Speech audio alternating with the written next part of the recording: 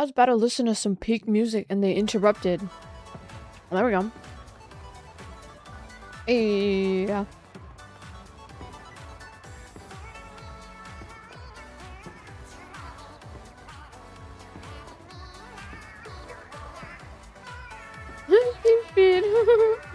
Look at this drawing.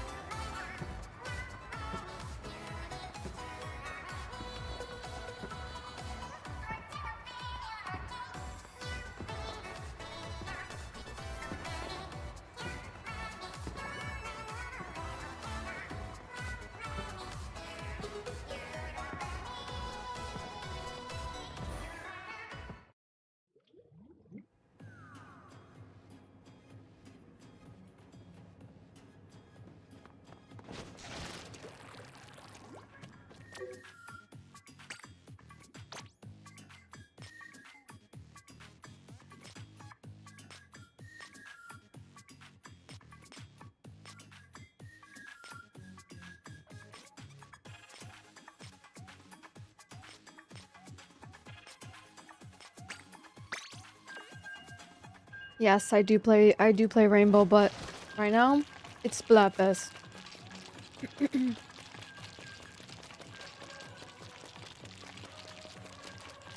It's basically a turf war and then whoever wins wins. I wonder who we're versing. I feel like we're gonna verse like probably someone who's on the purple team.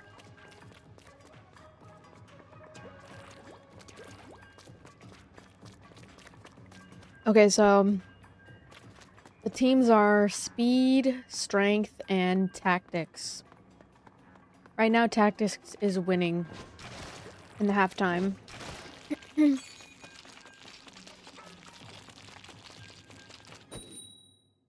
we go. Stop this. You have to siege grind. No, this is the last day for Splatfest. I can't miss this. I'll be back to Rainbow maybe later today. Potentially later today.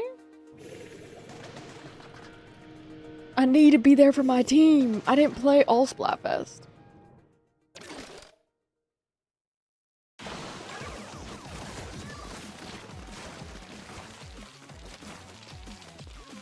We're locked in.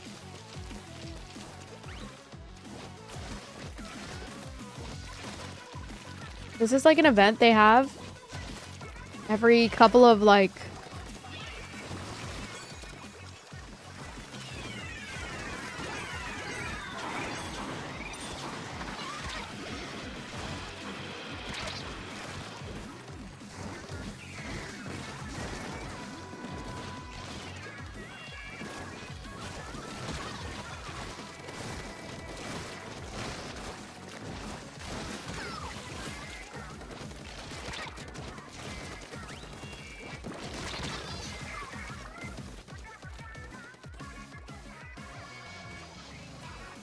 whatever.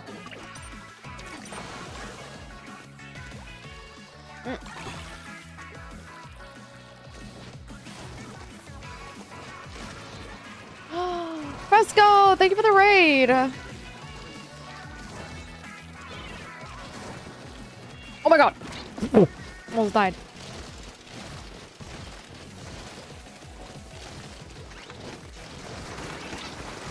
Oh wow. Thank you for the raid. I hope you have a good stream. Be raid. Hello everybody. It is I just started my stream. It is time for Splatfest.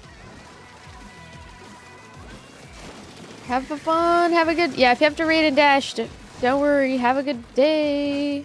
Mods, shout out Fresco. Oh, I locked away.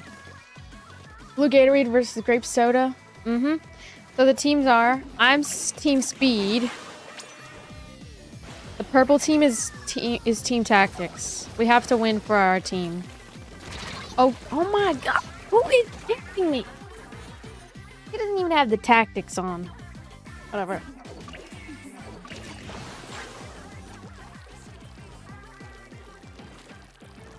So basically, the way we win, we have to basically cover the most turfs if we can.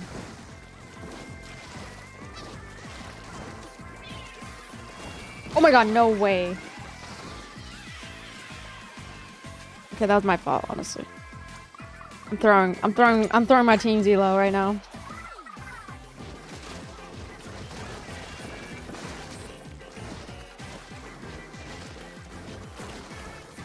Oh my god, I'm stuck. No.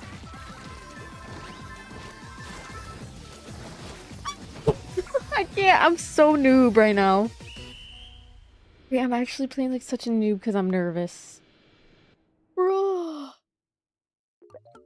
The first game doesn't... I'm nervous because I don't want to lose for my team.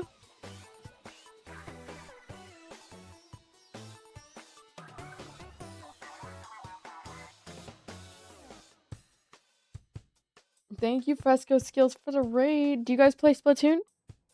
What did you guys play for his stream? Thank you for the F gift, sweet. We're playing Splatoon 3. This is Splat. Let me change my gear. Hold on.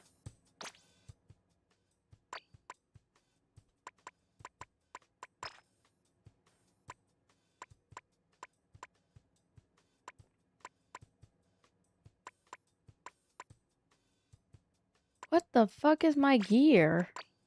No wonder why. You can't change your shirt? Bruh.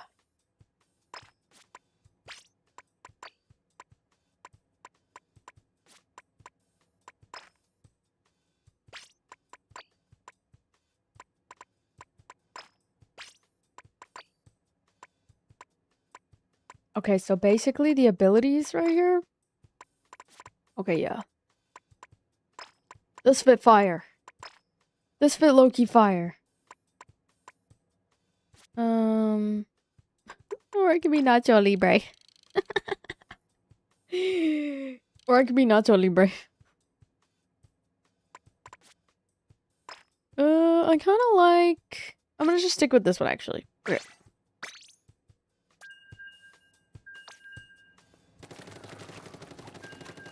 This will be good for turf war, because I actually get a lot of kills with this gun, too, so... But hello, welcome in, everybody! If you're new here, so Splatfest is an event that Splatoon 3 hosts, and... Solo, thank you for the 6-7 gift. Thank you. And so basically the goal is to beat the enemy team, and then we go up against each other, and we see who wins, we see who doesn't win. Basically like some friendly rivalry. So they're team tactics. I feel like...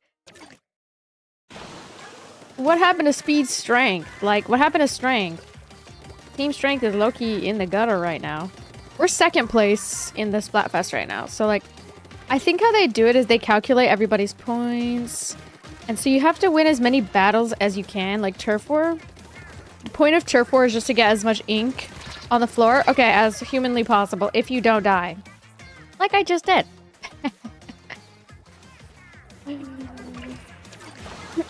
But if you die, then you're cooking your team. Which is why it's important. See, we just got one of the purple guys. And then just to replace their ink with our ink.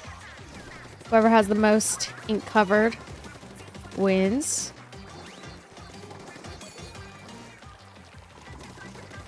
Okay, you know, I should have called. I should have saw that coming. Let me. Where's my glasses?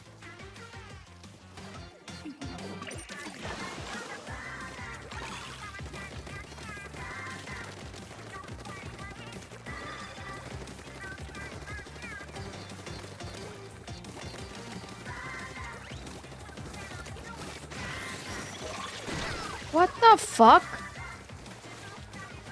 This bucket guy's just in our spawn. Okay, and he's killed me like 5 times. I'm losing it.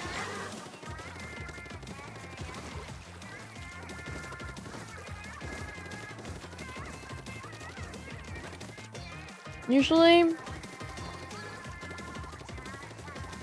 Oh no, we're in danger.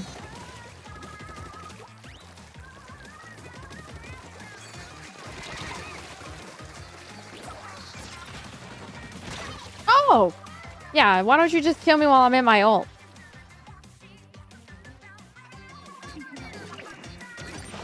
Bro, what is my team? I'm over here dying. Hey? What the fuck are these? Throw fizzballs. I hate these bucket motherfuckers, bro. They piss me off.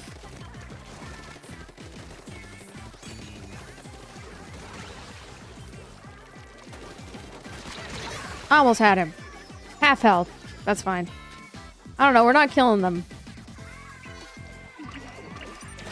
Who's my main?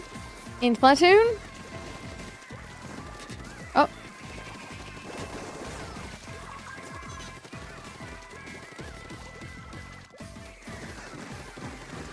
At this point, I'm just gonna go to their spawn.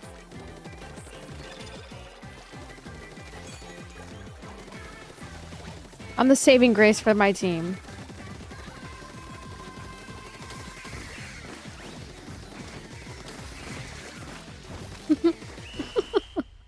I'm the saving grace for my team right now. I don't think I got a single kill. Look, see, I did all that. Oh yeah, my team is cooked. We're supposed to be team speed. What the fuck happened?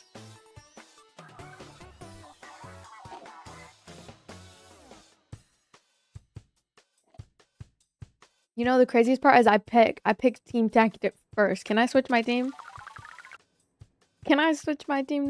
My team is shit. My team is so shit. Hold on.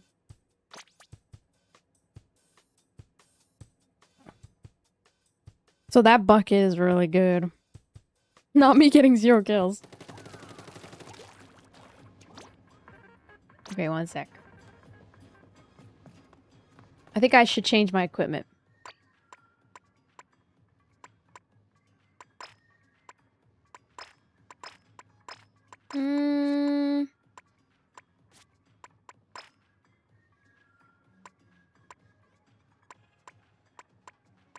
Honestly, I feel like the most powerful ones.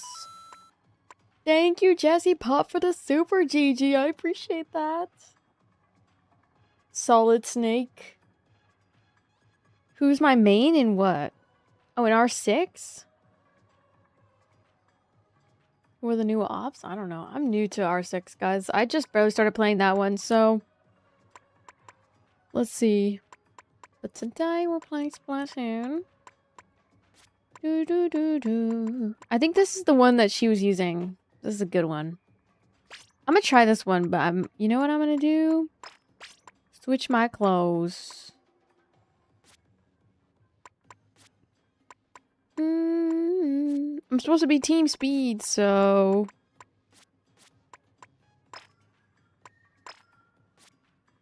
I don't know.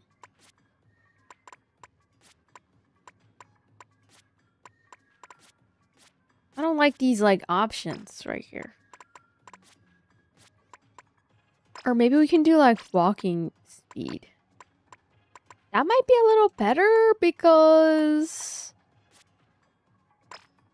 Ooh, I like these. Oh, I like these sunglasses. Walking speed might be better, especially for... I look stupid. Okay.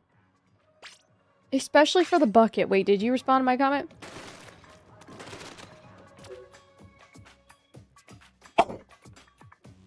Oh my god. Did we go to school together? I would refrain from giving details about my previous schools.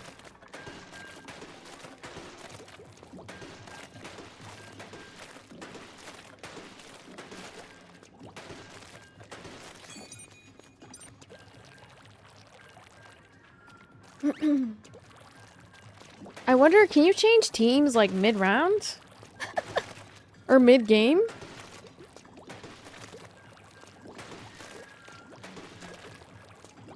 I wonder if you can change...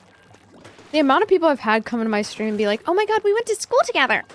Shut up!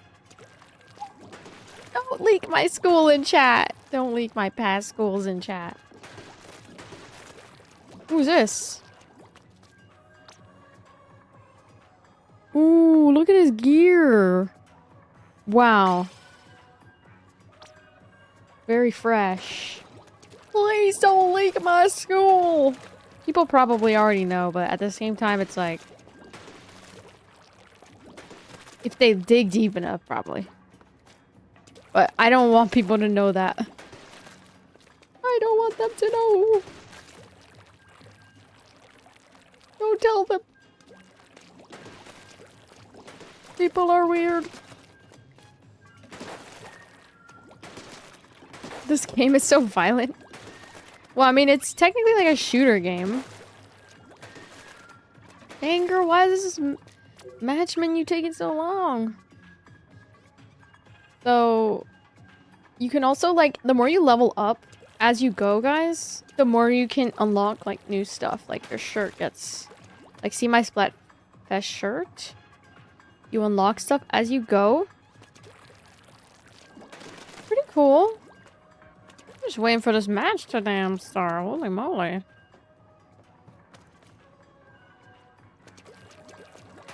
Hello, Mason. Hello, Mr. Mondo.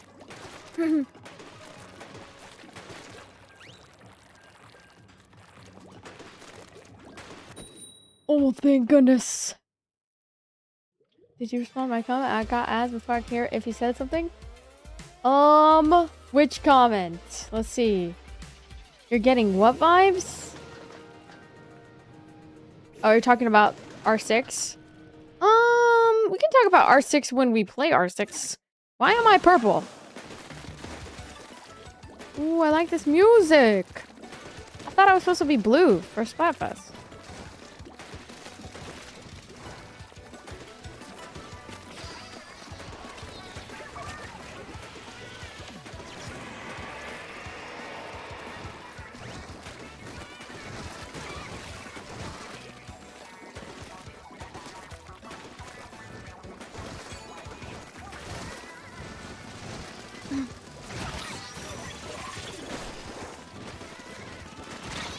What?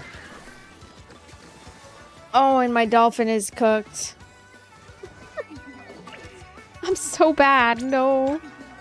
Are we playing with team strength? I don't fucking know, man.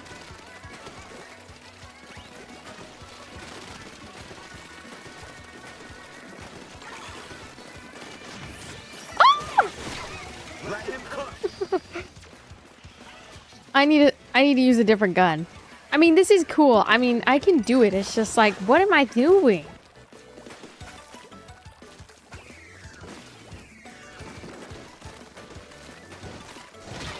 What the fuck?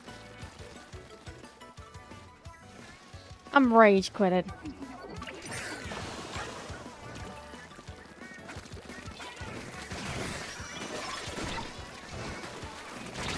Bruh, where's my fucking team? Huh? Where are we? Did I lose 2 teammates? It's just me and my friend? It's just me and my friend. Like, where's my 2 other teammates? Oh my god.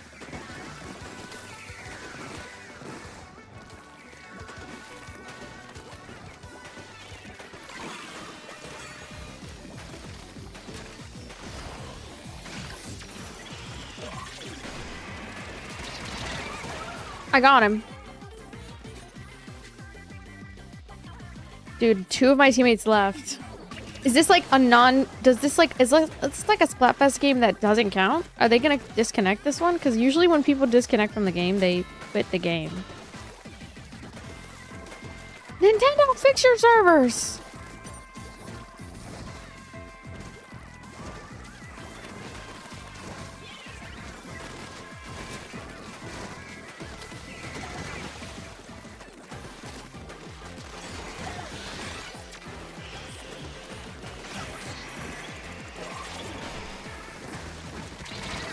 Kill him! Nice.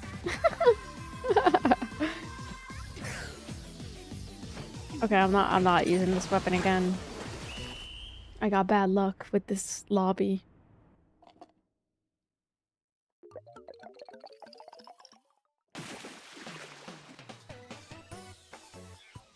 Oh, I was wondering who the new ops are.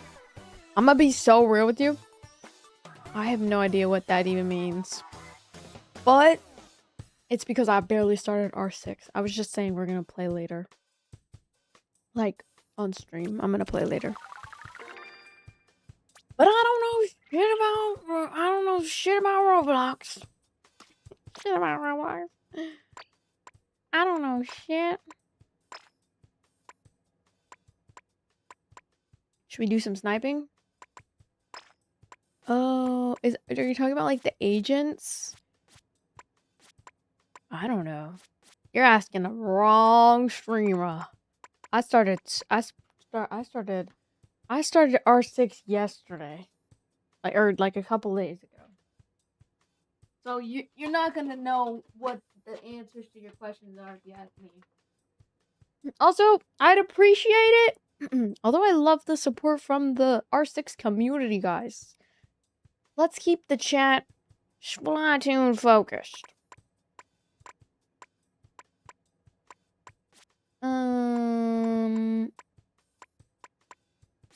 Splatoon is a really great game. And I'm not even saying that to glaze. Like, it's just literally one of my favorite games. It's starting to get hot in my room. Because these mofos are sweating. Splatoon's actually really... It's not as popular in the United States because... Surprise, surprise! United States likes big, scary guns and gore. I like Splatoon because I grew up on it. It's one of my childhood games. They're coming out with Splatoon Raiders this month too, which I'm very, very excited about. I think I'm gonna go with this one.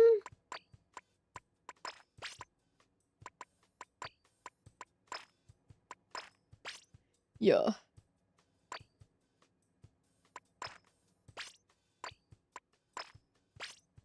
Have I ever played Grounded? Nope. I got 4 kills that time. Let me see the guns they're using. It seems like... This is like my go-to, though. This is like my go-to weapon. I think we're gonna... I don't think that game counted. Do you think that game count? I have no clue. Oh, we should do predictions. Let's do predictions, everybody. The matches usually last, like... 10 to 15 minutes. Yeah, Splatoon's like Nintendo's first, like, shooter game. I would say, like, their actual shooter game. It's very popular in Japan. They have a big competitive scene in Japan. They're also probably... I think they're trying to have more, like, United States, like, Splatoon pros.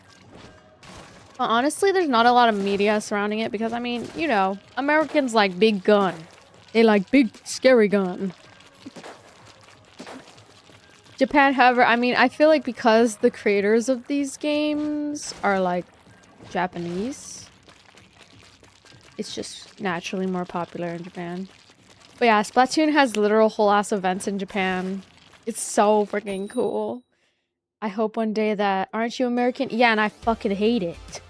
Think I like being here? You think I chose where I was born? Fuck no. If I could choose where I was born, I would... Shoot. I would live in Japan. You know they got holograms of, like, Splatoon performances? I'm, like, a huge fan. If I ever get the chance, I'm gonna go explore Japan and I'm gonna go see the holograms and shit. And you guys realize something really important? Splatoon is the reason why my content even started to begin with. I was a Splatoon YouTuber before I turned into a lifestyle YouTuber content creator. Why do I just come across Team Speed?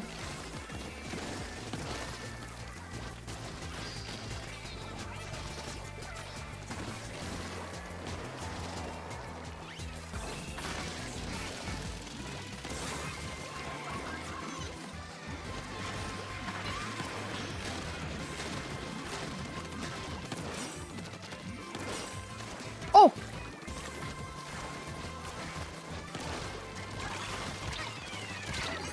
No! No, you fucking bitch! How do I get eyebrows like you? I'm gonna be so real. These are my natural eyebrows. Actually, maybe not. I don't remember if I did my eyebrows today. I don't think so. I do. Oh, shit. Oh, shit. I do my eyebrows now. Oh, shit. Oh, shit. Oh, shit. Shit. Bro, what do you want me to do? You fucking die. That's not my fucking problem. Fuck you. Oh my god, fuck you. Look how many flat little bubble shits he's got. What the fuck?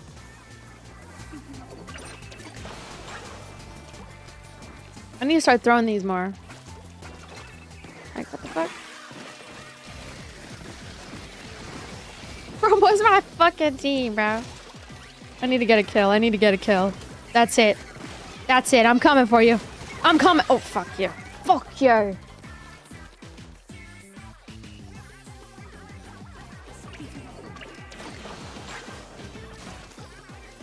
I like any other games?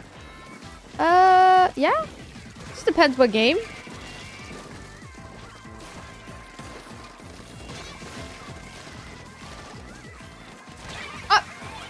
What the fuck? How did he see me? How the fuck did he see me?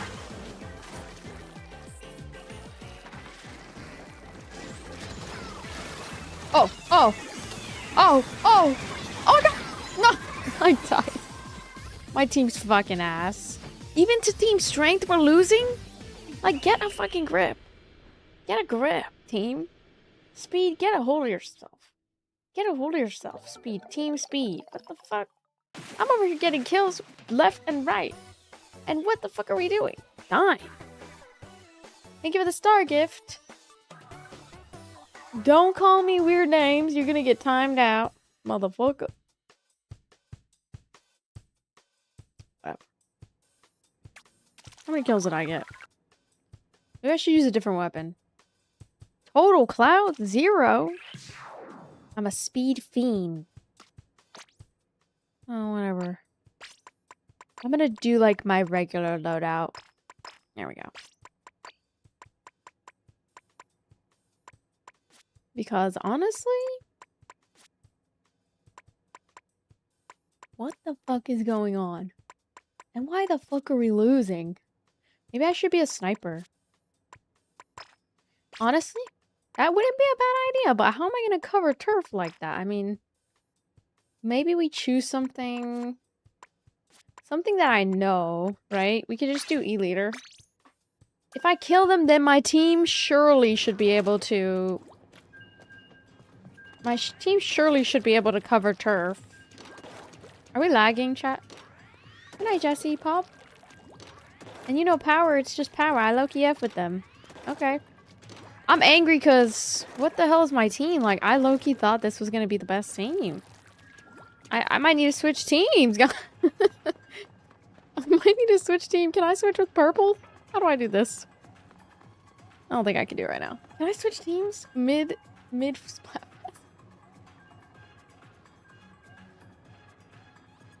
They're fighting over loot, too. You cannot switch teams mid-Splatfest. Are you serious?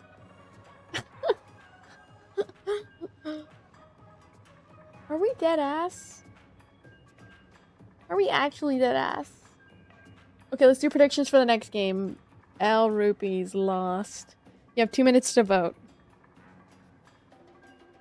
So guys, some updates on what's going on. I didn't really want to like speak about it on social media because I just feel like weird talking about it, but right now, unfortunately, my grandma is going, she is in hospice. She has been having really bad health issues for the past couple of days, and honestly, I feel like such a stubborn person for like not spending enough time. And yeah, I'm tried it. I've kind of... It's, for me, grief is like, I don't really know how to react. I feel like it hasn't really hit me yet because we still have her here physically and we've spent time with her. We spent time with the family. But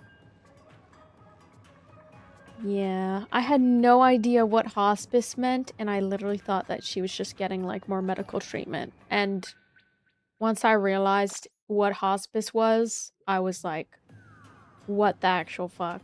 Like, this is horrible. And I had no idea, like, the severity.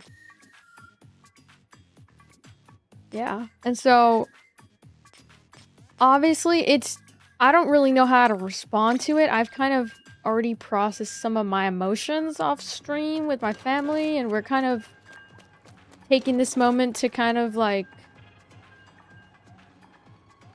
I don't know, I feel like health issues, it goes to show that, like, life is just so precious and we only have so much time. And yeah, it's okay. I mean, I'm like holding up okay, mainly because like kind of grieved it with my family, like me and my mom. We kind of have been like lifting her up in our prayers, you know, hoping that like even if she doesn't have a lot of time that she still is able to, you know, speak to us and talk to us. And it's really sucky to see her that way. I'm not gonna get emotional on stream necessarily because I don't know. I think that the main people who are being like really affected by this are like the people who are closest to her, like my dad, and my dad's really going through it, and my aunt and my sister's feeling like really emotional as well. I don't really know what to act. I don't think I've fully processed it yet for me, but it does really suck to see her like that. Like she's pretty much has no other options. They've kind of already exhausted their options on what they can do to treat her. And now her heart and her kidneys are going to fail, which is really sad. But I think one thing that she really wanted for us was to all get together as like a family, and that's kind of like what has happened through it. And she just always reminded me to just keep like living my life and just to be happy, and she's like apologetic about certain decisions and mistakes and whatnot, but she's so precious to us that it's like it's really a hard time. But I'm trying to keep pushing, you know, and like keep moving forward and staying like as strong as I can. I'm not gonna cry, but yeah, it's a bit of a hard time. But I literally, I feel so dumb. Like, I had no idea what hospice was. I thought she was just getting more medical treatment. Like, I feel so dumb. Like, it makes me realize, like, how, like, sometimes if you don't, like, spend the time that you should have, it's like you're just gonna regret it so much later. So it's really important, if you have any loved ones that are, like, getting old, to spend a lot.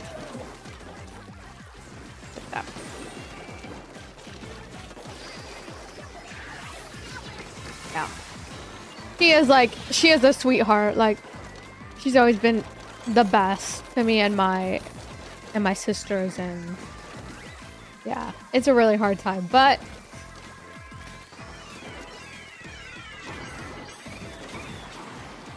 we're moving forward for her, of course. Sorry. I don't want to cry. I didn't want to cry today. Sorry. But she knows that, like, we love her a lot and that, like, we're all gonna take care of ourselves.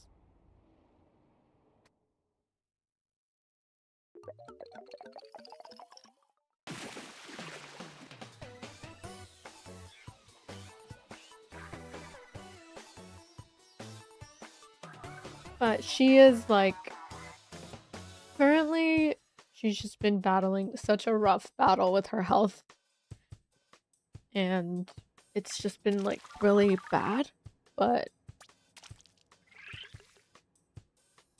yeah. Just so you know.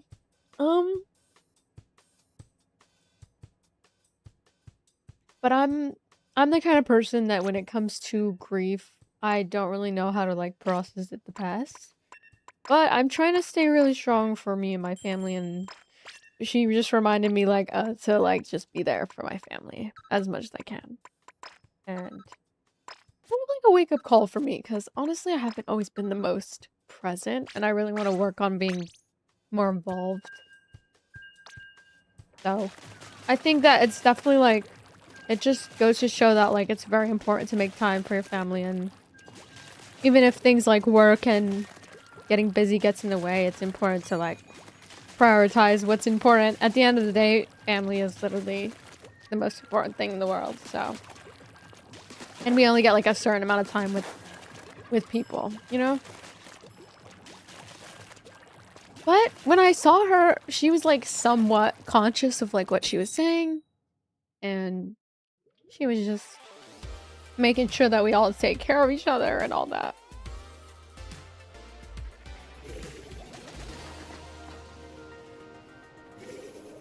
But yeah, it's like, it's definitely really rough, but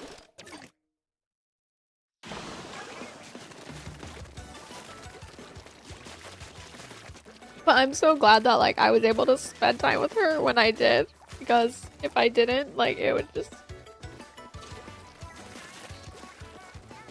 like, I'm glad that I still remember like our conversations, and I took a lot of pictures and spent time with her before, because I really had no idea like how severe it was. And sometimes that's how it happens, like medical health issues, like, and all that, they happen so fast. Like the symptoms of like the doctors not being able to help anymore, it happens so fast, and there's really like nothing you can do at that point. Which is why it's like, spend time with them before it's too late, you know? That's why like time is so important.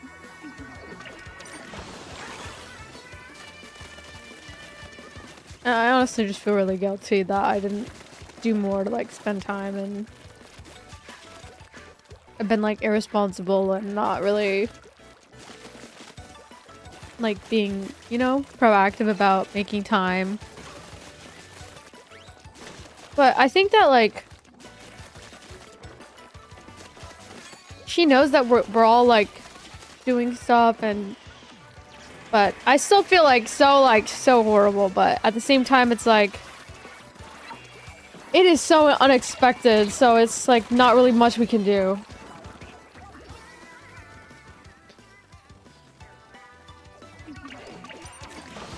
Yeah.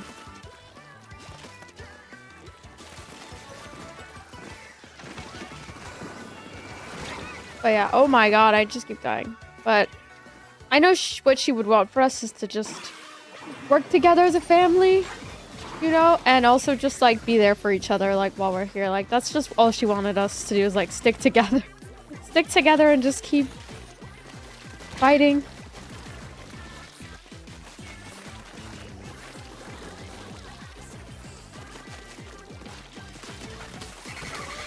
And she did an amazing job of like raising us and doing the best that she could to like be there for us. Like she did more than an amazing job, so.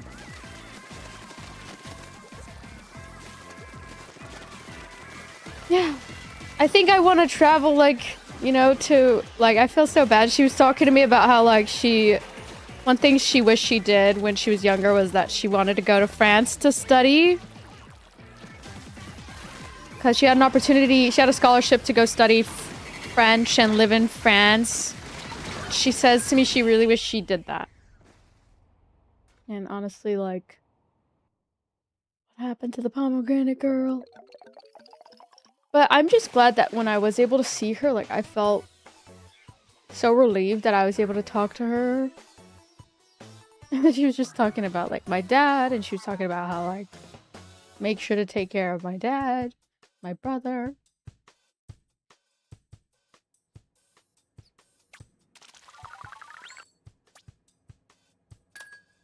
Yeah, I have a huge family and there's like so much like conflict and stuff, like dysfunctionality, but I'm glad that everyone's like putting the drama to the side and we're all just like being there, you know. So, yeah, I'm probably gonna spend more time with her later today, but it's really hard right now because she's barely, like, she's very much like slurring her words and it's very hard to understand. But then there's some moments where she's like really conscious and she can have conversations. So it's kind of getting like kind of bad. And so we're all just kind of grieving it right now. Grieving everything. But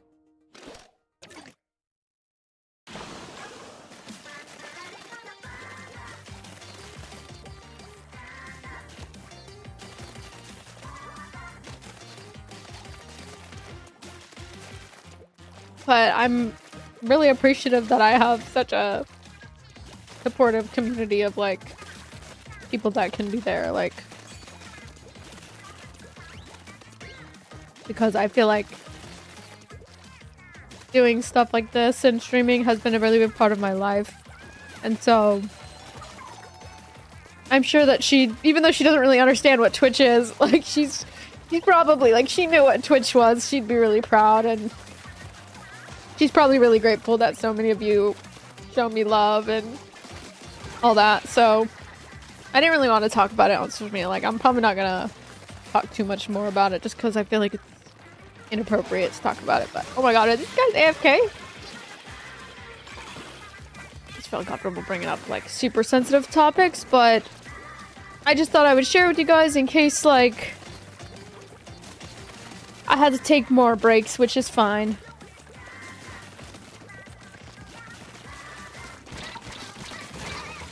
But yeah, honestly, like, I'm just really glad I was able to talk to her, and she really loves us, so she really cares about us, so it's... I just gotta remember to just keep pushing, you know? Keep pushing for her and all that, and... grief is just really complicated, obviously, like... sometimes it just all hits you all at once, like, the realization that, like... you should have spent more time with that person, and you should have had more conversations before it gets to the point where they're not able to have conversations anymore. Like, you know what I mean? And you really have to, like, be able to... you know, there's really nothing we could have done to, like, you know, help even more. Because her health issues were just getting that bad, you know? But, like, that goes for, like, anyone. Like, for pets, for family members. Like, you really have to have those conversations with people and like just like talk to them and just let them know that you really appreciate them and all that they've done. And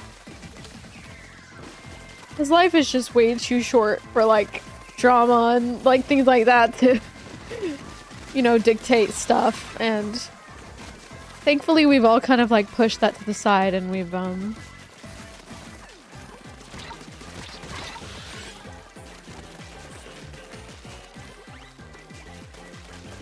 you know what I mean? But thankfully, like, I mean, if she knew what Twitch was and she knew like what social media was, she probably would be really proud. She really wants me to do school though. I'm not She's been telling me for a long time. She's like, you need to, you know, you could do nursing and you could do this. And I'm like, yeah, that's true. And she's right. I am going back to school, but like things like that. She just wants to make sure that we're good. It's just because like in her time, school is like very popular and big, you know, so like it's the way to be successful, right? And like being back then, going to school was just not, it was not free, it was not easy. It puts you in a better position, you know? And so I totally understand where she's coming from. And I am going back to school. I'm gonna do journalism. Really excited to like get back into it. And yeah, definitely a bit of a rough time But, I'm holding up okay. Like, I just been, like, having my moments where I kind of express my emotions about it, and then, you know, I go back to being in the present moment. That's something that, like, my mom was telling me, like, it's good to be in the present moment because she doesn't want you to be forever, you know, miserable or, you know. She probably wants us to, like, go and live our lives, and, like, I've been wanting to study in another country for, like, the longest time, and I don't know, maybe I live out that dream for her.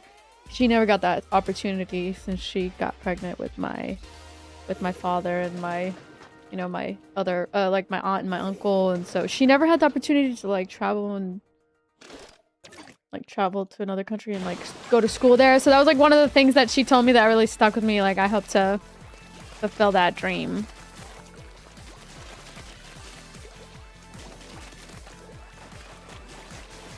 But I feel like this moment has really, like, brought our family all together, which is a good thing. Like, at the end of the day, we're all, you know, we're all family and we're all really trying to work hard. And it just also makes me realize, like, how much harder I need to work to, like, provide for my family. Even if, like, I don't get anything back, you know, it's just really important to do as much as you can to be there for your family. And just provide, you know. And she was able to see my, I have a cousin, and he has a baby, he has a new baby girl, so she was able to see, my cousin's daughter. She's like a tiny baby right now. It's insane how much time, like, flies and like, is... Oh my god, I don't know how this ult works, I'm not gonna lie.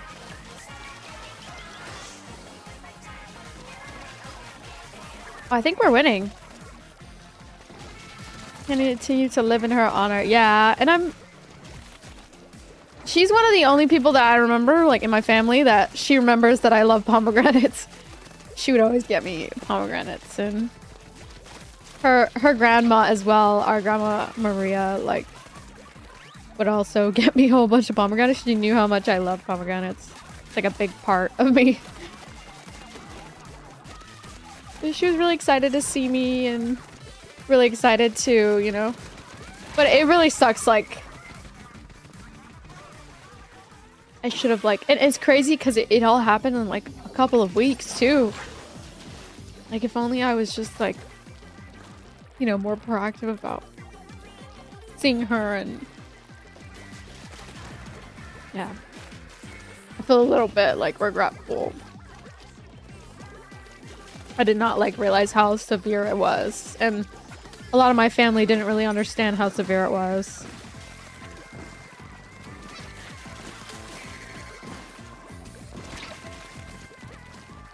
That would explain the face jersey.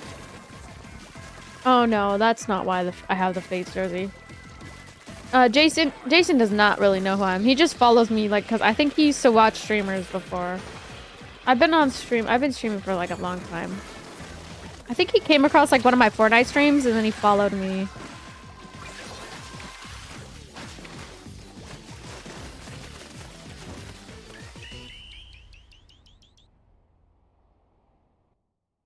I don't say what city I'm from, Donnie, but just for my privacy, but...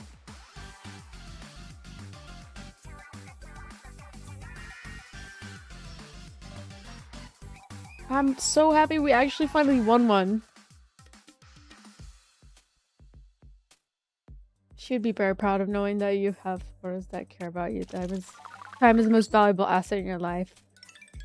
Exactly, and that's why, like, I sometimes think about it and I'm like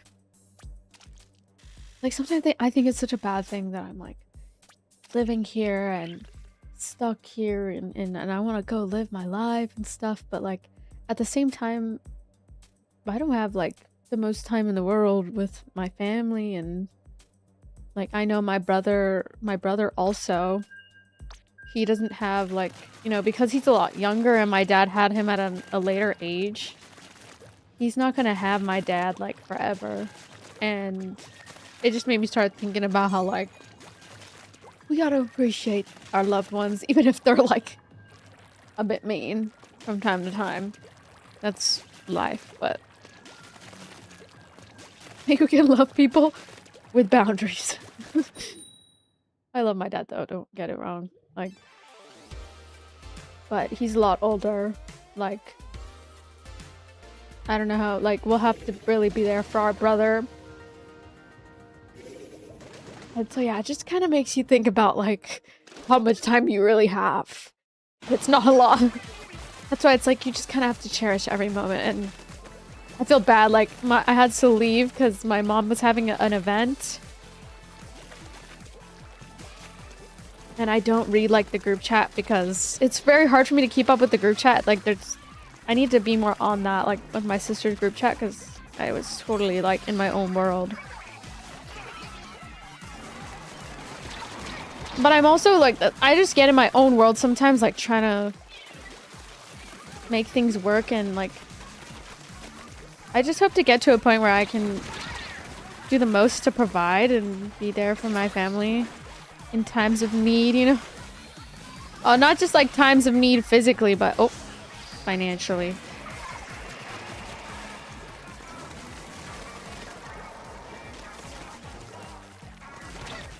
But yeah. But I feel like I've been doing a really good job of like trying to put myself out there, and like I think I just need to keep going about it.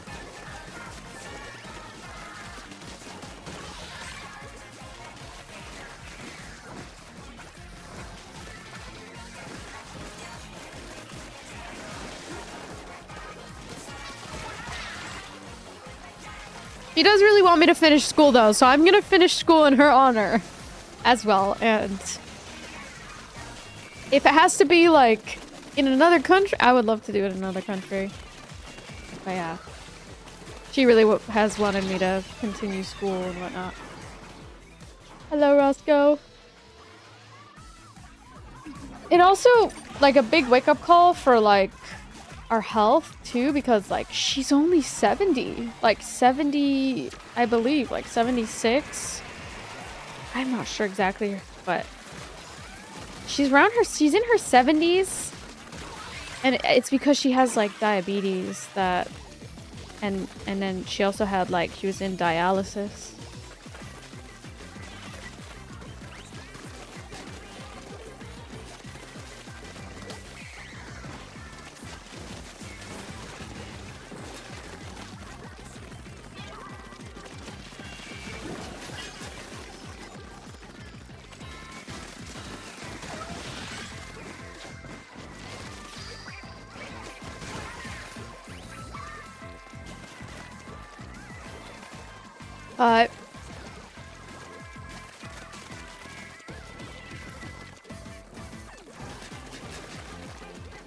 Yeah, I think that's why it's so important to really take care of your health and whatnot, because it like things like, you know, mental health issues and not taking care of your mental health issues, or like eating poorly and always eating unhealthy and always eating too much sugar and too many things, like that stuff, like it'll take years off of your life, like years that you could have spent, you know, with your family. That's why it's so important to be conscious about your health and stuff. Yeah, I don't drink or smoke either, thankfully. But like the thing is, I don't think my grandma was ever a smoker. I think the issue with her was diabetes, you know, and then the dialysis. Like, it's the kidneys, and it just ruins everything. Like when you have diabetes, it's really bad for you. It's really bad for you. So that's why like it's so important to like just be careful of what you're eating and be conscious of it, and not just what you're eating, but also like how much you exercise and take care of your body, because realistically you want to live like a good long life, like long enough, you know, to where you're at the point where you can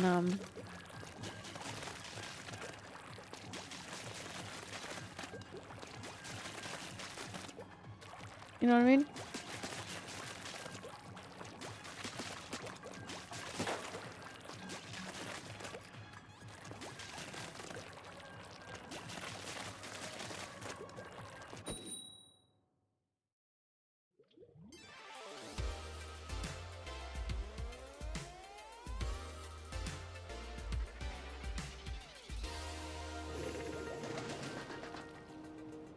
Yeah, like your health. That's why they say health is wealth all the time. Yeah, exactly. Because health is truly wealth. Like, you can have $1,000,000 in your bank account, but if your health is horrible and you're not actively taking care of yourself, it's like, it's so bad.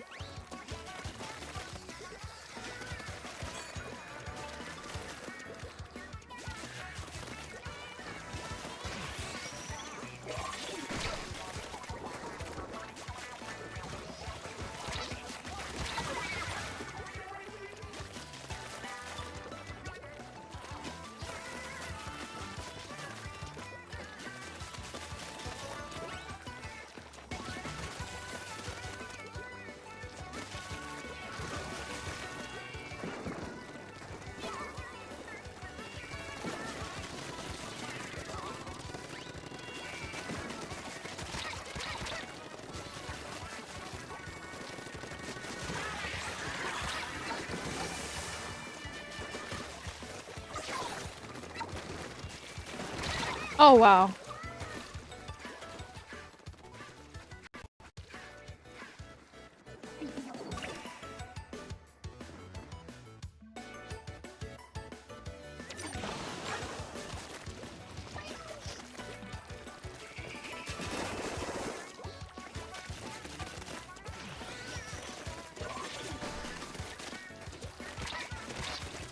Oh my god.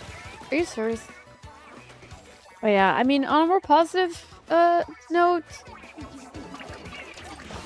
I'm really glad that, like, I spent time with her when I did, like, because there was a really good time. We went out and we spent time together, and she gave me money for gas, which I appreciate. But I felt bad, like, I didn't want because I was telling her, like, how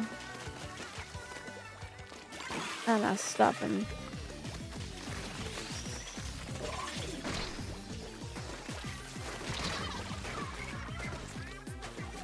Cause she like acknowledges, you know, some of my dad's faults, and she like apologizes on like about it sometimes. But I'm like, no, it's like, you know, he's just sometimes he's just made certain decisions, you know, and like he's gonna live with his decisions, you know, and that's him. He has a choice, and he has a choice, you know, to mend things, and I think he's working on himself right now to be a better, you know, show up better, but it's obviously not been an easy task, like being a father of 5. But he's also like kind of done that upon himself, so I don't know, I feel like it's kind of like not our fault that we're here. It's more like he just got locked in or something, you know? It is tough, but you know,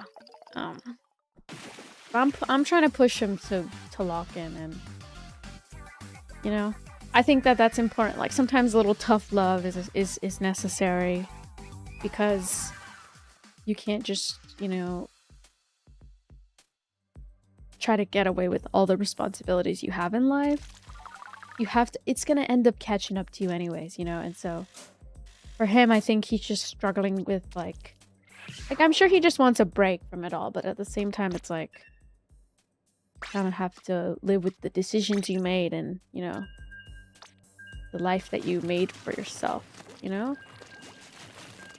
That's why, like, it's so important in life to, like, not, you know, blame anybody else but yourself when it comes to things like, you know, getting your life together.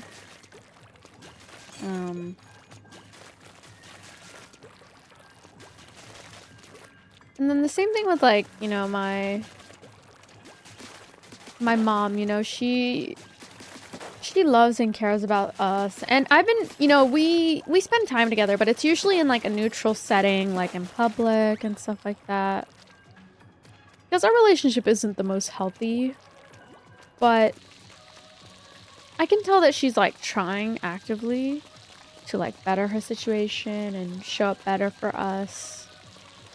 It's just honestly kind of rough, because if you've gone like super long time throughout your entire life, never really, you know, getting the help that you need to, you know, talk about whatever it is that you're struggling with mentally, physically and you just avoid it for your entire life, it's gonna catch up to you, you know, and in one way or another. And I think parents who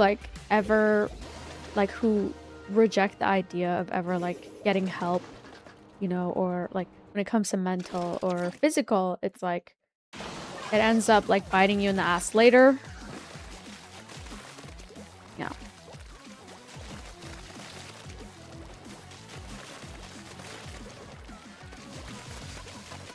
But I feel like when you set boundaries with those people and you love them from a distance, sometimes that's necessary, you know?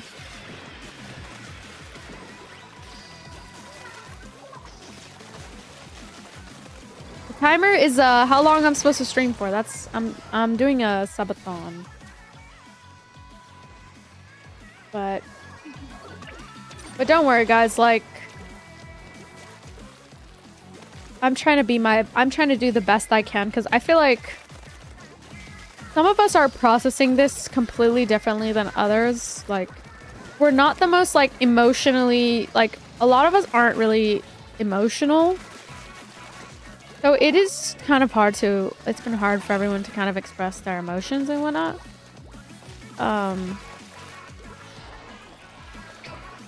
Yeah, like, emotionally emotionally disconnected. So, like...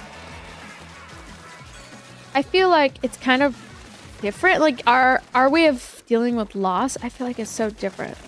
We're kind of... We have our moments, you know, when we're crying, but we kind of have been grown up in a household where it's not, like... Being too emotional is kind of like, you know... Oh, you need to lock in, you know? Or, like, that's kind of like how our family dynamic is. But I feel like it's important. Like, I try to... That's what I've been working on in therapy recently, is, like... Trying to be more emotionally, like, what is it, in tune with myself, and just express my emotions freely, even though I feel gross, like being vulnerable and sharing emotions. I feel like that's just how we were raised, though, like our environment. I don't know, and it's like a good thing and a bad thing. Like, it's good.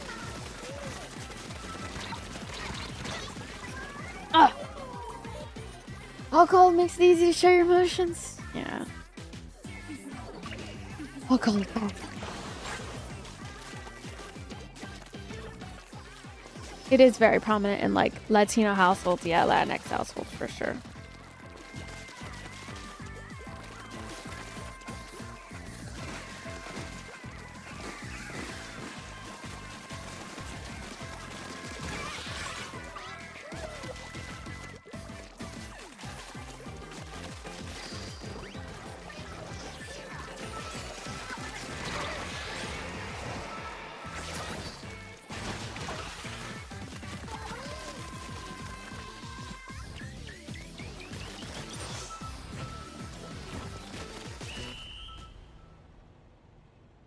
I've just realized I'm only missing one achievement for R6. Oh, nice. Did we win? Oh, yeah, I think we did. Okay, that's nice. But yeah,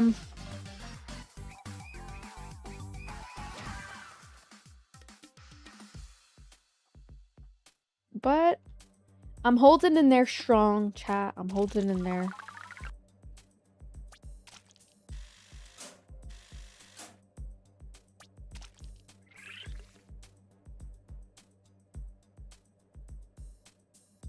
The first time I ever dealt with loss was, like,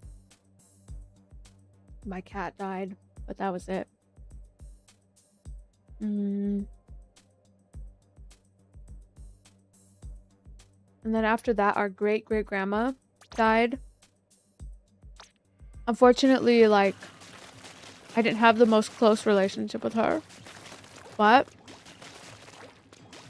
she was so sweet and she cared so much about us.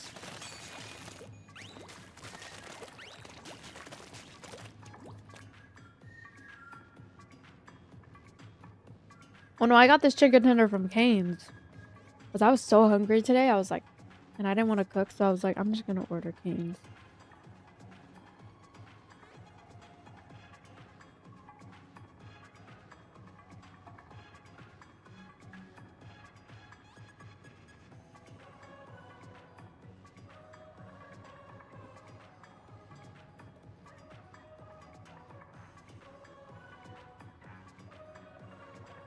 Yeah, but I mean,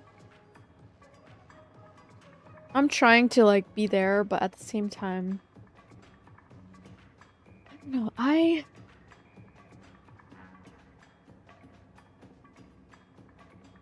have been feeling a little bit overwhelmed with like not being able to have like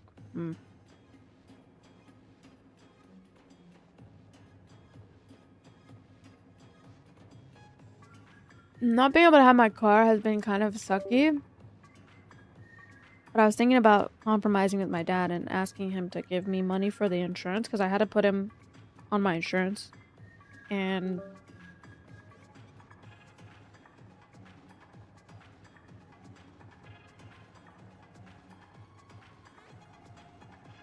and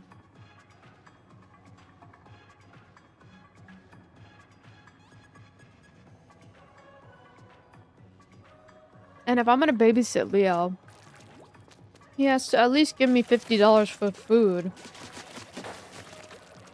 so I can order us food. Because we have no groceries right now.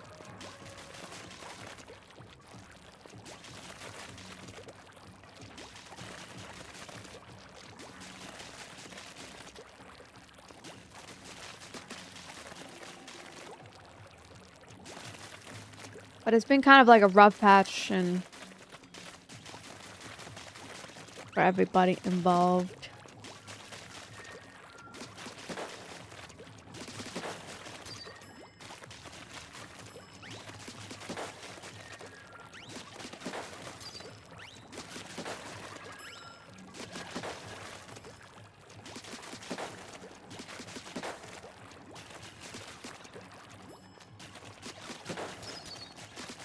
But I think it's good that I'm like doing better about setting boundaries with family and stuff.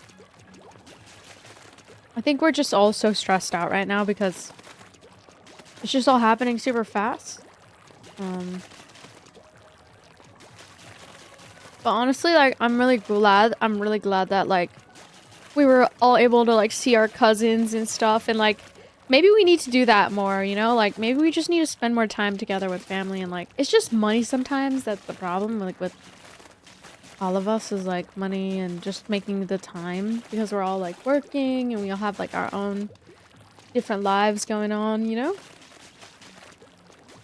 But it doesn't matter. Like, work and stuff like that shouldn't come in the way of, like, making more time and more of an effort, you know?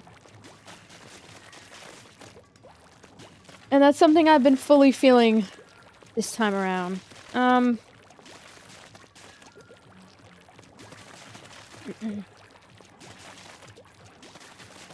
I haven't been queuing this entire time. Oh. I mean, Cane's is pretty good. I like Cane's. I think it's great. I mean, I get it from time to time. It's just chicken.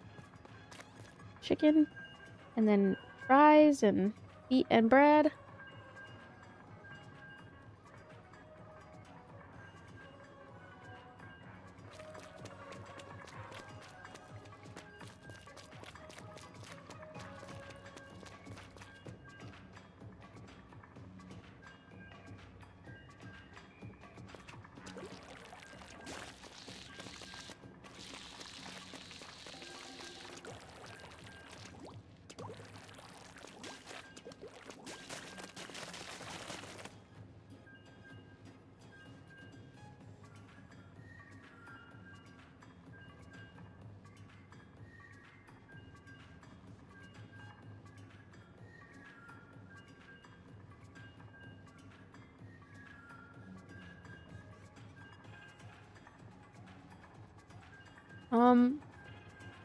But honestly, I don't know what to say about that now. I don't know what else to say, but honestly,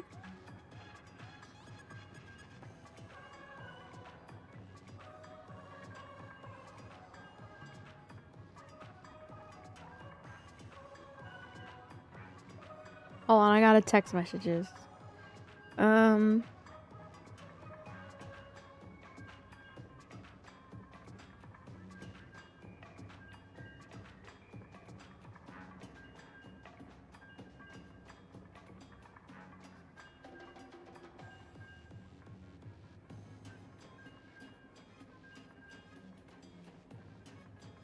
Yeah, where I am, we have Zabby's, which everyone from where I am that's had both said Zabby's is way better. I've never tried that.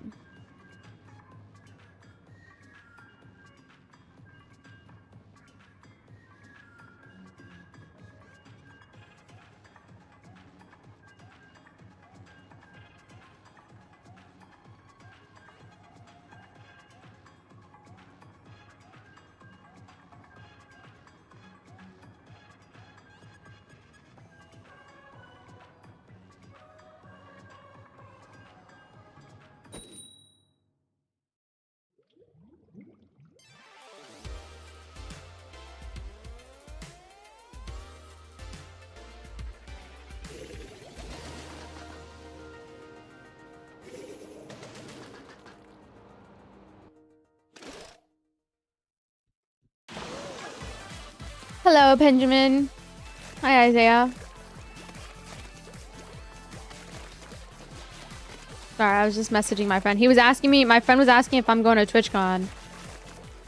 Guys, should I go to TwitchCon? I don't know. Like, the last 2 years that I went to TwitchCon, honestly, I don't know if I liked it.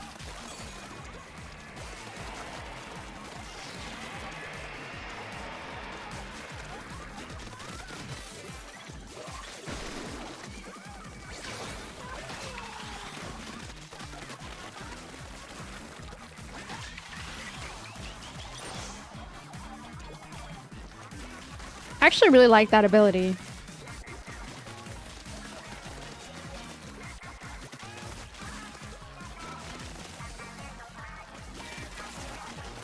I mean, I would just have to drive like 2 hours. For me, it's like a 2-hour drive to San Diego, and then I can get an Airbnb there, but I pretty much live like 2 hours away. So it wouldn't be like a crazy big deal, especially if I have my car. But the problem is the tickets. The tickets are like 300. And sometimes it's just like not worth it to go to the convention. The only reason I would go is for the partner party. That's it. But like last year I didn't go because I had no one to go with. I don't have any partner friends for some reason. I mean, I only have like a few partner friends. You know, maybe. But the thing is, like, I just don't know anyone. I'm so like out of the loop because I don't really know how to make friends properly, especially in the streaming space. Well, I met a couple of friends, but I don't know how to like make friends that like I have no in the streaming space. It's complicated because like there's a lot of people that like it's hard to get to know streamers that are partnered because of like if you're not like people don't care about you unless they benefit off of you sometimes. So that's why like sometimes it's just so inauthentic and it's just a bunch of cloud chasers and shit. Like I don't even like it fucking anyways. Like it's one thing to like go out there and like do your own thing and stuff like that, but not a lot of people are like, oh my god, what the fuck am I doing? Oh. Okay.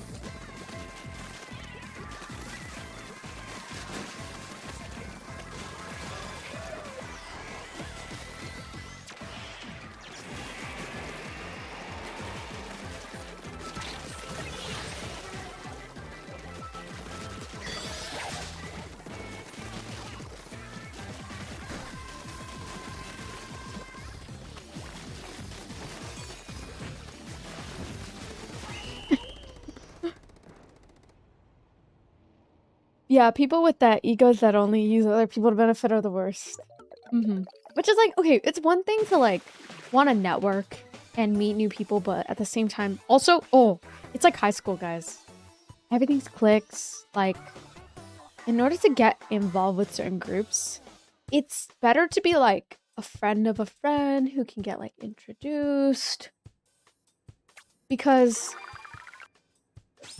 meeting these big creators, like, the reality is like, to them, you are nobody. Unless, of course, they're very down to earth and they're a good person. Like, I met a few creators like that. One creator that was like that I met, his name was Dream. He's Dream from the, from the Minecraft stuff. Dream, when I met him, I was like, oh my god, I love your Minecraft videos. Like, they're so iconic. And just keep doing what you're doing. It's awesome. And he was like, "Oh, like, what's your name?" And he was like, "Who are you? Like, what do you do?" And I was like, "Oh, I'm like a Valorant creator. Sometimes I play like a lot of different things too." But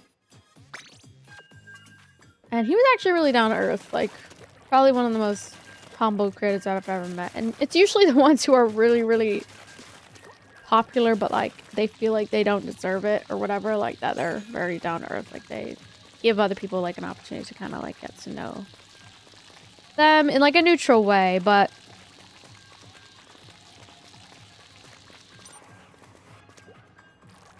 that's why I don't really like the environment, because it's just a lot of like,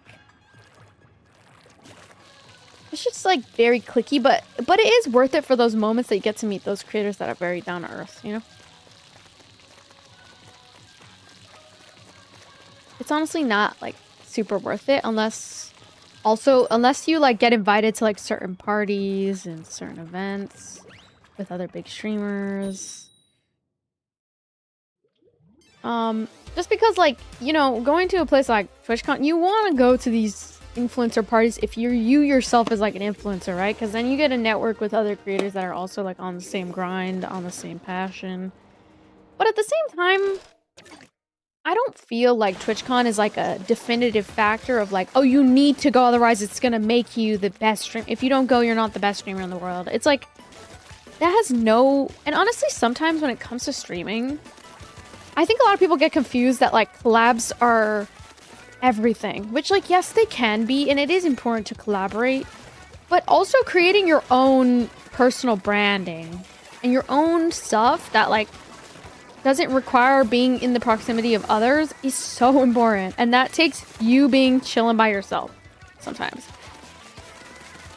And so, yeah. That's why, like, for me, networking can be a little bit hard because if you don't already, like, know people, it can get a little bit hard, but depending what industry you're in. Like, I've been really enjoying, like, networking with other Valorant creators, for sure. Because it feels a little bit more, like, welcoming, and I actually feel a part of that community, mainly because I actively play the game a lot, like, and I'm not just, like, somebody, you know what I mean? Like, I used to play the game a lot, but that's basically what I mean.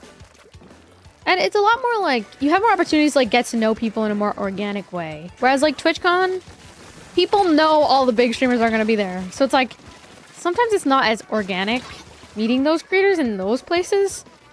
Unless you're invited to the events where it's like, oh, these are creator-only events. But getting into the creator-only events can be really hard. Especially when they're not, like, open invite. Usually the ones that have, like, all the really big creators, they're invite only. Meaning, like, you have to know somebody who knows somebody who's gonna send you the party full invitation. And if they don't know you, no one cares to let you in. And they're very strict about that because a lot of streamers have parasocials that become, like, stalkers and will stalk them in the TwitchCon arena. And so that's why, like, they have to be very strict about certain creators, and that's why, like, it can be a little bit more challenging when you're a little bit smaller of a creator to, like, be recognized and to be acknowledged as a creator as well. But, like, that's why sometimes, like, I don't really like going to events like that because it almost feels like you kind of have to fight for people's validation, and, like, a big creator's validation over your content, like, matters so much more. But it's honestly not true. Like, a big creator acknowledging you doesn't mean anything. It just, like, I mean, it can, but it doesn't mean as much as, like, people make it out to be. Like, it can be, like, especially if it's, like, a really big career. But sometimes it's, like, basically what I'm trying to say is, like, you can still pursue it regardless of that. You can still do content creation regardless of that. You know what I mean? And I think building a community, it means being able to go out into the world and kind of, like, do things on your own. Not really need permission from others, you know, or need validation from others, you know? Does that make sense? I think Splatfest ends tomorrow at 5 p.m, so I'm just playing a little bit for my team before it's too late. We're on a roll now. I like this weapon.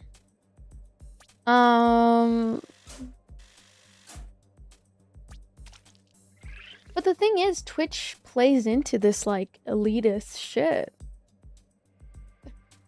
Twitch actually does treat some of the streamers on the platform like literal celebrities, which honestly, they are technically, some of them are celebrities, okay? Let's be like D-list, at least.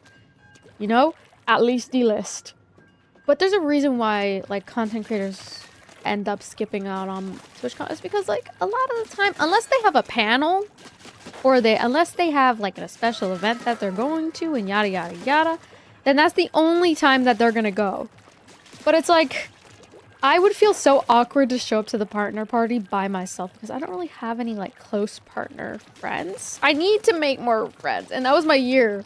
This year I was supposed to make partner friends, but I honestly have had a hard time of like finding authentic friends that are also that are also like doing similar types of content as me. Maybe I need to reach out though. Like I just haven't reached out yet to anybody, and like I mean I have friends, but like they're just surface level, if you get what I'm saying.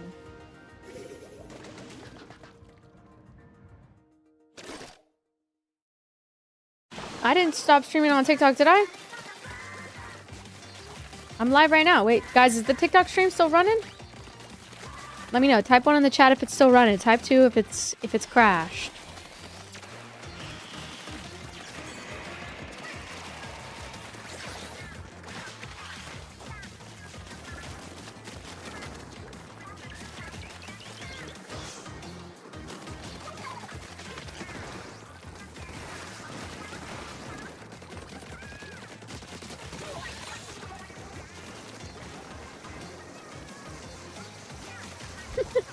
What's this guy doing? He's gotta be so pissed. One. Okay, Mr. Good Vibes says my TikTok live still running.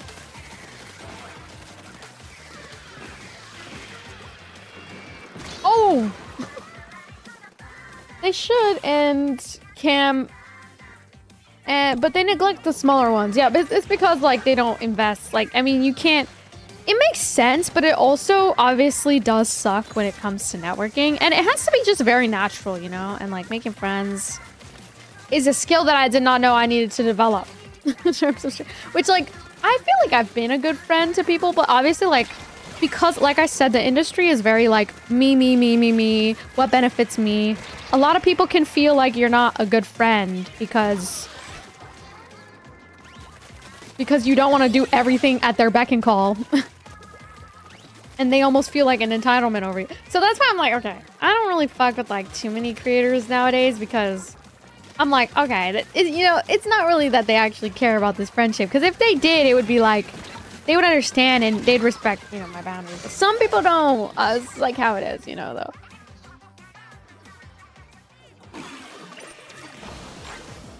No, I'm not gonna buy a $1,000 game. What? That's crazy.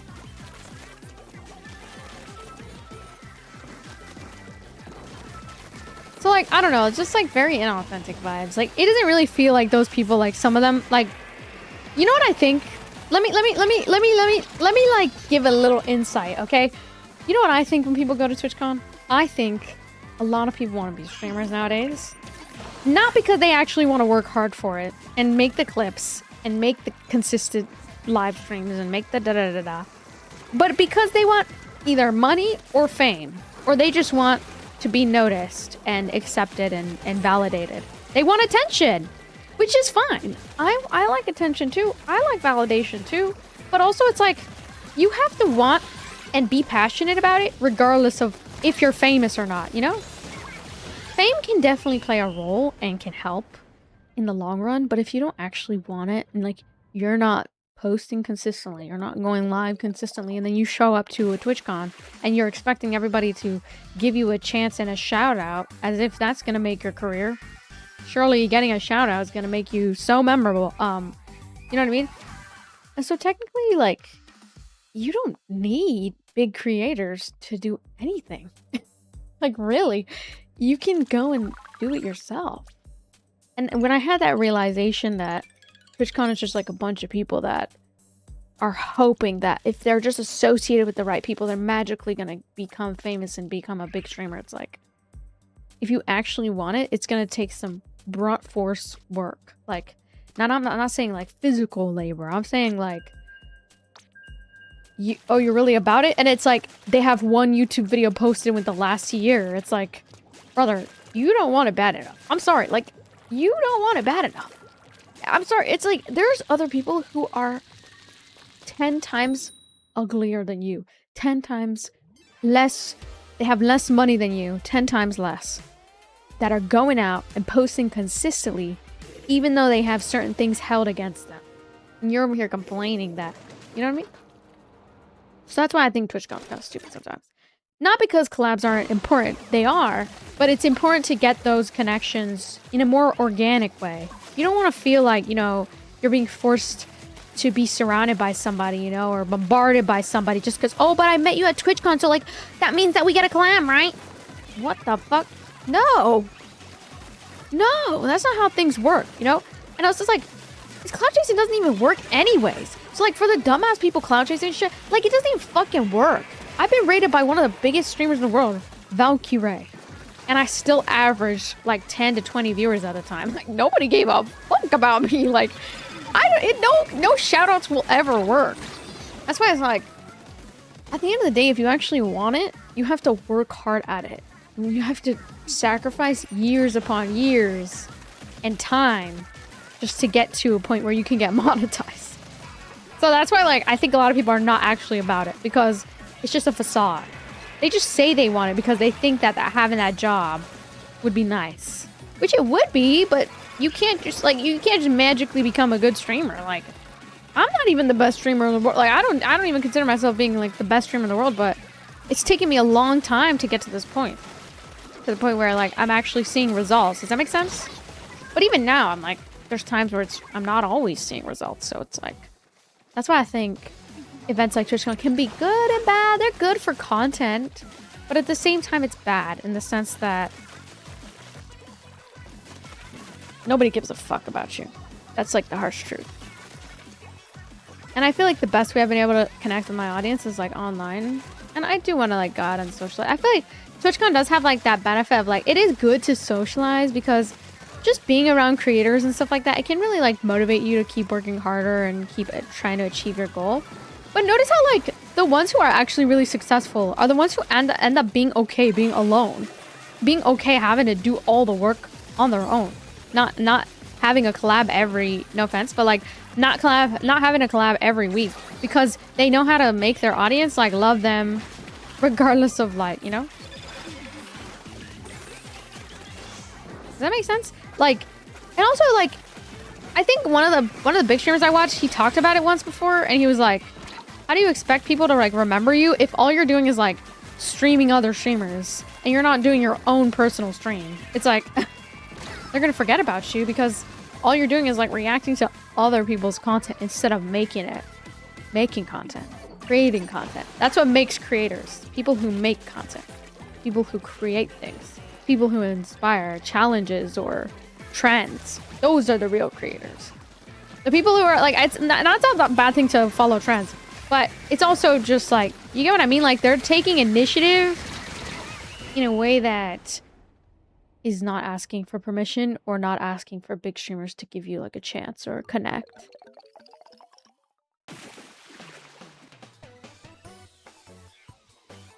Aisha Sophie is an example of non-streamer becoming streamer because they have a following. The content is only there because they know people and have fame and money. Hee. I use that blocker. I didn't even know Twitch. Well, yeah, I mean, obviously people with money are gonna have that advantage, right? Like, there's no changing the fact that the playing field is gonna be unfair. But are you gonna like whine about it being unfair or are you gonna do something about it? You know, you have a choice, right? And I feel like if you don't have a choice, well then try to figure out a way to make yourself have a choice. It's just kind of stupid to always like expect creators to give handouts to smaller creators when it's like, first of all, you never needed a handout. All you needed was yourself.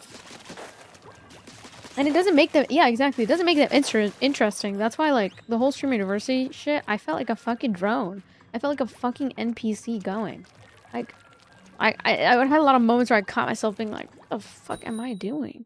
Like, not because I hate Kai or something. It's because I felt like, damn, like, why am I being such a follower? Like, this is stupid. Like, obviously at the end of the day, I didn't make content out of it, right? But like, I felt like such a follower. Like, leaders don't, you know, but it's good that I learned from that lesson, because sometimes when you are leading, it's like, you learn from your mistakes and you end up like, you know, oh, that shit was kind of stupid. Let me never do that again.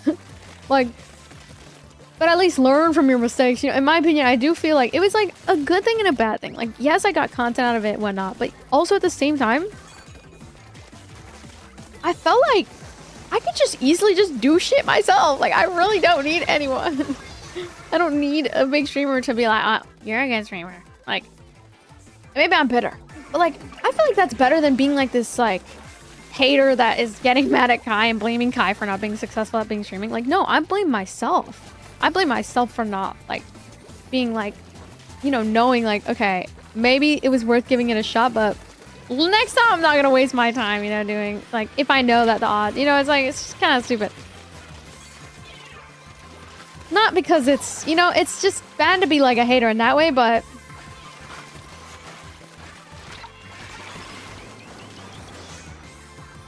does that make sense? Like, I don't know how to describe it. Like, it just felt like being a follower. But at least, like, I mean, it makes things interesting with my content. Like, I am actively trying to go out there and collab with people, but not like in a, I don't know, like, oh shit. You need to give people something to connect with. Exactly. So it's like, and that's the thing, is like having lore and shit, and like having your own, like, instead of being a like, I'm sorry, but like, a lot of streamers are parasocials. Like, you think that it's the viewers. No. It's the fucking streamers and shit. The people who literally work a job just because they want to get one streamer's validation.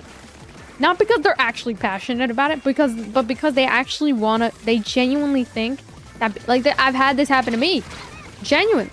And like, I'm flattered sometimes, but at the same time, mother trucker, you need to do content creation because you're in love with it. Because you actually are fucking passionate and you love video games and you love connecting with people, or you love like making content. Like, because sometimes the thing is that about streamers is like, I feel like I'm the kind of streamer who doesn't really enjoy, like, if I had all the money in the world tomorrow, I would retire and be a fucking YouTuber. I mean, I like streaming though, because like we've been incorporating YouTube more and like making YouTube content for sure, and I've been kind of like doing a better job of like, I feel like being a content creator is being like all of it, like being multifaceted, you know? And so for me, if I got like $1 million tomorrow, fuck, I'd be a YouTuber. Fuck this shit. I'm sorry, like, not that I don't want to be a streamer, like I definitely do. But it's, I think content creation and streaming has a lot more to do with like the content that you produce and the impact that you have on people. Regardless, like, and I am doing what I love in the sense that, like, I love streaming, but at the same time, the only thing that's been making me love it more is the fact that I get to make YouTube videos. I was like really reaching a point of burnout of like just feeling like I was doing nothing, like just posting to post, streaming to stream, and then not actually doing stuff that is meaningful. You know? That makes sense. But now that I'm incorporating YouTube into the mix, like I genuinely feel my spark coming back. And YouTube has been like that driving passion for me. And I think instead of me going to TwitchCon, I might as well go to VidCon. Because I knew it. You love anything besides YouTube? TikTok is great. I love TikTok, but I always say my dream ultimate, like, it's been YouTube for forever. I think I just stumbled upon streaming along the process because I saw it and I thought it was really cool. And I really think it's cool. I still really think it's cool. And I think about how lucky I am sometimes to be able to stream. But realistically, my passion is YouTube. Like, I know it sounds crazy. My passion is YouTube. I've known this from the jump, but I never gave it a shot because my perfectionism was getting in the way. That's why I think it's been easy for me to be a streamer in some ways, because like, I don't have this crazy chase for perfection. Like, I don't give a fuck if I have 10 viewers, 20 viewers, 5 viewers, 1 viewer. I don't give a fuck. I didn't give a fuck even back then when I was a little delusional 14-year-old making Splatoon YouTube videos. I didn't give a fuck. But lately I've been getting in touch with what really matters to me and what I really care about. And I feel like once you get a lot of money, guys, like if you've ever had a time in your life where you've had like almost like you've had stacks in your bank account and you could literally do anything you wanted to like tomorrow. And when I had that feeling for the first time, all I wanted to do was like do YouTube. I did play video games too. Like I did want to play video games. I'll be honest, I spent a lot of that money on video games. I do love video games.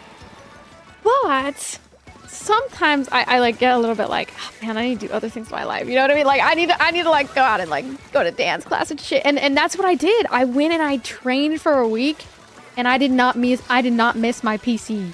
Like as much as I love video games, I did not miss my PC at all. Because I was doing something like genuinely that like it was making me so passionate. But like maybe I'm at the point like, you know, the honeymoon phase of like something that you're passionate about where like money is not involved. Where you're actually paying money to go and experience it instead of getting paid to do it. I feel like the point of exhaustion can sometimes come from having money. Like, I know that sounds crazy, but like, you don't really know unless you're truly passionate about something until like you have all the money in the world. Like, that's the only way you can actually tell what you're passionate about. And I realized for me that was like learning K-pop dance classes and dancing and music.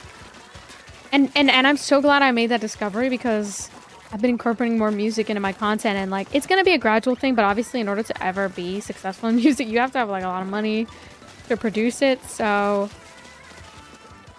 but I went to Korea, guys, and I fucking danced my fucking heart away and I was having a good ass motherfucking time even though I was like having a lot of doubts in my brain and I was feeling like insecure like because girl, how could I not though, because there was 14-year-olds that were better dancers than me in Korea. And I was like, okay, I'm actually like I'm gonna kill myself. This is are you serious? Like this fucking sucks. But it's like I shouldn't let something like age be like a defining factor. I think I'm just still developing and I'm still young. Like I have so much time. You know what I mean? I have so much time. I think I just get in my little, you know, I have little insecurities here and there, but I'm fine. No, my last upload was 9 days ago on YouTube on my gaming channel. But yeah, on my main channel, that one's a little inactive right now because it's supposed to be my vlog channel, but like I don't know, I don't really want to make vlog content like. Cause I heard that vlog content doesn't really do well. But yeah.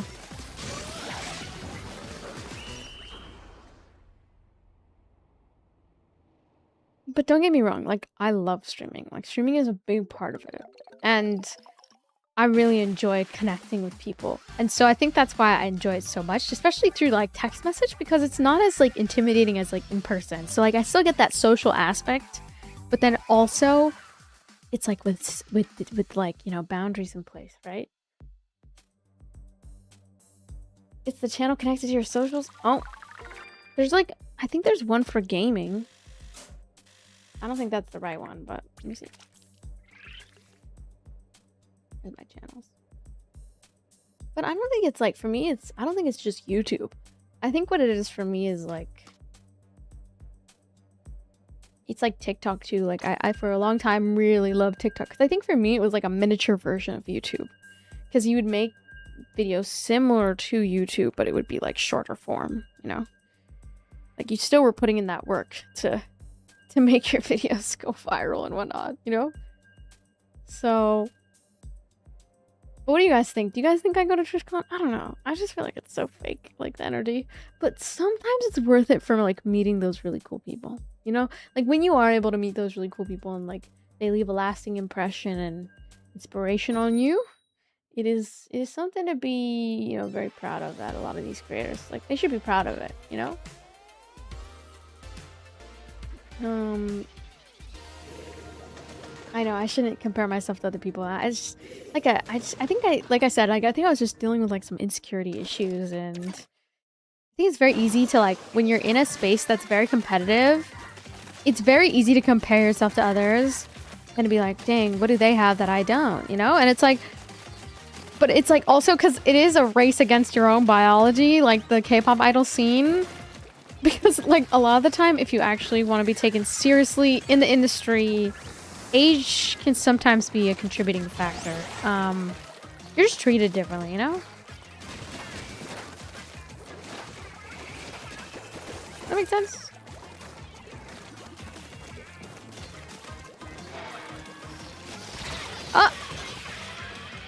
I also just love like food and like I want to do like mukbang content and stuff like that.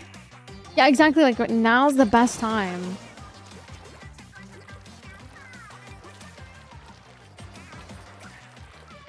But also, guys, Korea is a 15-hour flight from LAX. And if I want to go to like the actually serious training programs, 2,500. And then the flight for a round trip week there, close to $3,000 to $4,000. Not cheap. Unless you get like some type of like Temu airline, right? Like, but even then it's like, do you really want to, like, you're on a 15-hour flight, like, oh. And so like that's why I just want to live there, because then I could just train there and like find really good professional coaches and find really good dance studios where they have like the training system. But like I have it in America, so like right now I don't have like a big need to move all of my stuff yet. Technically I have the training programs in America, like I've been just going to that. But even in America it's like at least $1,000 for a training program, which like it's worth it. I think I just need to save up my money for it and then make time for it. I just don't want to put it off forever because I feel like I'm gonna regret putting it off. Yeah, and then I'm gonna go to school. Oh yeah, and I was thinking about going to school there. That would be like my visa process. But obviously like moving, I would need at least 10 grand. 10 to 15 grand. Maybe even 20 grand like in my bank account to prove that I can provide for myself as a student there. Which honestly, pretty valid, you know? Where the fuck am I gonna get 20 fucking grand? So that's why I was like, maybe I just pick up like another job. I've been thinking about that for a really long time. Oh, wow. What's in Korea? Like I said, like the dance training, the music production. They take that shit seriously over there. In America, it's still taken seriously, but they have like Hollywood is completely different than, I don't know, but it's still kind of like similar in some ways. Like you just have to train really hard. And I'm training here. Technically living in California is like the second best option, like in terms of like K-pop, because there's technically a lot of dance classes that they host here in California. There's a lot of dance events that they host here in California. So technically it's possible to exist here and fulfill that dream of like wanting to be a better dancer and get like those opportunities.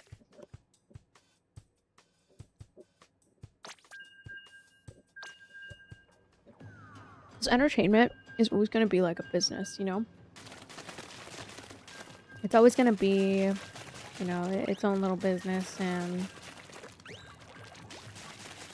I feel like dance is like really big on it just makes you feel so confident and happy, and like for me it's been really good for me, like my mental health and stuff. Like it just makes me believe in myself, and I love that. Like the community is so supportive as well, like very awesome.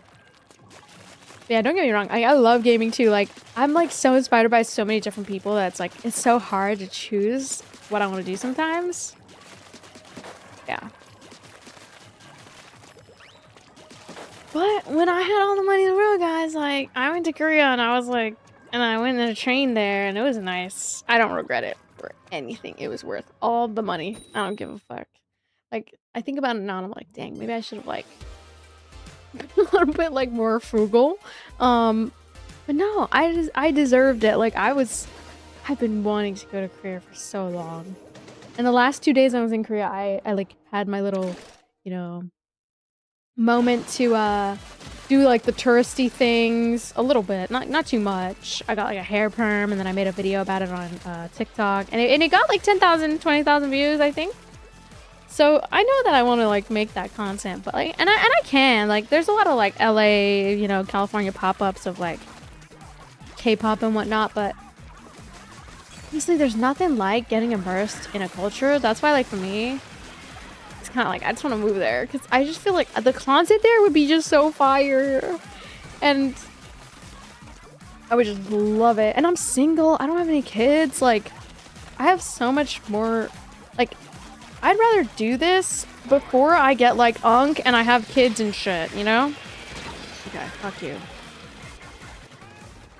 You get what I'm saying?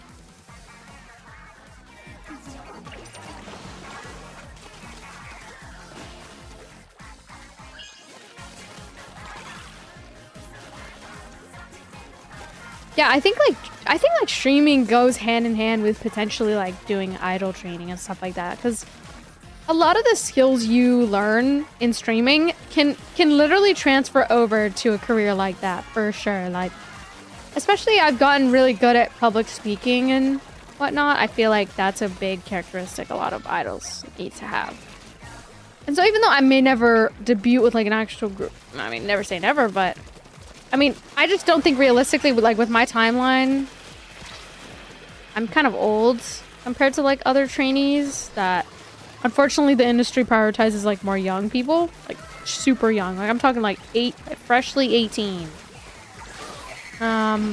Which, you know, that's how it is sometimes, but there's nothing stopping me from like solo artists, you know, vibes. So who knows? Maybe it'll be something huge. I think I just gotta trust in myself, trust in the process of learning, and get like the actually good training, because sometimes it's like not worth. It's not worth to like, you know.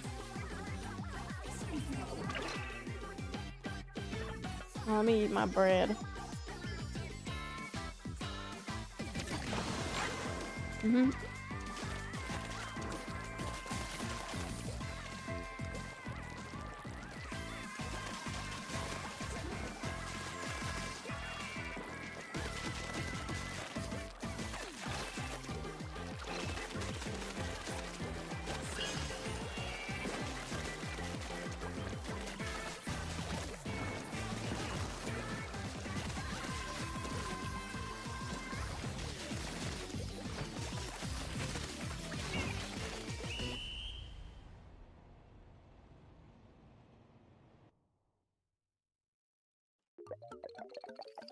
Trust the process, chap.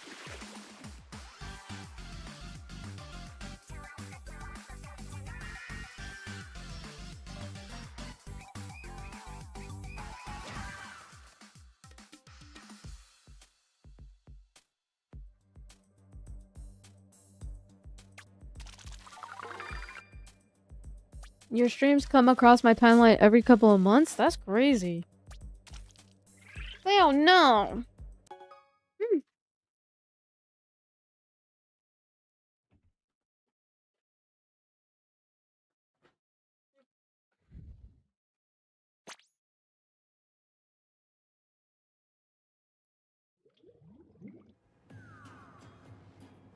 Okay, I think the maps have changed.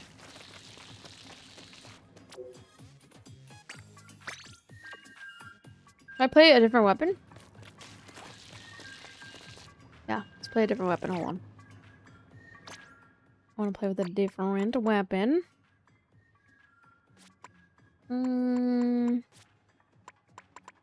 I've been seeing a lot of people use like this one, and this one. Yeah, I'm gonna do this one.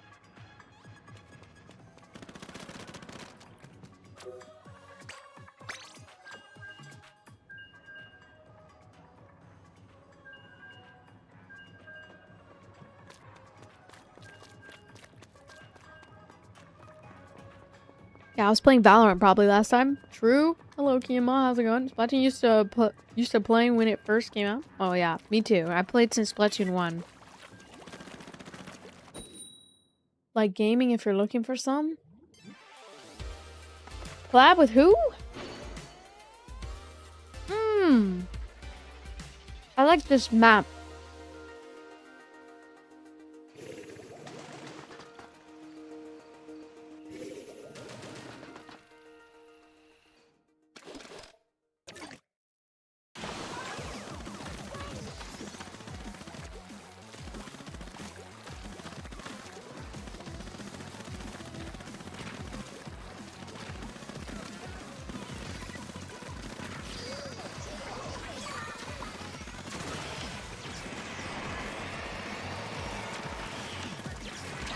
Oh my god.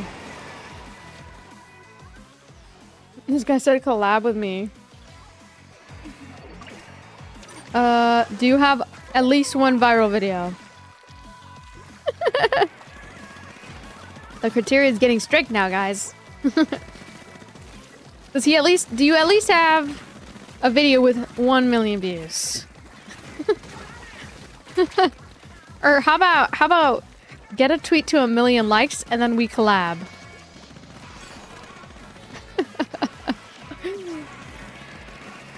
Oh, I fell.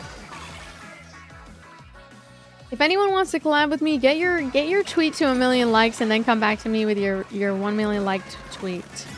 And then I'll let you know. I'll consider a potential Splatoon game together. But you have to tag me and promote the stream. I'm just kidding.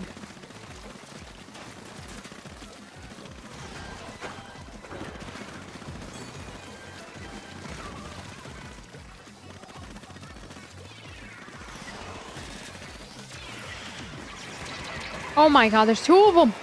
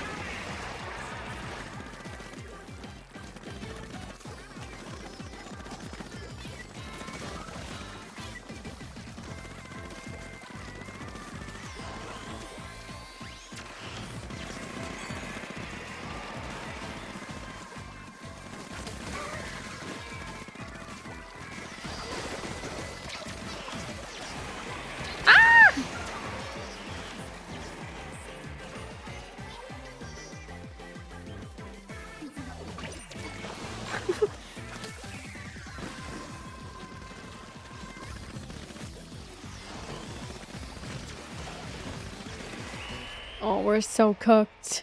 I think they won. Sometimes,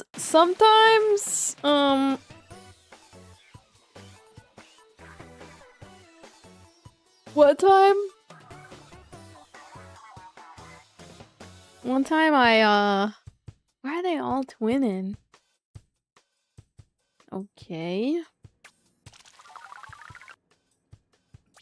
One time I was like, what's it called? What was I playing, guys? I don't know what I think I was playing Valorant. And then someone was asking me for a duo. And then I said something like, I don't collab with people unless they stream, like actually stream. And if they have to at least have they have to be my size or bigger.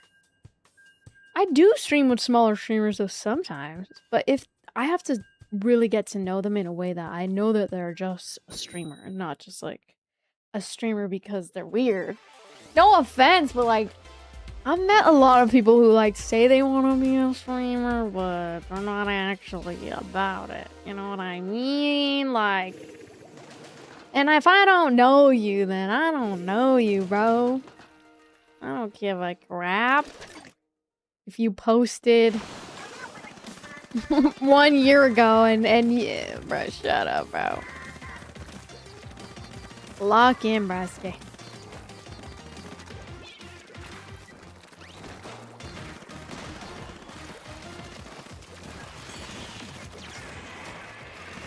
I keep falling into the water.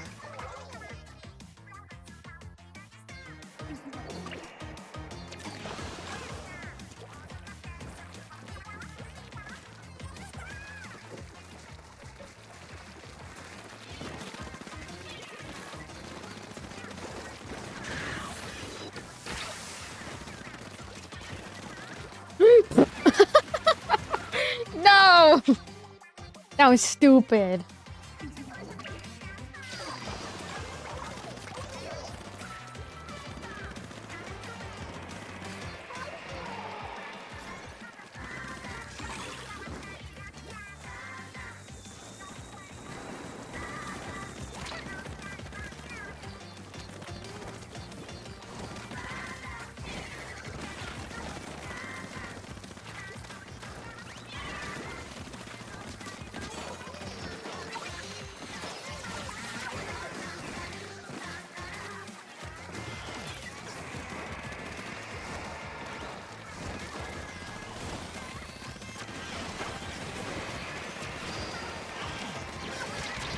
Are you dead ass?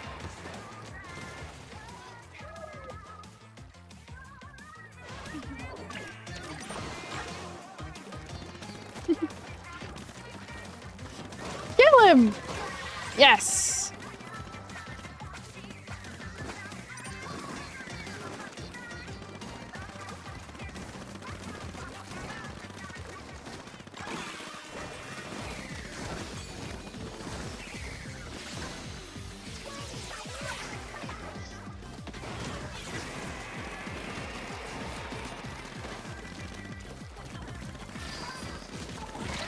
What?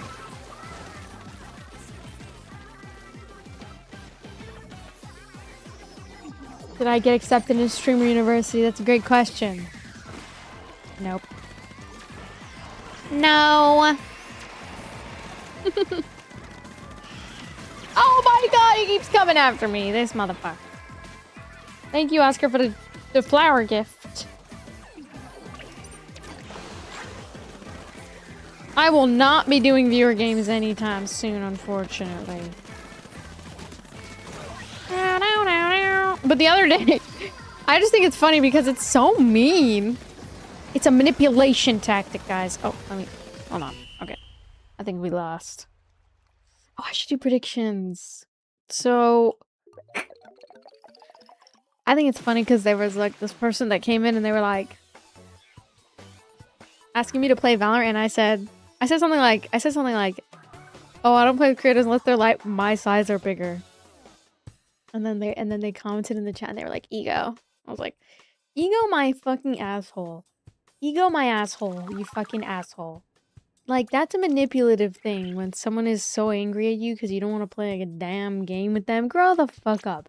If a grown-ass woman doesn't want to play a video game with you, grow your ass up. How old are we? Like, also, like, how is that offensive for me to say no? You know? It's called having boundaries. Motherfuckers always make shit about them being the victim of shit when it's like, motherfucker, you never streamed a day in your life. Of course I don't want to fucking play with you, motherfucker. I'm sorry. Like, I have to stay on my grind, and that means I'm like, look, when I'm staying on my grind, that means I do have to play with people who are locked in on the grind. Like, and it doesn't even mean like, oh, they need to be so big or something. It's like, I have smaller creator friends that are actively going at it, and I'm talking about what matters to me more and what makes me want to collab with a smaller streamer more is the consistency. That's what matters more, not the fact that, you know, they're small. It's more about the consistency, you know? That makes a person more of a streamer than anything, is like consistency, not their viewer count, not their follower count. But I said that only because I was just like, I think I said that because I was like just trying to get them off my tail. But also, if that were my prerogative, you know, I only streamed with a certain type of... Brother, shut up! This is my platform. I gotta do what I want with it, you know what I mean? Shut up! You don't even... You're just trying to fucking be weird and shit. Like... Also, it's like, it's my platform too, and like, the same way that, like, people are like, oh, but like... That's how I feel. That's how I feel when they talk to me. Shut up! If you... Shut up! No one's coming to save you. Lock in. Oh my god. I'm rage quitting. We're being purple team, guys. I know it makes me sound egotistical, but like, is he egotistical or is it protective? I think I'm so valid to be protective of myself, especially like knowing the motherfuckers who exist in the universe. I'm good, bro.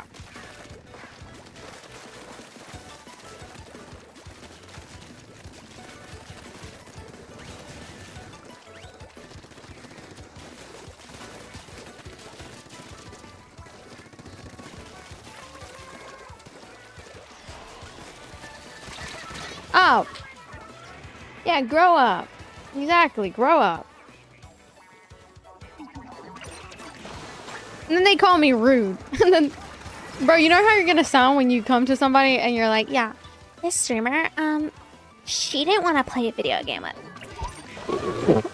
You're fucking weird. You're fucking weird. And anybody who hears you say that, they're gonna think you're fucking weird. I'm sorry, like, that's fucking weird as fuck. This streamer.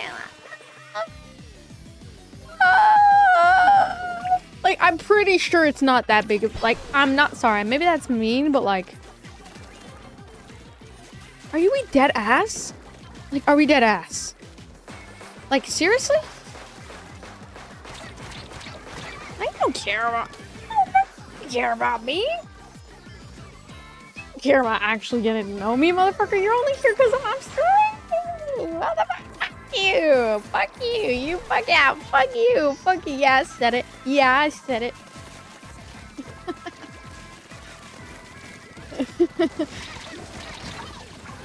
Thank you for the gifts.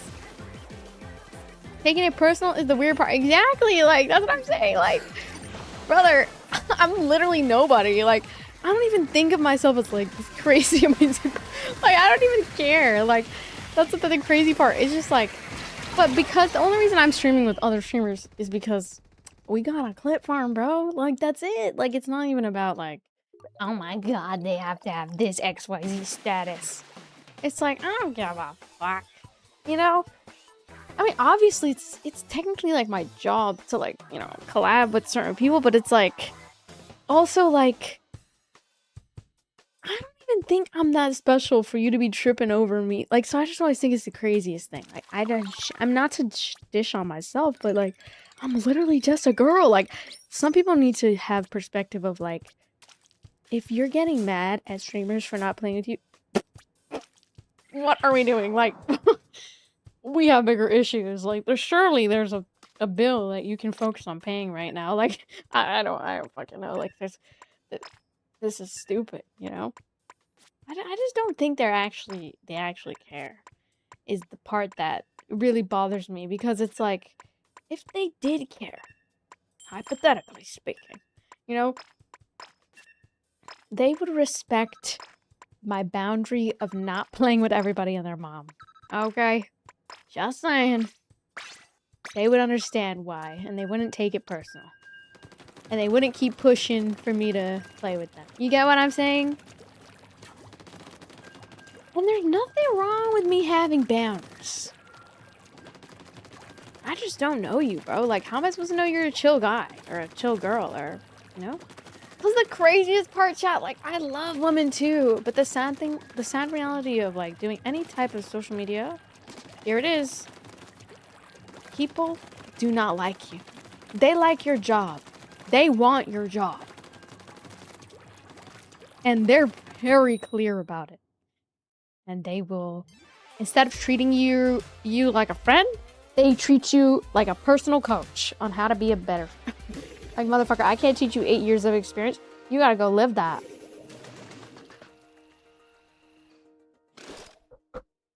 I don't even know what, and then at the same time, I don't even fucking know what the fuck I'm doing. So, like, can I even coach you? Like, I don't fucking know what the fuck I'm doing sometimes. You know what I mean? So it's like, bro, what are we, like, ew. I hate that. Ew. It's just so gross. Like, it's just so gross me out. But, like, for those who, like, are very, you know, professional and chill as fuck, appreciate those people. Because sometimes you need those people, you know, once in a while.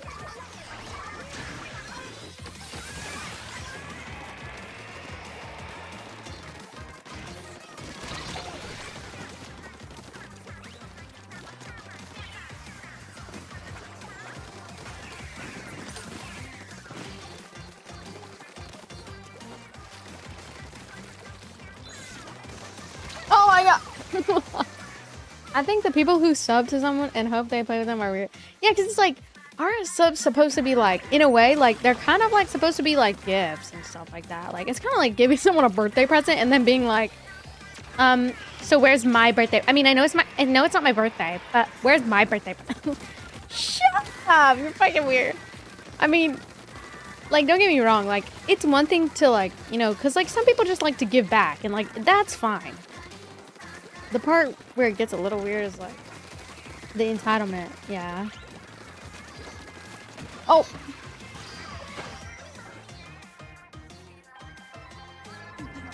It's most likely because you're a girl. But no, the thing is, though, that I've had girls do that to me, too. And I fucking hate it. It's also probably because I'm a girl. That's just another contributing factor, but it's happened to be from girls, too. I love women, too. That's the thing that sucks. You feel me? Ugh! There we go. Okay.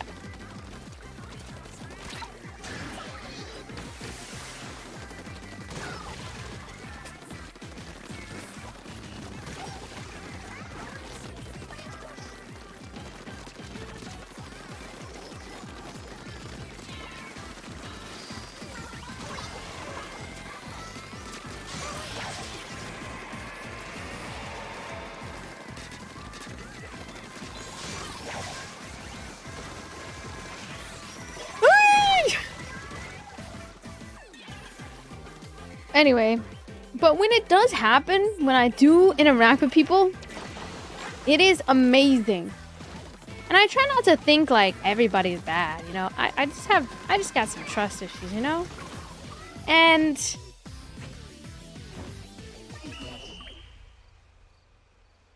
I just have trust issues. And look, like, I think it's great that a lot of people want my job, but at the same time,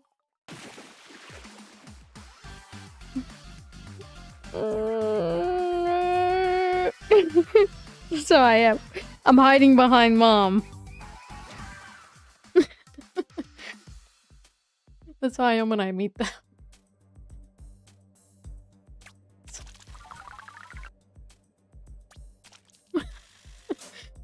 It's okay to want to be a streamer, but like, I think when people start utilizing like proximity or like being your friend, you know what I mean? Like, as like some weird shit, it is so sucky. Like, I just sometimes just want to have like real people that are just there, you know? And I feel like I have that from time to time. But honestly, it's kind of like my fault for getting myself into this like industry. Like, I knew how the industry was gonna be.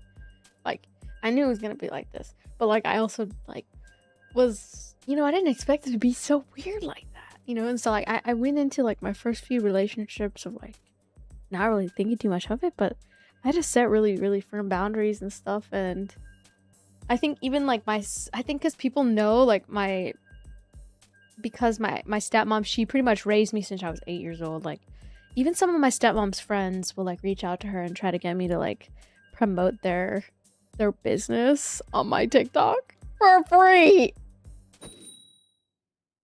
And look, I appreciate it, but like, I'm not gonna lie, you need to pay me, bruh.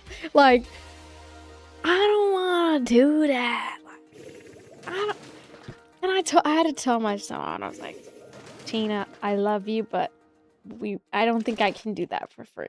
Like, as much as I would love to and give back, but I just don't think I could, because like, I don't fucking know. What if there's preservatives in this shit? It was like banana chips and stuff. I loved it though, it was good. But you can't just promote something blindly like that. I have to, like, you know, we have to work a deal out, you know? And I can't, you know, I just can't be doing that shit, you know? I told her, I was like, hey, you know, I love you, I care, but I also think, like, their business, you know, if they have all this money to fund making the chips, they have enough spare change to give their streamer some cash money for a TikTok, okay? Spare change? Spare change?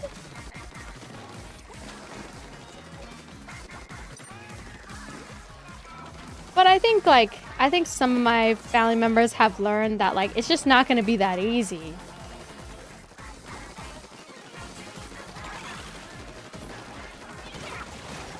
You know what I mean?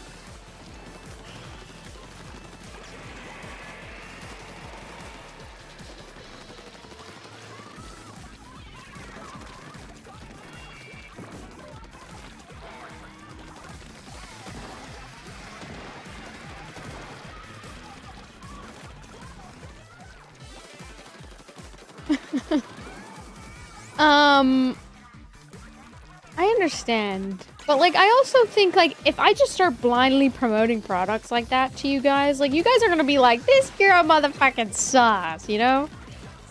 It's also just really bad to promote things like that. Like, I remember one time when I first blew up on TikTok, this one girl was like, hey, so I saw you're doing really good on TikTok, and, like, I have a shoe company, and, like, I thought about, like, oh, can you promote my shoe company?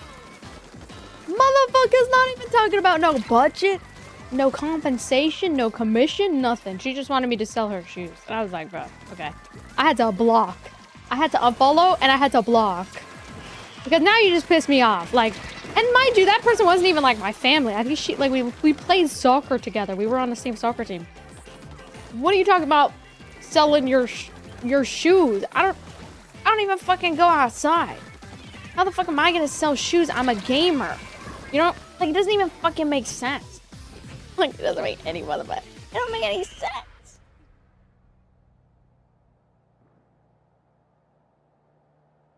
You sound like the type of person with no morals who would sell your family for money and fame. What?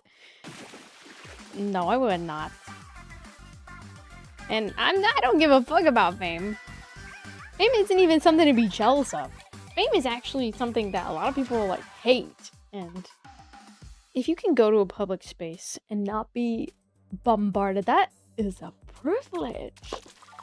I feel like I don't get bombarded, so I'm really lucky. I'm not famous as a fuck. No. I don't get bombarded at all. I can go to Disneyland and people leave me alone. I'm chill. I'm chilling.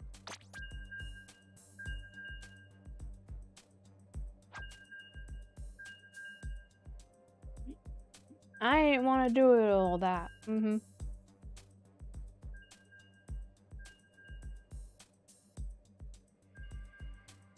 A bear of roses? A bear. No. Anyway, what should we talk about next?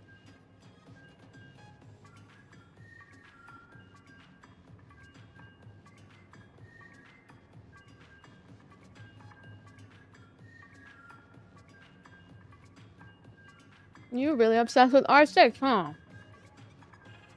I mean, it's a good game.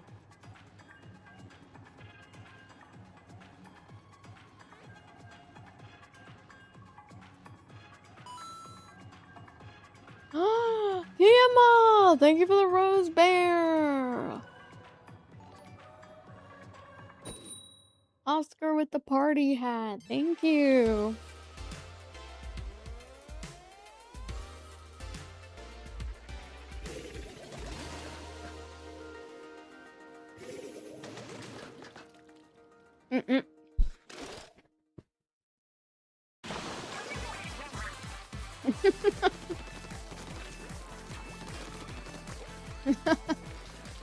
Someone said I got grease on my Nintendo Switch too.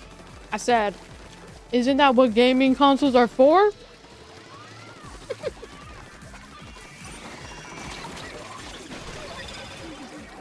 And then, like, isn't it designed to withhold my grease? I'm gonna get I need to chill. I'm gonna get fucking cancer and diabetes, bro. Like, I'm gonna get health issues with this chicken tender, bro.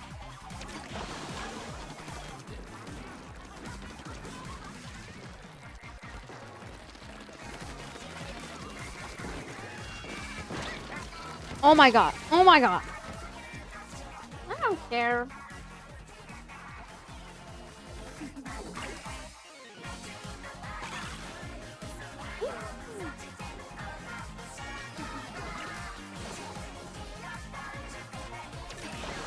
Mm-mm-mm.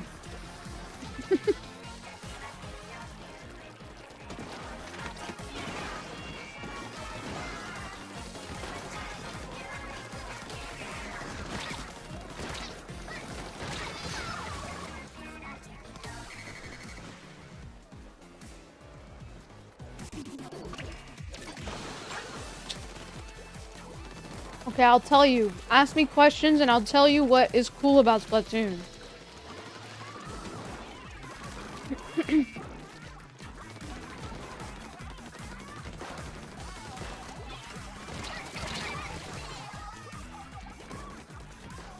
My wrist is still hurting, chat.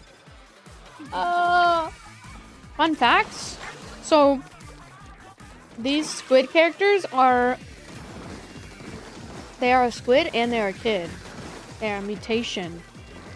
And so we can transform into a squid. See? As you can see from here. And then you become a kid again. A lot of lore.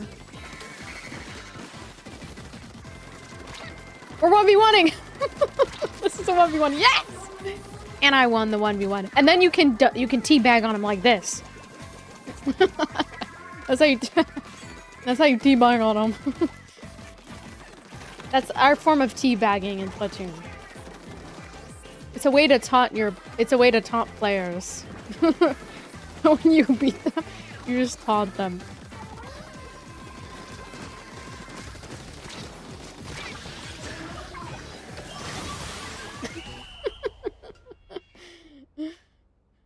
So as you can see, it's a very amazing game. What are some... Wait, let me look up some facts, because honestly, it's been a long time.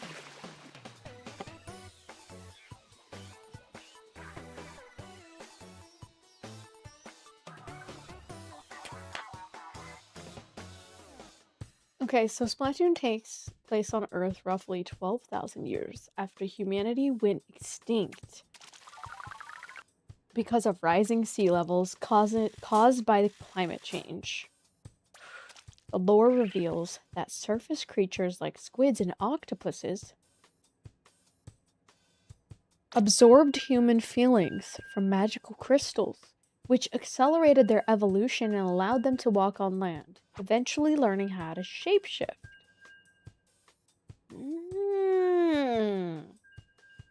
Before humanity fell, a professor placed his pet cat Judd into a cryogenic stasis chamber and administered an immortalizing medicine. Judd woke up 10,000 years later to judge the modern-day turf wars. Lil Judd, introduced in Splatoon 2, is a clone grown from the same cryogenic pod. Wow. I did not... I play Splatoon, I didn't even know all this shit. The Octarians initially had the upper hand with advanced weaponry, but the Inklings eventually won, due to having more limbs to maneuver. Ah, so we won the battle. So we're the battle. We are the champions, basically, is what it is.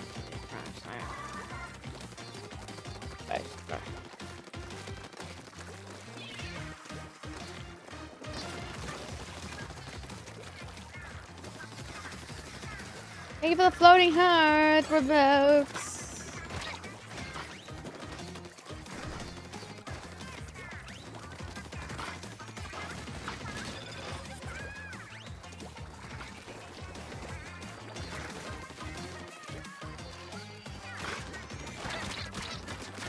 No! And Chud is a cat.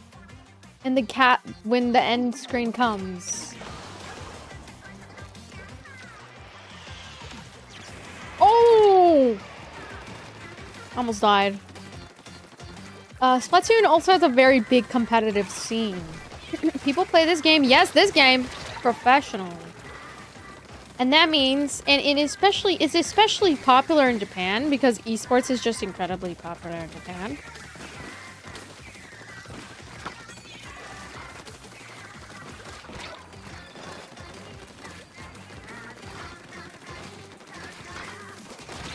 Oh! My Steve channel is kind of messed up, but it's all good.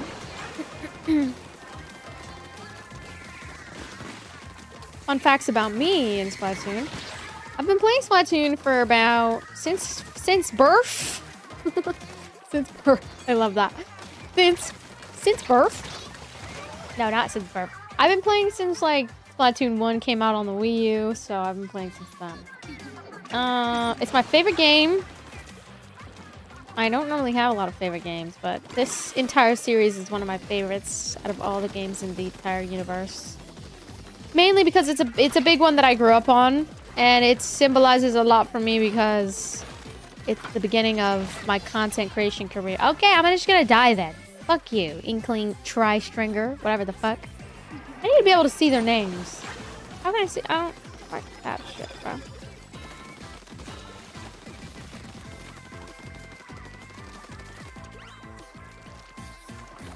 Bro got hit with ads. I'm sorry. Someone gift him a sub for real. Nah, I'm just kidding. You don't need to. No pressure, but he needs a sub, bro. Oh shit! This is the bad area. Okay, good.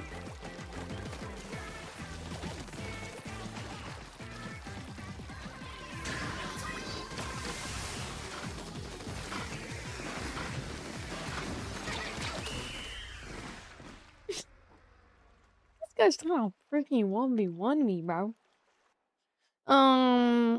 I've been playing this one since birth. It's a really good game.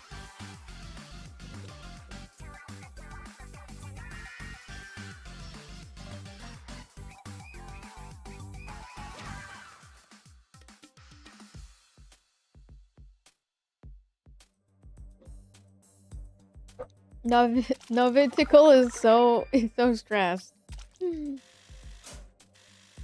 Okay, guys, should we keep playing? I kind of want to get to if I get the highest level of Did we win? I got 3 kills there. Oh no, yeah, we did win. 49.4%. Okay. I'm not putting enough ink on the floor.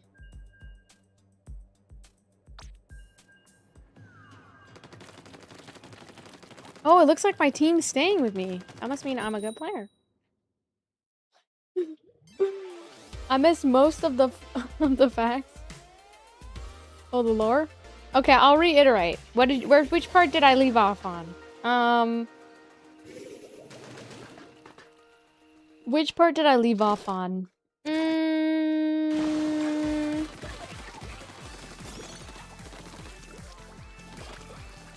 I was saying how Splatoon is the reason why I got into content creation. It's one of my favorite games in the fucking entire universe. I just stopped playing it on stream mainly because the game is not as popular in the United States as it is in Japan. So it just doesn't really work well for like lip farming and like content for American servers. But it is one of my absolute favorite games. For good reason, too. Splatoon's a good game. Ah, fuck yeah. It is an old game, though. It's been out since 2022. Whereas, like, obviously games like Rainbow have been around for 20 plus... How long has it been out? Or I meant to say CS. Yeah, CS has been out for, like, 20 plus years. So it's definitely easier to get more traction that way, but...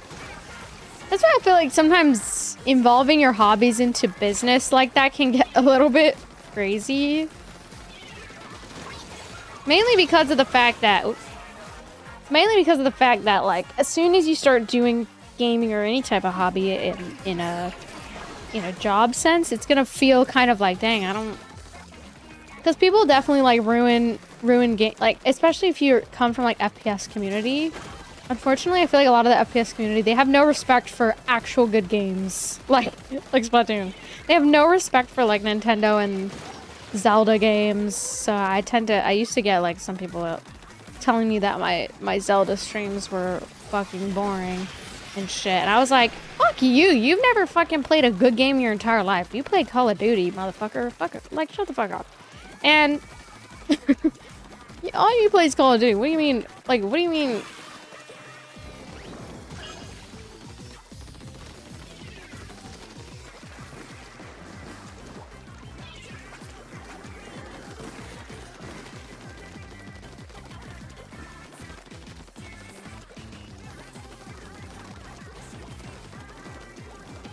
Hi, Jean. How's it going? Do I still like pomegranates? Of course. I eat them all the time. I'm gonna make more pomegranate content this year. I'm just trying to figure out what I want to do.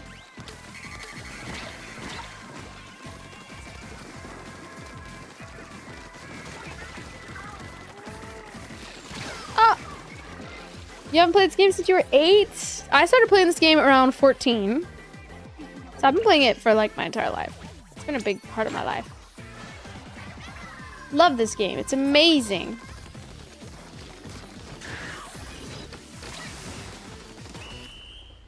What is this guy's issue? Yeah, I've been playing this game since birth, basically. Thank you for the Sparkles gift, Sarah Torn. How's it going? How old are you? Old enough. Forever 21.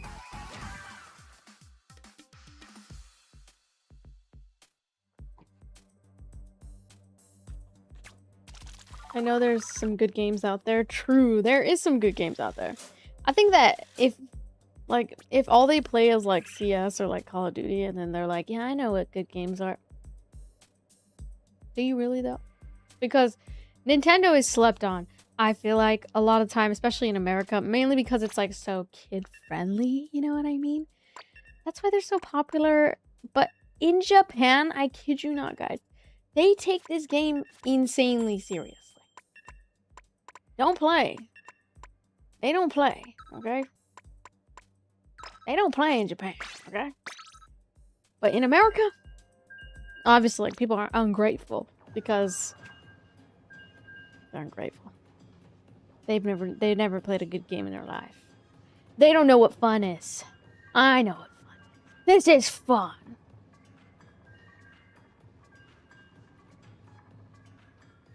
Also, this game has like, it doesn't have FPS aspects to it, but it has third-person shooter aspects. So if you play things like PUBG or Fortnite, this game is like unique compared to any other shooter game I've ever played. You're a squid now. Wait, hold on, wait. You're a squid now. You're a kid. I can't even do my bit. Fuck you. Anyway, you know what I mean? And you're a squid now. You're a kid now. And the music is amazing. So if you love music, you'll love Splatoon. Because if you listen to the music, in every single track, it's made by an actual band, by the way, just so you guys know. That's another fun fact. And see how, like, normally in shooters, you have your snipers, you have your, like, you know, ARs and shit. You have whatever the fuck the popping paintbrush the fuck is. It's so many different guns and shit. The music is just absolutely amazing. And you just pop like that. Oh, pop.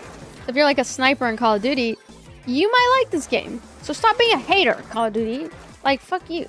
And don't be a hater, because look, we can snipe them too in this game. But it's more kid-friendly.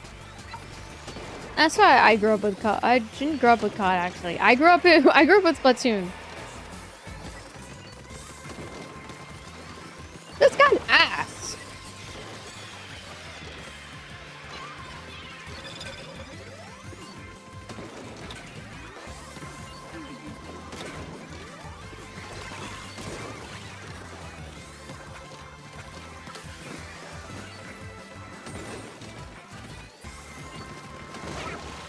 Sorry, bud. Thank you for the gifts.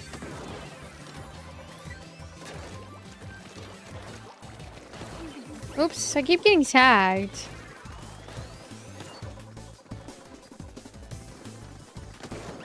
I don't know, my eye's itchy, hold on.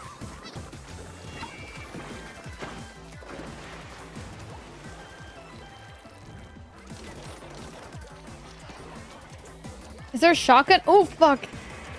Is there a shotgun type gun?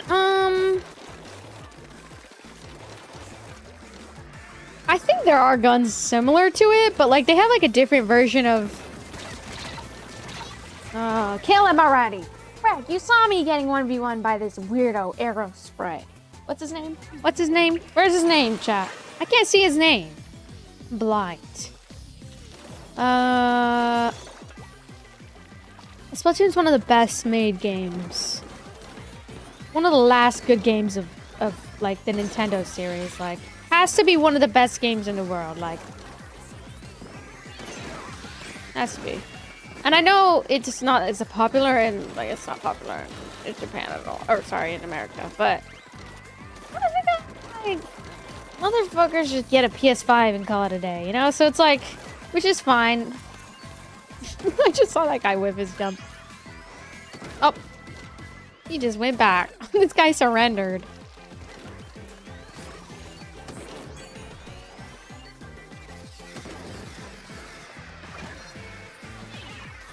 Oh, that's a great spot. Look at that spot. That's a great spot. My team is securing the land.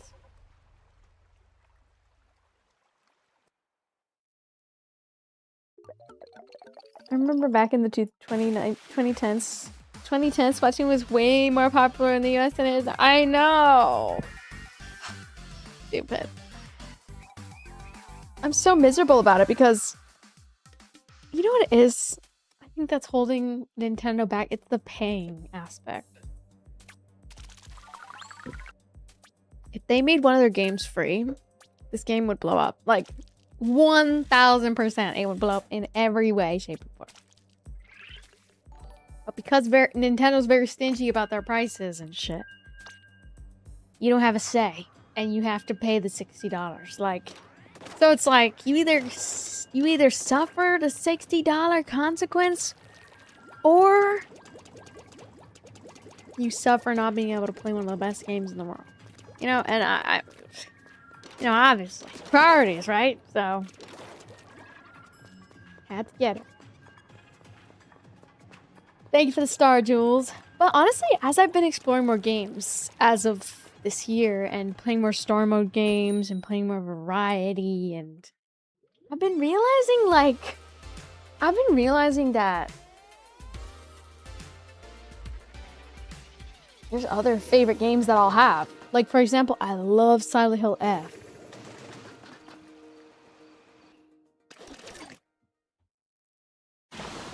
And this is very competitive. So it has a competitive scene, but it's just not as big as other games. I feel like because it's not free. I feel like if they made things free and they like offered us skins. Oh, unreal. Like kind of like what Valorant does and like what CS. Well, see, did you have to buy for premium? Okay, fuck you then. I don't mind dying.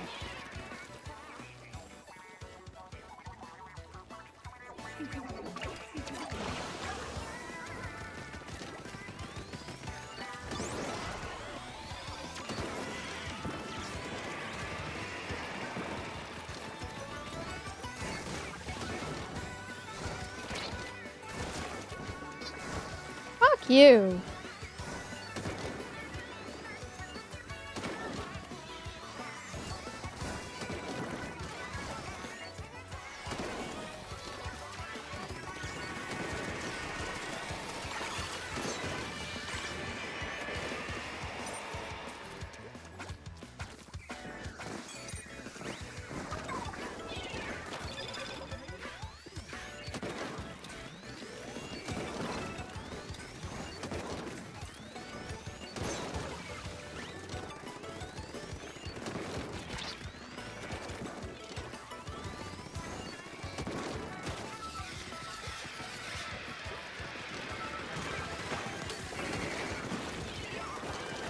Oh my god, I'm so good!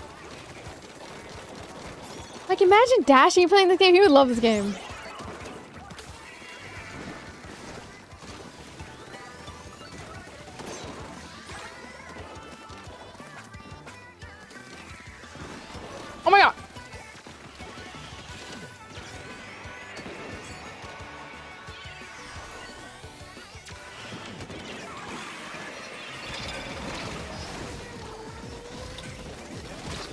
what the fuck? Oh, what the fuck? There was a person standing still. My teammate somehow managed to shoot a whole ass circle around them. Damn.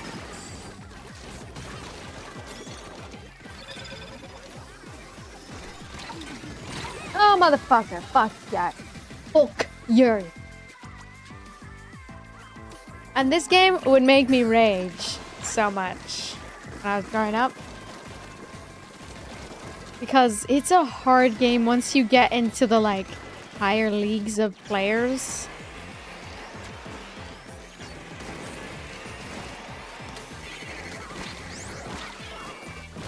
Wow. What the frick? What do you want me to do?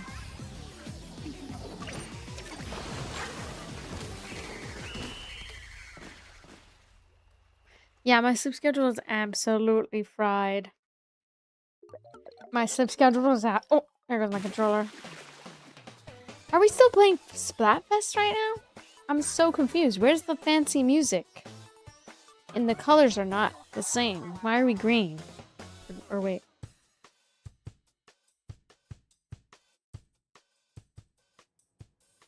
Let me go get my glasses too. Hold on. Let me go get my...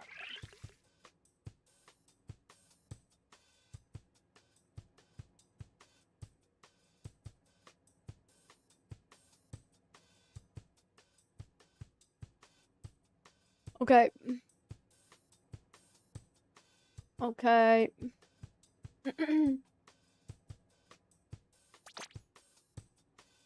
3 kills? Whatever.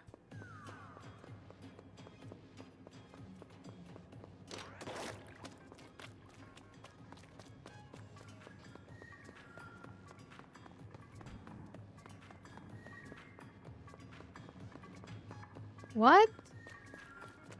Wait, I'm confused.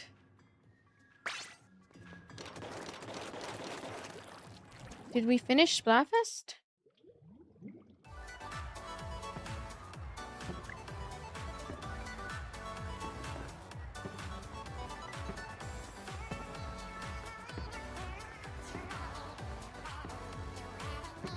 Wait, so who won?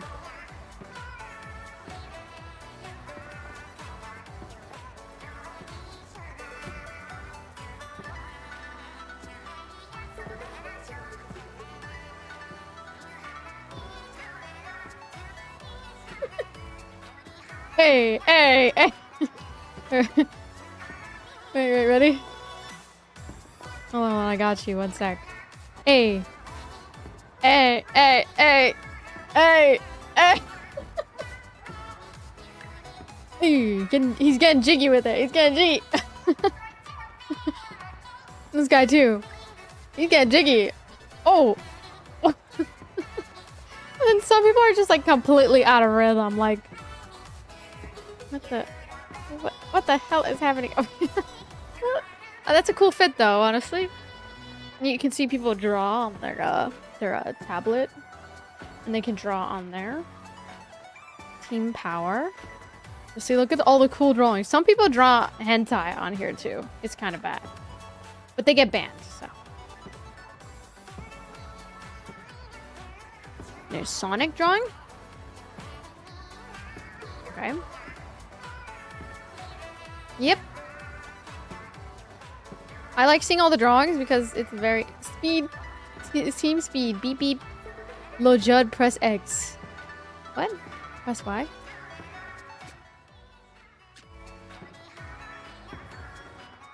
And then you have these little guys over here.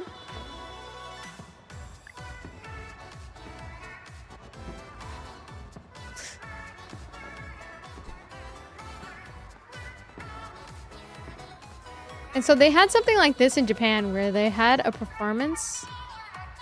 And these are like the stars of the show. Callie and Marie. So, get it? Calamari? Callie and Marie. Calamari.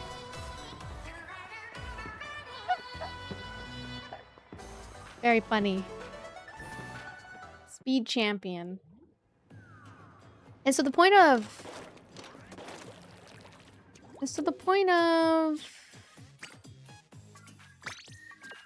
So the point of Splatfest is to get these little shell things that you can take to this one guy to like upgrade your clothing. So like your clothing has like either speed for you to walk faster or swim faster, or you can get like abilities for saving your ink, so you get more ink out of each shot. There's also abilities like ninja. So like ninja squid. Ninja squid is like when a player can't see your movement underneath the ink. So see how you can... Oh, let me make it bigger. I'll put it in the sun too. So look how you can see my ripples right from... You can see that. You can see that I'm in the water, right? But if I have ninja squid ability on all of my clothes, you won't see it as apparent. And so basically you can sneak around better. It's kind of like little, you know, kind of like, it's almost like a shooter game, but it's for squids. So it's very particular and custom and unique. I feel like it's unique compared to every shooter game I've ever played. Yeah, the music is probably the best part about Splatoon because, yeah, it's made by an actual band, so duh, very good.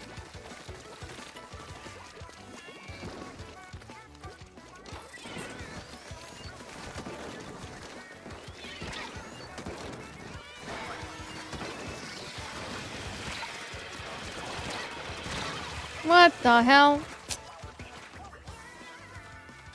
Good morning, Inner Motivation.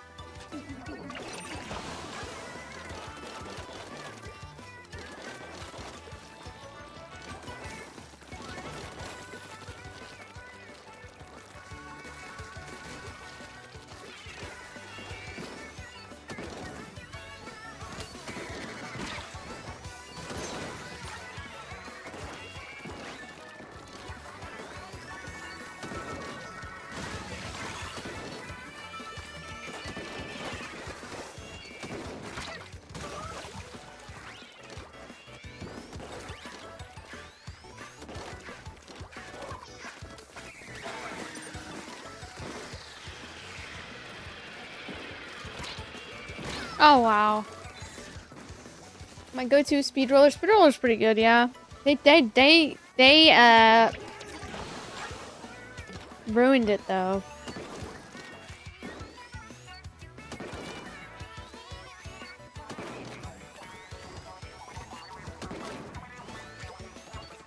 Bruh.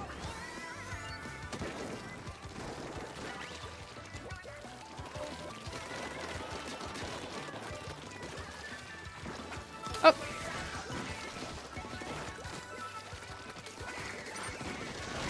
Ah! Where did he come from?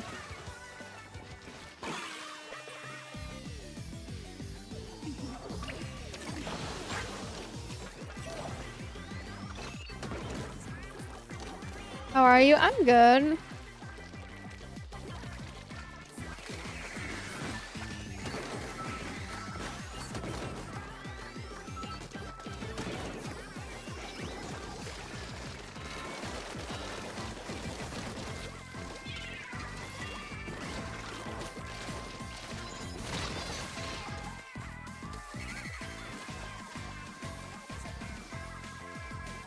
This is like not a great map for this. I'm like not doing so great.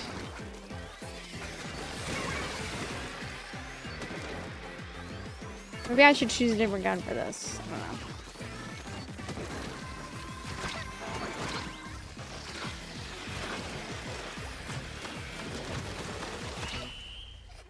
know. Nami not killing her, bro. Are you serious? I just left my home. I'm 18. Any advice? You just gotta work hard, man, so you can pay your bills. You don't want to not pay your bills. My only advice.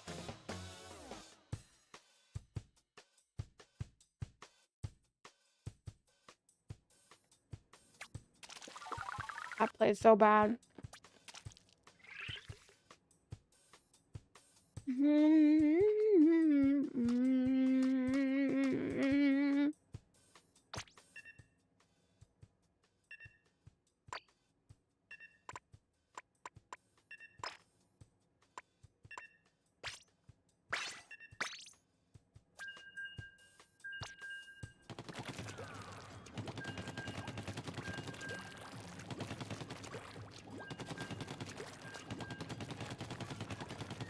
My nose itchy.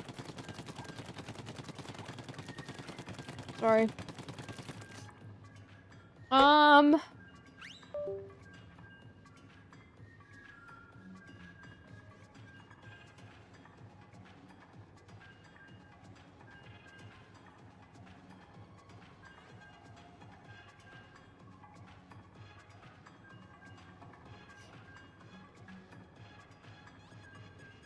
So, basically what I'm trying to say is...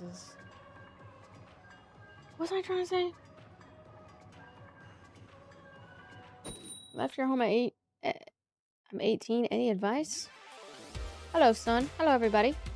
How's everybody today? Is this that paint game on the Switch? Yeah, it's called Splatoon. And you know what's crazy about the whole squid thing? They were actually gonna make it bunnies instead of squids. The whole concept of us, like, being able to go around in ink, it was actually gonna be bunnies instead of, lats, like. Jennifer, thank you for the stay hydrated gift. I'll make sure to stay hydrated. I have some lemonade right here.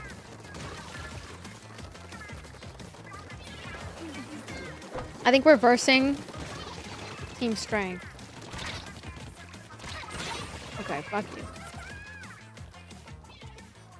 Oh my god.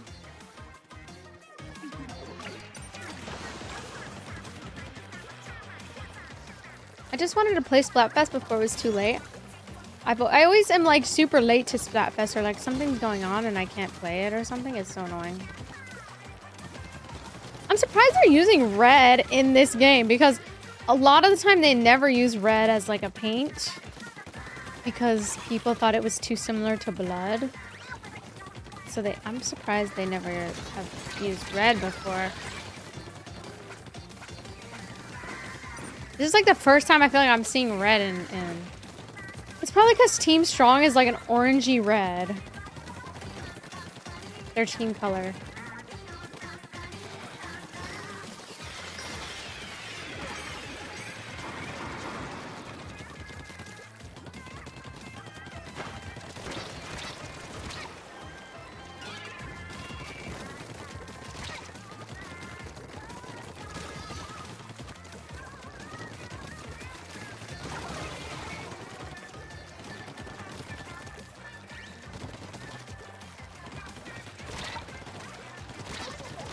Almost had him, fuck. Hello, hello, Zumont.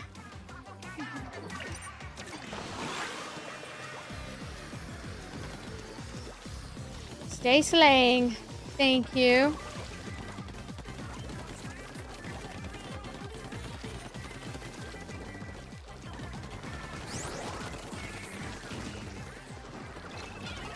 Oops.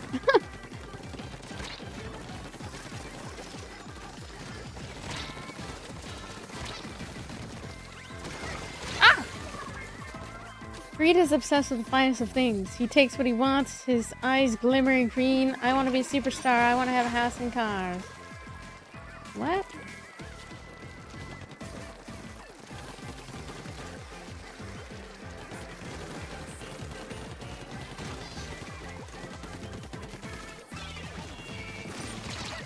What the fuck? I almost died.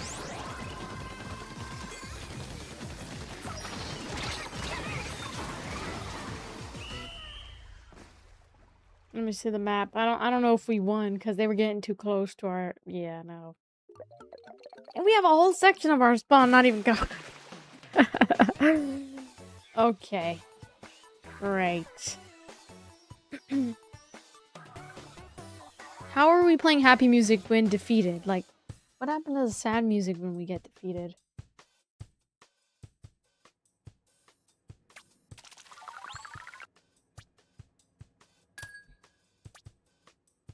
I'm a kid now. I'm a squid now. I'm a kid now. Okay, I don't think this gun is doing the trick. I think this one I had the most wins with, or the Octobrush. I don't really like the Octobrush though, so we'll do the Splat Dualies. The Dualies are fun. I think it's also this team I'm playing with. I don't want to play with this damn team. Not good. I reek you when I joined that exact team. That team is just ass, Lokeisha. I'm sorry. Thank you for the follows, guys. Welcome in. How's my morning? It's alright. Had a pretty good day so far. I slept a lot. And today, I was brave enough to confront my dad.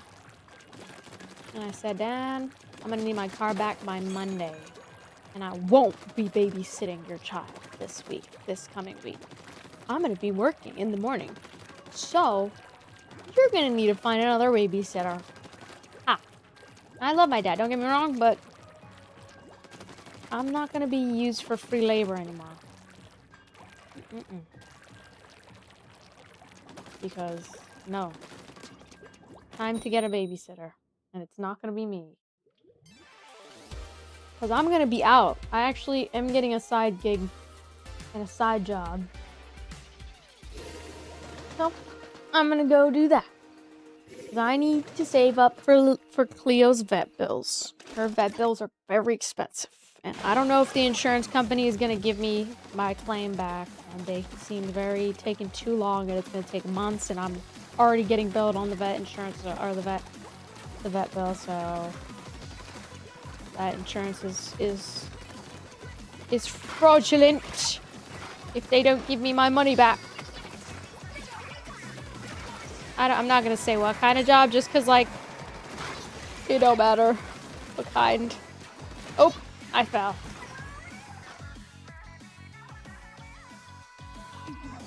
Just a job that's gonna keep me out of the house and becoming more independent. That's all.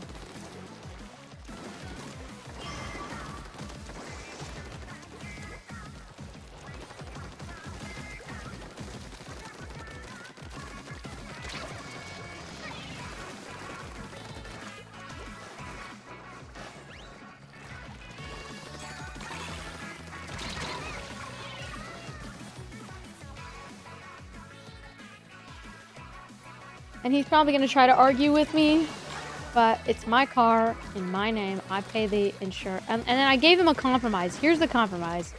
If he pays me half of the insurance for the time that he's using it,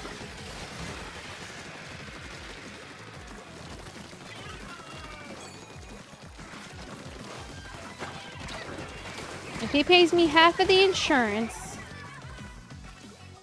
at least, and then $50 for food for me and Leo, then I'll think about letting him borrow it. But because he's probably not gonna have that money, I'm gonna just get my car back, and he has to either rent a car or do something else, because even though I care and I don't want him to, like, deal with problems and shit, I really need my car back, because I haven't been able to go out for the past 4 days.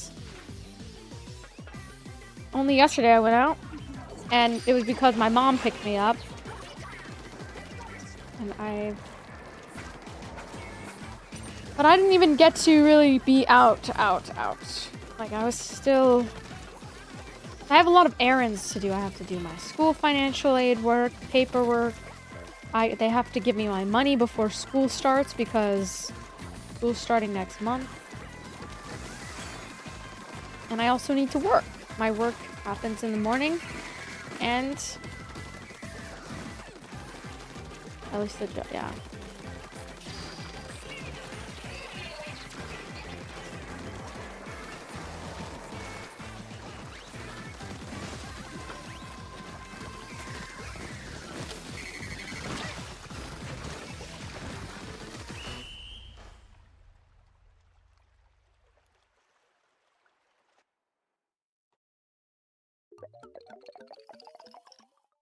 And he can try to argue with me all he wants. It's my car.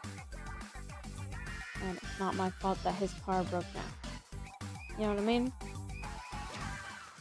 And the fact that I'm even letting him use it for free is like, I'm already doing, you know, more than enough.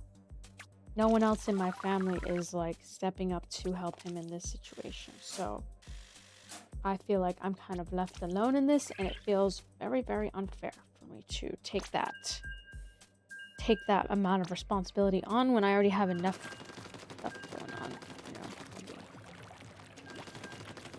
You know what I mean?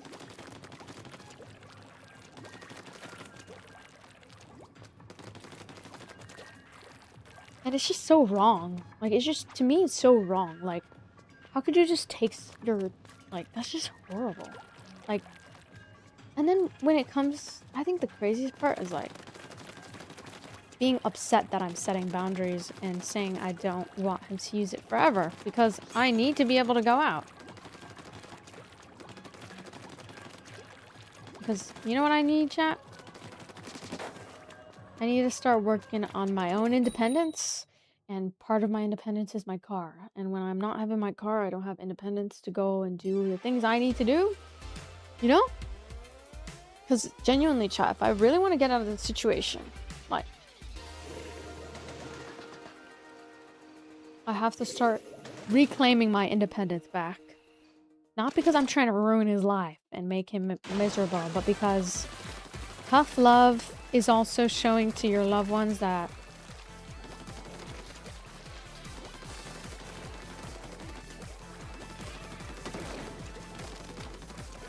they need to have responsibility over their own lives.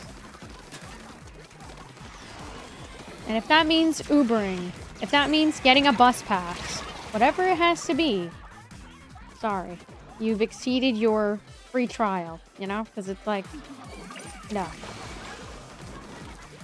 Because I know, the craziest part about it is, like, I know that, like,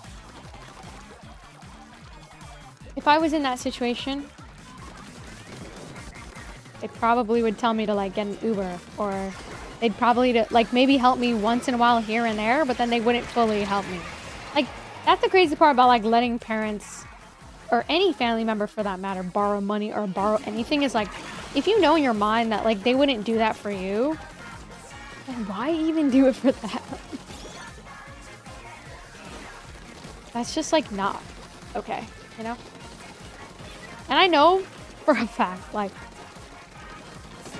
he would be like, well, my problems are bigger than yours, so figure it out. That, like, 100% would happen.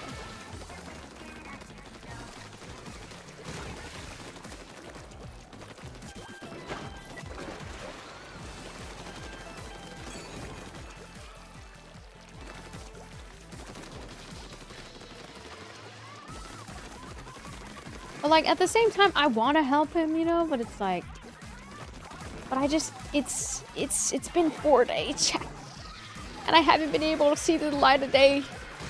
And you're right, I could go on a walk, I could do this, I could do that, but it's like, I'm the one suffering, even though I'm paying my payment, I'm paying my insurance, I'm doing what I gotta do, like, and I want to be empathetic to the situation, but at the same time, I think that sometimes when you, like, feel bad for people, it's like, it's holding them back. Oh, because in a way, it's like, he just needs to figure a solution. Even if it's temporary, like taking the bus, like, he's got to take on that to, if that's the consequences of your actions, like not taking proper care of your car or whatever it is, like, those are the consequences of your actions. You decided to be an adult, you decided to have kids, you have to provide for them. You have to figure a solution out. You can't just, like, be dependent on other people in a way that's unhealthy, you know? And then I think that, like, it's just unfair to me, you know? But I love my dad, don't get me wrong. It's just,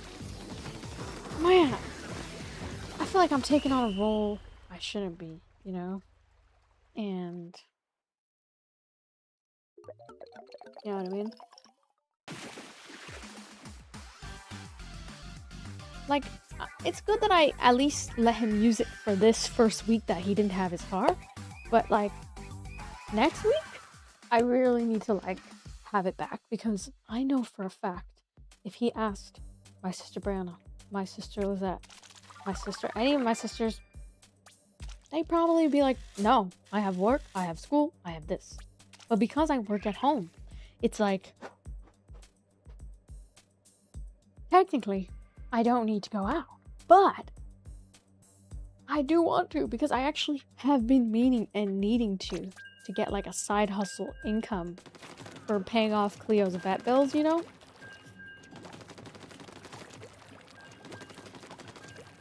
And so, yeah.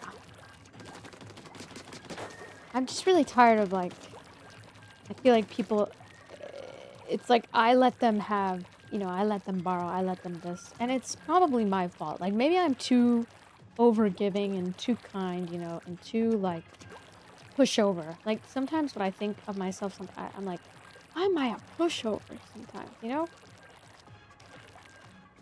I need to stop being a pushover. Because even if someone is family, like, you gotta be able to be like, hey, like, this really is not fair because I also, you know, I have my stuff going on too, you know? But it's really hard. It's really, really hard. It's really, really hard to do that sometimes, you know?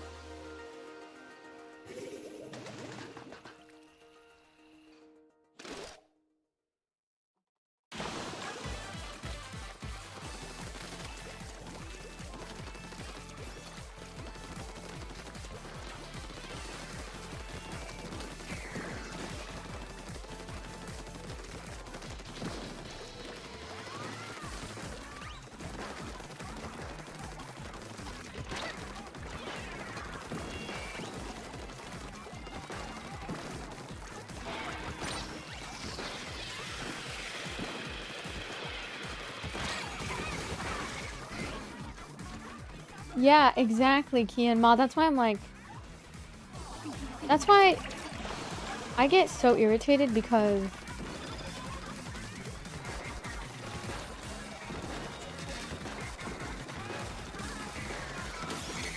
you know what I'm starting to realize is like, don't get me wrong, I love family, but at the same time, everyone needs to look out for themselves. Everyone needs to look out for themselves. And I get things happen and I get emergencies happen, you know? But there is other solutions. Like, if it's not necessarily an emergency, if he could just go on an app on Uber and order an Uber. Now, maybe he doesn't have all the money in the world, so maybe that's what the problem is. But, like, he works an actual job. Like, I don't. And if I can, like, afford Ubers and I don't even work an actual job, then I'm pretty sure he can. Like, I don't know, ask for a raise, ask for, like, I don't know what to do to, like, solve this. Like, as if it's my problem, you know?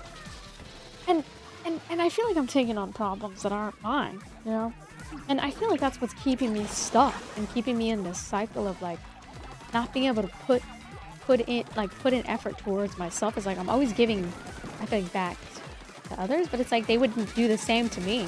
Like, I think if my mom ever asks me to take her to the airport again, I'm not taking her. Because when I told her I needed to go to the airport, she was like, oh, sorry, I can't. But when it came to her, she was like, oh yeah, take me to the airport. Oh, and I need $100. Okay, Mom, here's all my money and my bank account and my social security. Take it all. Go ahead, have fun. While I'm like, brother, really? I get so angry and I'm like, not that like I didn't ask for that. Like technically, like it's my fault. Like I just don't have boundaries sometimes, you know? Like I don't know how to have boundaries with family. And I just like, here, Mom, take $100. Go ahead. Because she does this really mean thing where she like plays, I don't know, like it's so weird. Like I love my mom, but like she just does this thing where she feels like we're not there and we left the home and it's like, oh well, and we prioritize our dad. I am tolerating my dad. I love my dad, but I'm tolerating my dad, okay? She acts like there's so much favoritism towards my dad. We're tolerating him. He's still my dad and I love him. My mom's still my mom and I love her. But like she acts like it's bad. It's like, oh, he must be so mean. Like, what?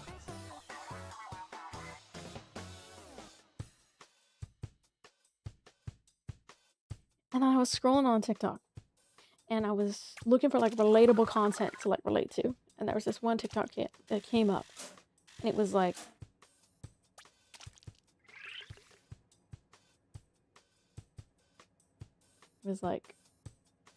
the parent that's literally like not jealous of you, but like he's like angry at you because like you don't spend enough time with her, but then you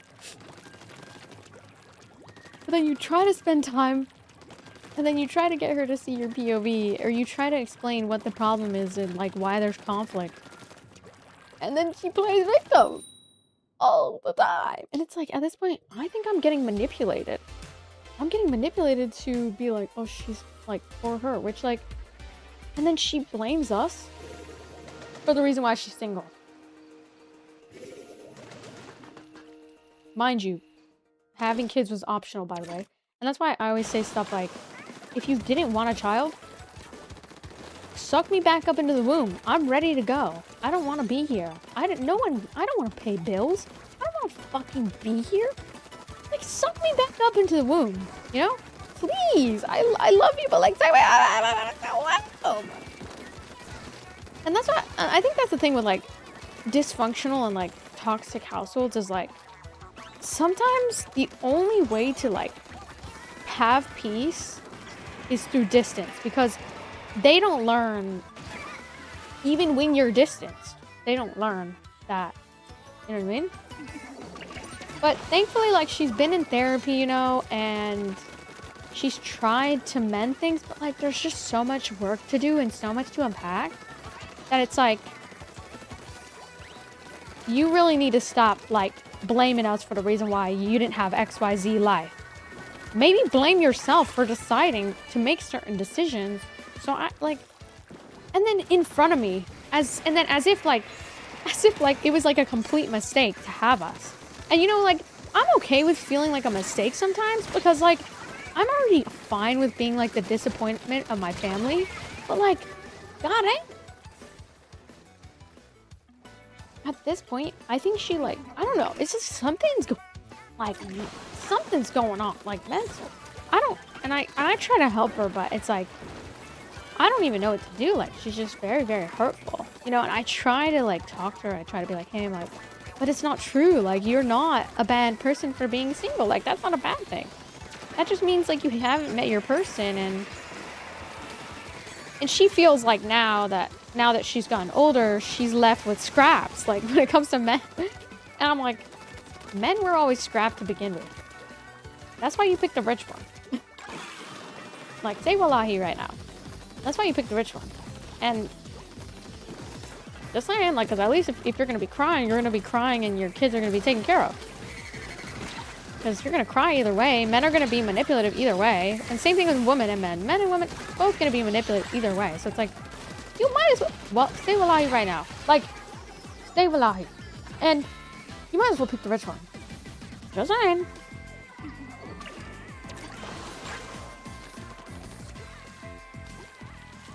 What an interesting concept. You want to spend more time with your kids, but then when you spend time with your kids, you're like, oh, yeah, the reason why I'm single is because of your bitch ass.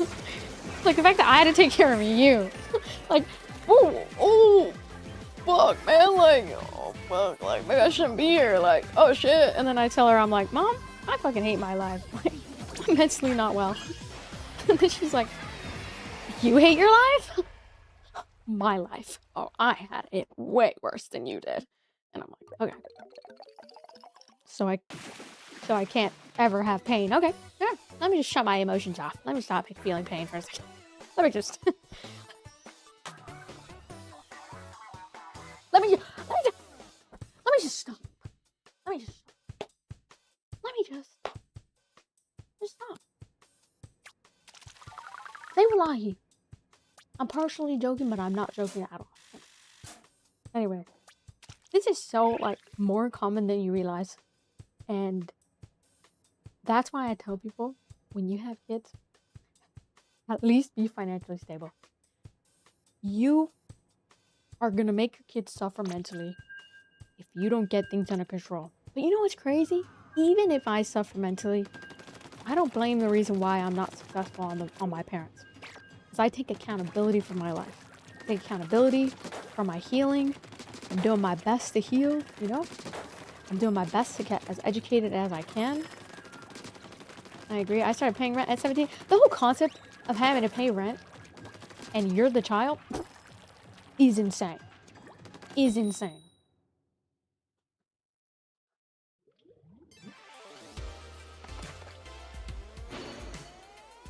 And like, I really hope none of you have to relate to that, but it is so common, way more common, that it's like, oh, all of a sudden, like, and then I remember I started seeing money.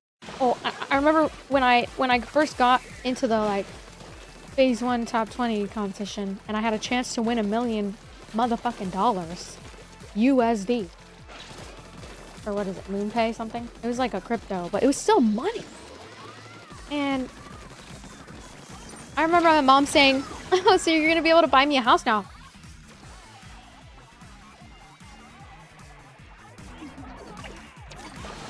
What are we talking about? I'm gonna go to fucking Korea. I'm going to motherfucking Korea. I'm leaving this gone for six. This fucking America's fucking stupid. That's what I mean. Everything here is stupid. Not stupid, but like, okay, not everything here is stupid, but like, I'm not living here. I'm leaving the motherfucker. If I get rich, guys, you won't know it at first, but you will see the signs. I'm leaving the motherfucking country, and I'm not looking back. I'm putting my phone on do not disturb. I'm deleting my phone number. I am putting my phone on do not disturb. I'm only spending time with real, like, people who never try to use me, who took accountability. You know what I mean? For that. It's already enough pressure enough to be and exist on this planet and be a person. And look, I love her, but I'm not gonna lie. I don't get why parents do this to their children. I never understood this, like, and I get that they're struggling, and I get that, like, well, you should have never had kids if you were struggling. Like, low-key, like, just suck me back up into the womb right now. Like, just do it. Like, I don't want to be here either. So, you think it's a burden that you have me? You think I'm the reason why your life is fucked up? Well, is it really fucked up, or is it just, you know, your perception? I don't know.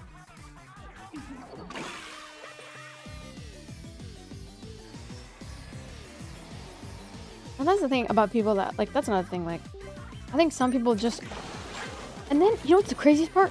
I was arguing with my mom one time, and one of my family members tried to get involved and try to be like, your mom sacrificed everything for you. And I chose it. So all of a sudden, just because she sacrificed, bro, what the fuck? Taking every ounce of accountability off of her back. As if she's this innocent victim because she decided to have kids. Oh, okay. Like, and I'm not saying she's not innocent. Like, I love her. And yeah, like, there's some things that play a role in, like, you know, the way she was raised, you know, it wasn't easy, right? But it's like, and I am really grateful for what my family has done, but it's like,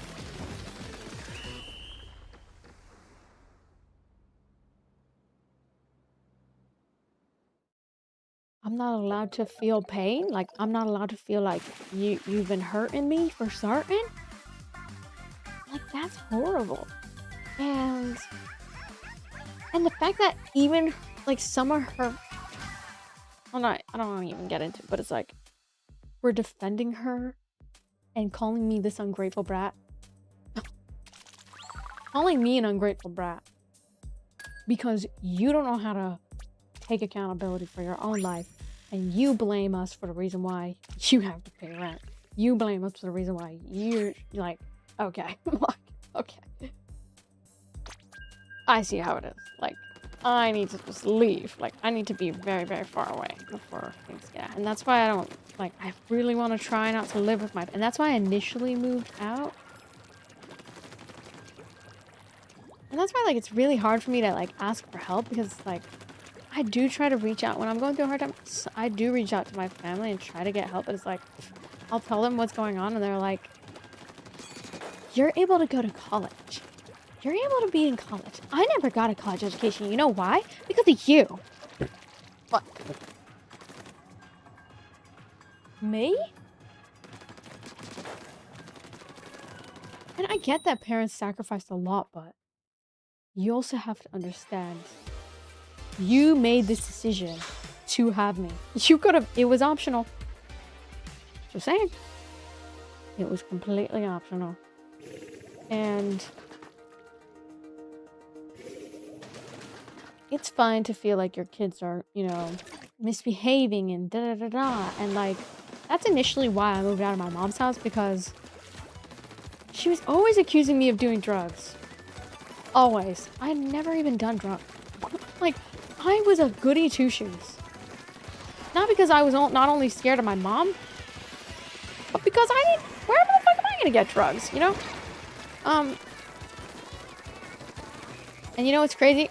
The funniest part was like, I did it because they thought I was like the druggie of the family. I actually did drugs out of spite, just to be like, okay, I'm the druggie one then. Let me go get fucking high as shit. And I did. Am I the druggie though? I never stuck with it, but I never really stuck with it. But I was like, I was so mad. I was like, okay, you think I'm the fucking whore? You think? No, okay, not like that.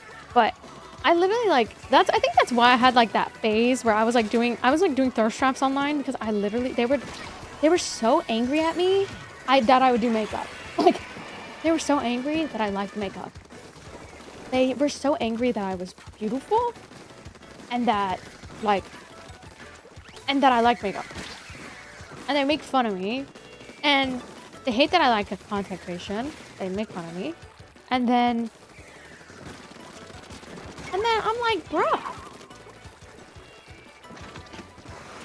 And then, well, the drug part, yes, I did do that, but everything else, not really. But I did do like thirst traps, and I was completely like that. That's kind of like that's why I had that villain origin story. Like, I had that villain origin story of like, okay, you guys fucking hate me, then I'll be.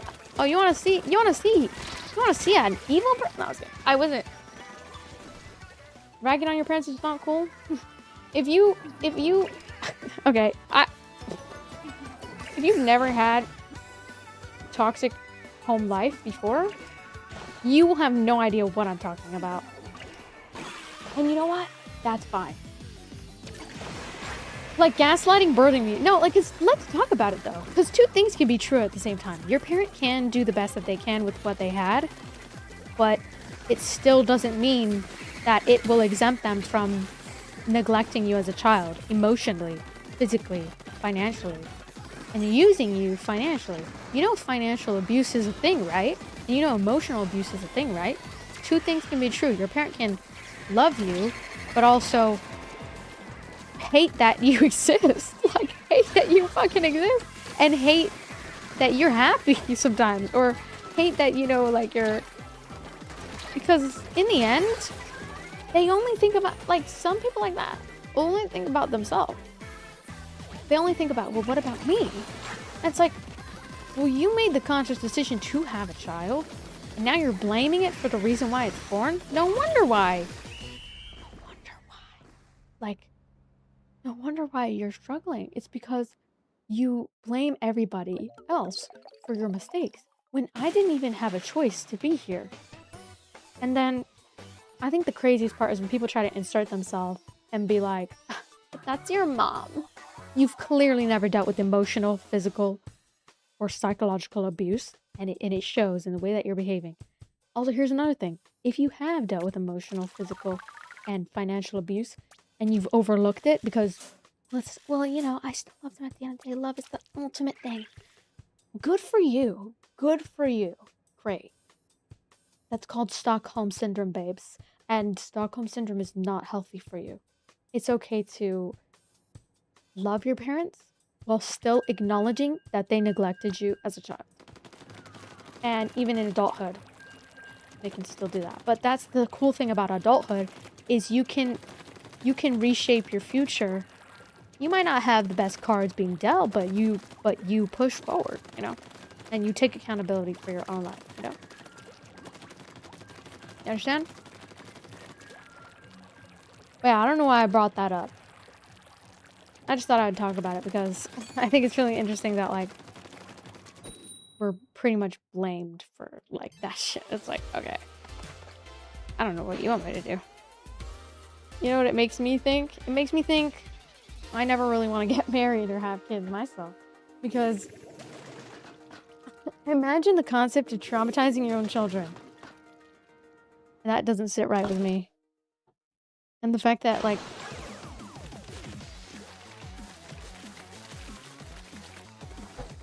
I think if you don't want to have kids, You just need to be responsible.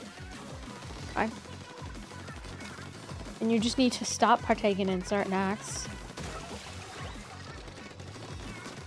until you're ready to, like, actually settle down.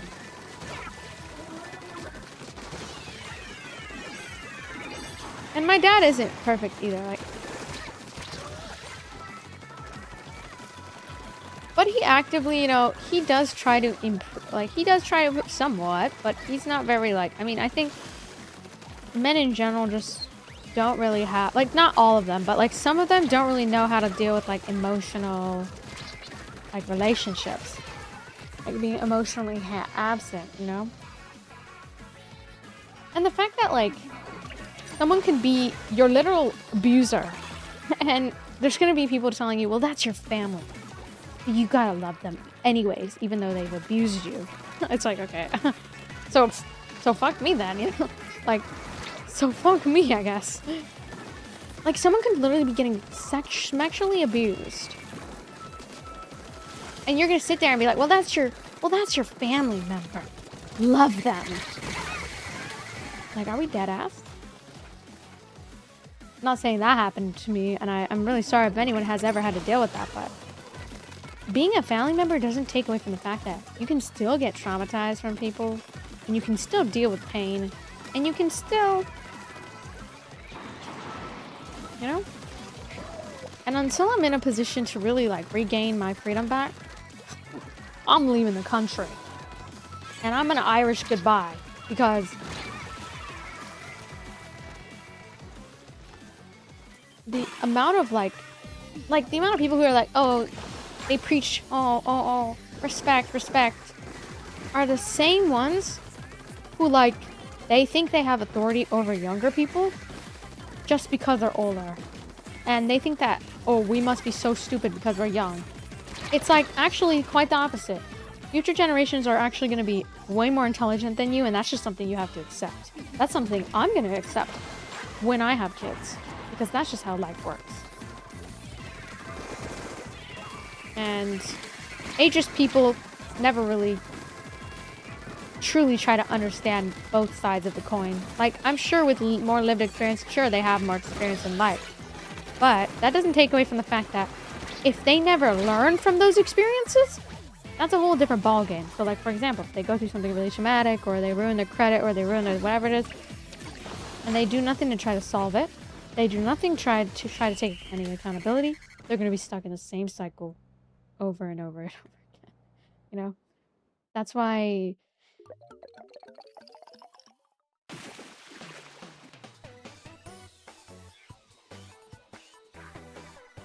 all that must have been tough to find who you are and what you love. Most people don't understand the tools to understand psychology. Exactly, like, and the fact that they're so uneducated keeps things like abuse very common in households. Not even just emotional abuse, but like physical, all of it. Like, the fact that people just turn a blind eye to it because they're like, oh, well, that's your parent. It's like, that, like, see, that's one of the things in life where it's like, if you've ever experienced something like parental dysfunctionality, or like just any form of abuse in like a relationship with your parents, some people will just never really understand. Like, thankfully they're not, you know, super toxic to the point where they can't be cordial around like other people, but it's more so like if I integrate my life with them completely, that's when it starts becoming a problem. Like, I think that my parents are the kind of people that, like, I still love them, but I love them from like a distance. I need my space, you know? And so while I do like need my space, and like for years I had a lot of like resentment and I didn't even want to see them, I still make an effort to see them even though they fucking hate me. But like, I kind of am aware that like they might have a little bit of love for me. I don't know, but either way, that's why like I make sure to prioritize myself and I focus on myself, because that's all that I can really do is like just be an adult, you know?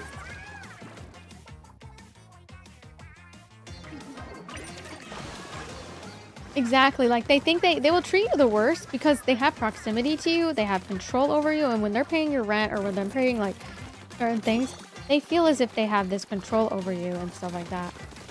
And to them, control is the only way that these people, you know, that's the only way that these people get what they want and go about life. Control is what, like, governs their life. And so when you do something like get your own independence, get your own job, do something for yourself, of course they're not gonna like it. Of course they're gonna judge it. Of course they're gonna be like, oh, that's not gonna work. Good luck trying to make that one. Like, of course they're gonna say that. You know why? Because it's jealousy. It's jealousy packaged as, oh, but I care about you. Do you really, though? It's an optical, yeah, it's an optical illusion. Do you really, though? Because if you did, you would take the time to understand what I love and why I love it. But you don't. And that's okay. I don't need that, you know? That's why I focus on me and I get my healing and therapy. And I focus on relationships that are consistent and healthy. And me talking about my parents like this is not a toxic thing. This is more so, oops, it's like a relief. You get to know more about me. And what was crazier too was like, I even tried to go to the internet for help. Like I tried to go live on TikTok, like back when I was younger, like 18, and show the internet like how she was treating me. I try to tell them like, hey guys, like this is a sucky situation, like what the fuck do I do? Or I would just be streaming and I'd try to be like, hey, like guys, please, like I need help, like this is a really bad situation. And some people would be there and be like, I'm sorry, that's horrible, like. But then some people would be like, that's your mom, what are you doing?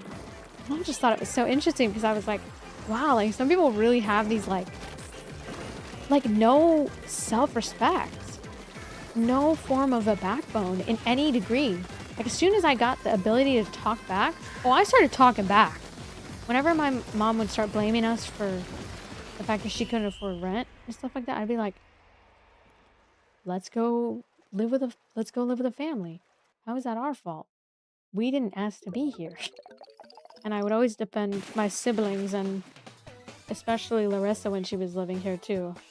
I would stand up against my dad a lot because he would completely dog on her. And I'm so glad that Larissa's like, she's gone away and she's gone and done her own thing now, and she's making her own money. And who cares what dad thinks, you know? At this point, it's like, live your life for you, you know?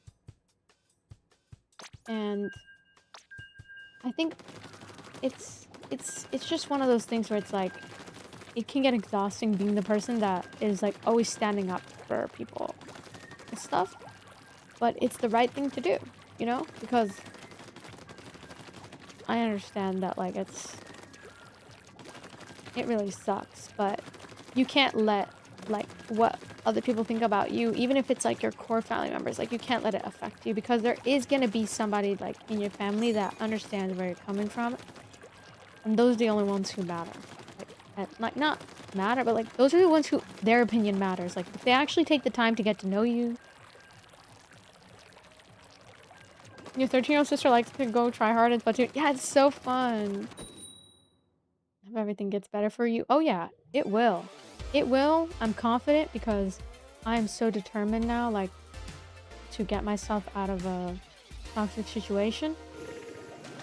And even though it's not fully toxic right now, like, it was way worse with my mom. Because we just did not get along. We are completely different people. You know, we just do not get along.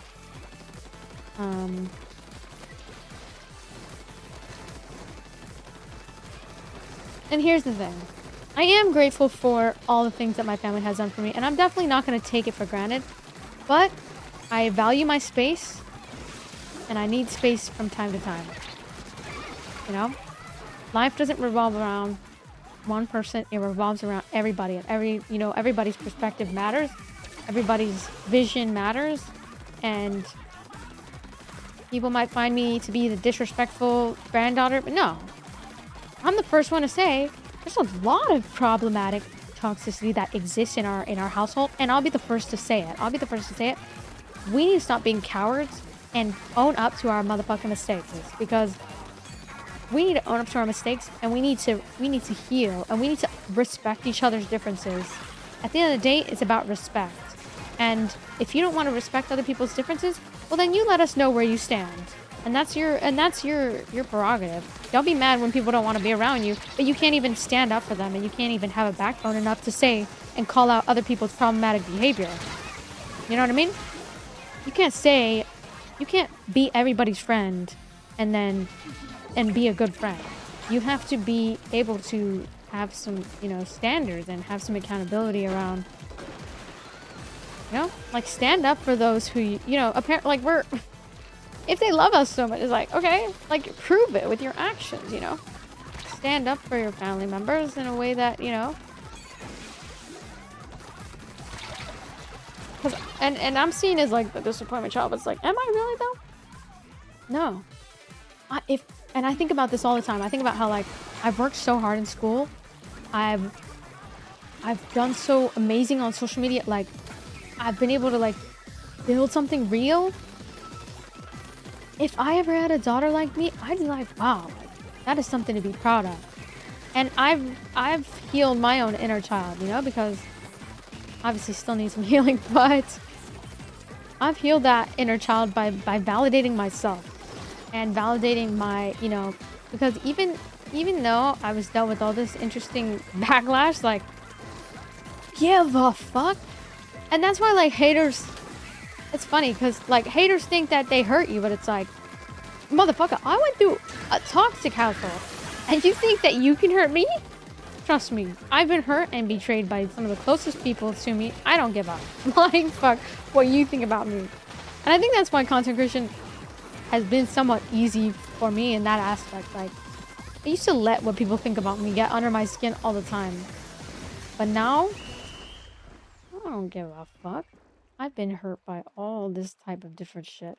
And all these people, like, saying to my literal face, they would say to my face, this shit's never gonna work out for you. It's never gonna...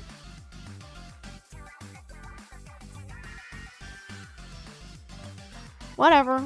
You know? Like, you just have to brush it off. Brush it off. Try to forgive them on your own time.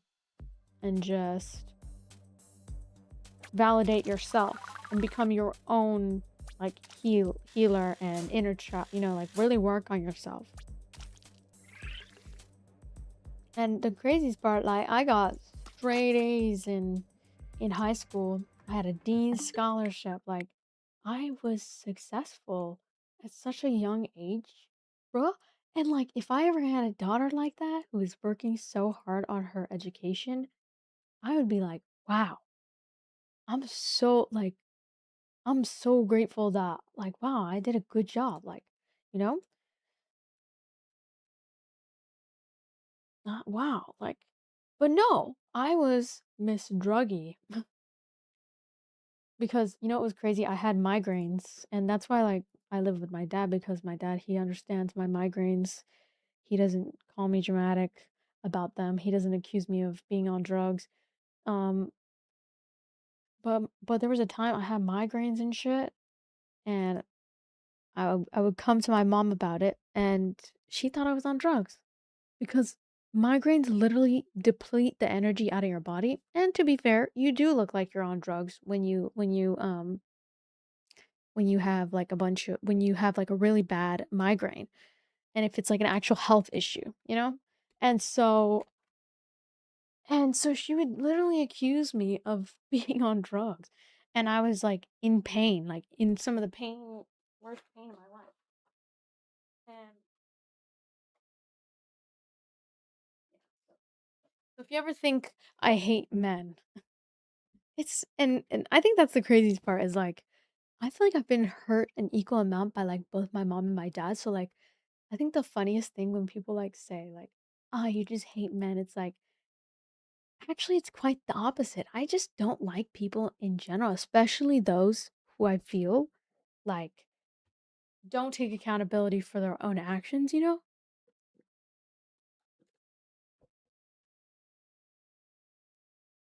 Or like they don't they don't take like proactive action to make sure that their life isn't shit.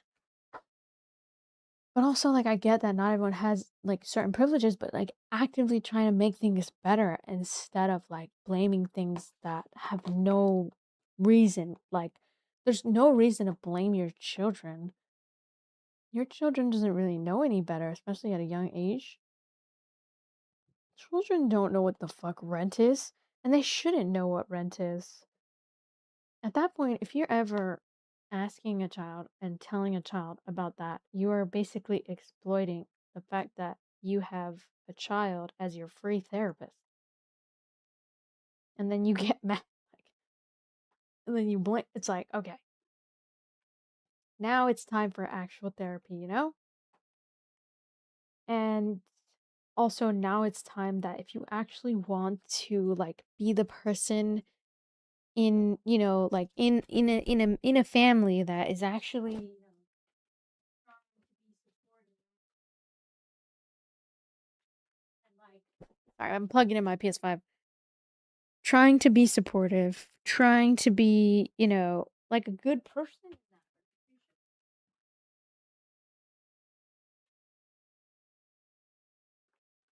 then it's not about like blaming and pointing the finger. It's about, okay, what can I do to be a better, can I, what can I do to show up better for my family?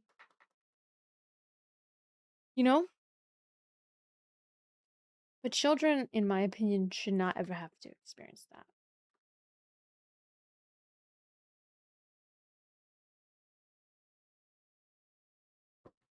Oops.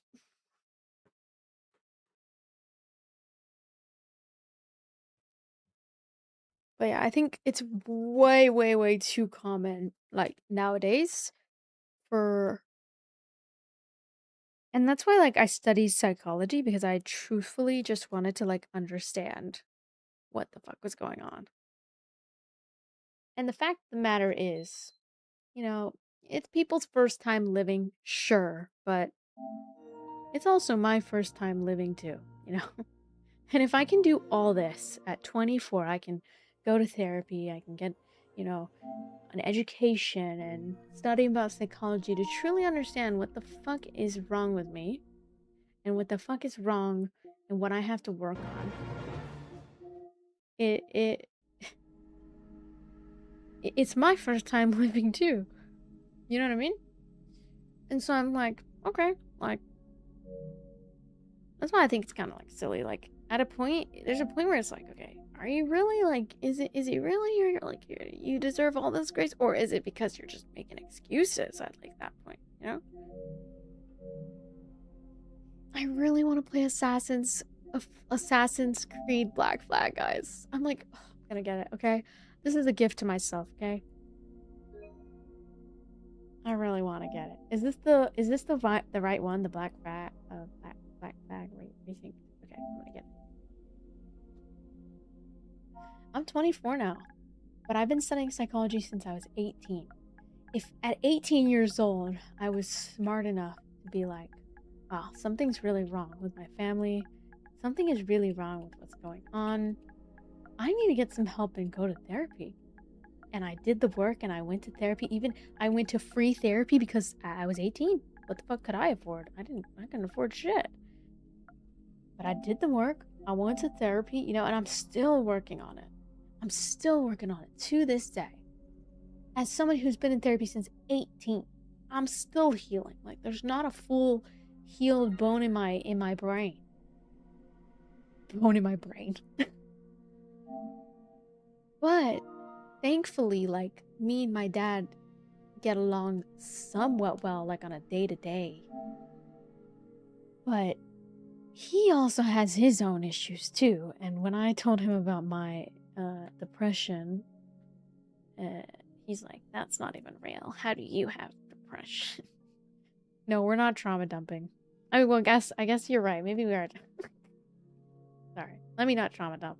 You're right. Now I'm just kind of like telling my story, and I feel like you guys deserve to know that about me. That that's kind of like my villain origin story. And it's why I work so hard in the things that I do and try to be good at things, you know, as much as I can, because that's my villain origin story. Obviously, everyone has a sob story. No one fucking cares. You probably don't care. A lot of people don't care. But at the same time, I think some people do. It can resonate, you know, especially if you've ever dealt with toxicity in a family. You know what I'm talking about. Like, you know exactly what I'm talking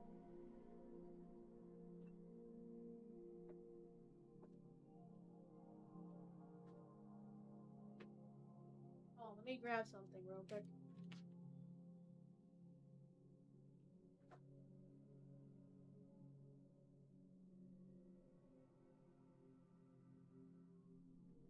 I hope you do well in life. Thank you. And thankfully, I already am. That, like, Splatoon literally makes me sweat, guys. Is it bad to reapply my... Someone who doesn't care today might care tomorrow.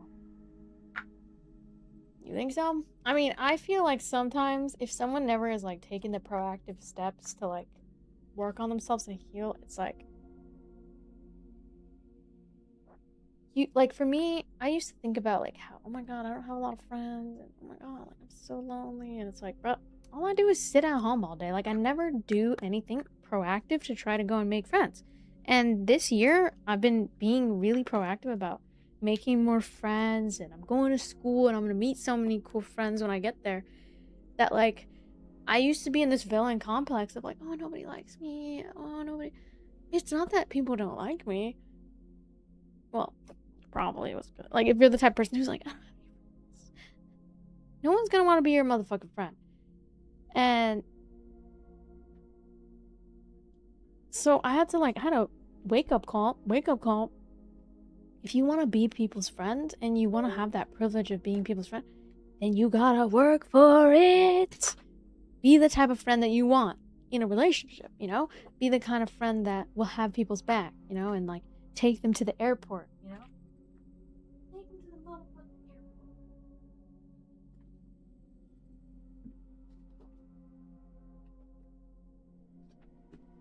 And you know, my friend Maddie was talking about her. She was talking about her story.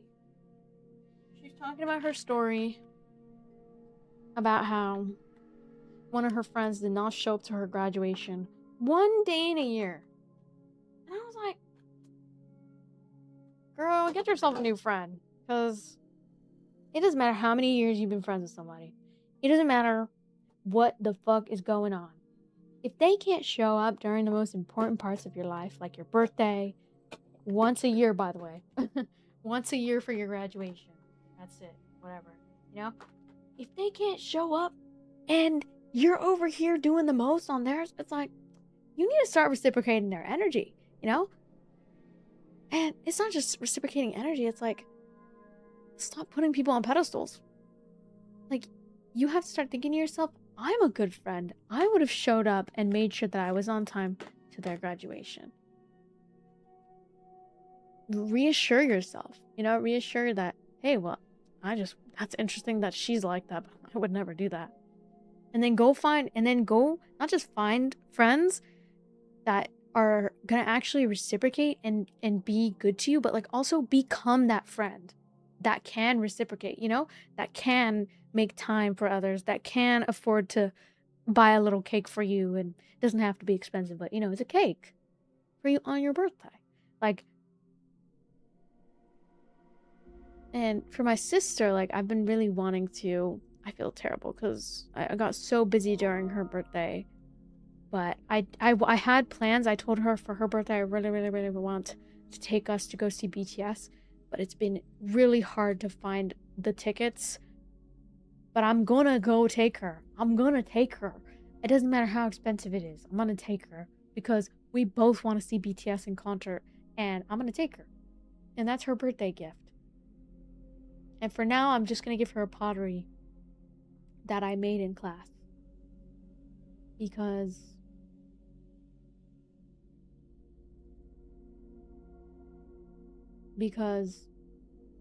right now, yeah. But I already told her I really want to take us to go see BTS, and that's what we're gonna do. And then for Larissa's birthday's coming up too. And that's also another thing I was realizing is like, have a big family. So when it comes to getting friends, like maybe like the internet just lies to you about how having this big friend group is gonna make you so fucking happy. It's like, I think it's more about the quality behind the ones that the relationships you do have, you know? Besides like the ones that, you know, aren't really showing up. Yeah, honestly, it's just a thought. You get to a point, but that it's not about the amount, but the effort that one makes. Exactly, especially in platonic friendships, because like, not everyone has all the money in the world to like, you know, drop everything and da da da. Like, it's just how it is sometimes. That's why like sometimes it's good to just have like a few good friends here and there. Like that's why I really enjoy you know, spending time with some of my online friends as well, because like I used to have friends like, no offense or anything to them, but like they would work a regular job, they would make money, and I'm not one to tell people what to do with their money, but like I'd be like, hey, like let's play this game together, but it would cost like $5. They wouldn't want to pay for it because they knew I was gonna buy it for them. You know, me being a people pleaser, I was like, okay, you know, I'll buy it for you. But I'm at a point where it's like, I'm not gonna do that bullshit no more, because like, I'm still gonna buy people games, but comma, like imagine being in a friendship where like you guys both show up, you buy the game for yourself, you're not expected to buy and hold up that person's side of the effort. Never should have done it. Well, when I love people, I don't really care. Like, but I do care if like they're always like, every time you ask to play a game, they're always like, oh, like $5, that's too expensive. Like, oh, brother. Or it's like, oh, I don't really like that game.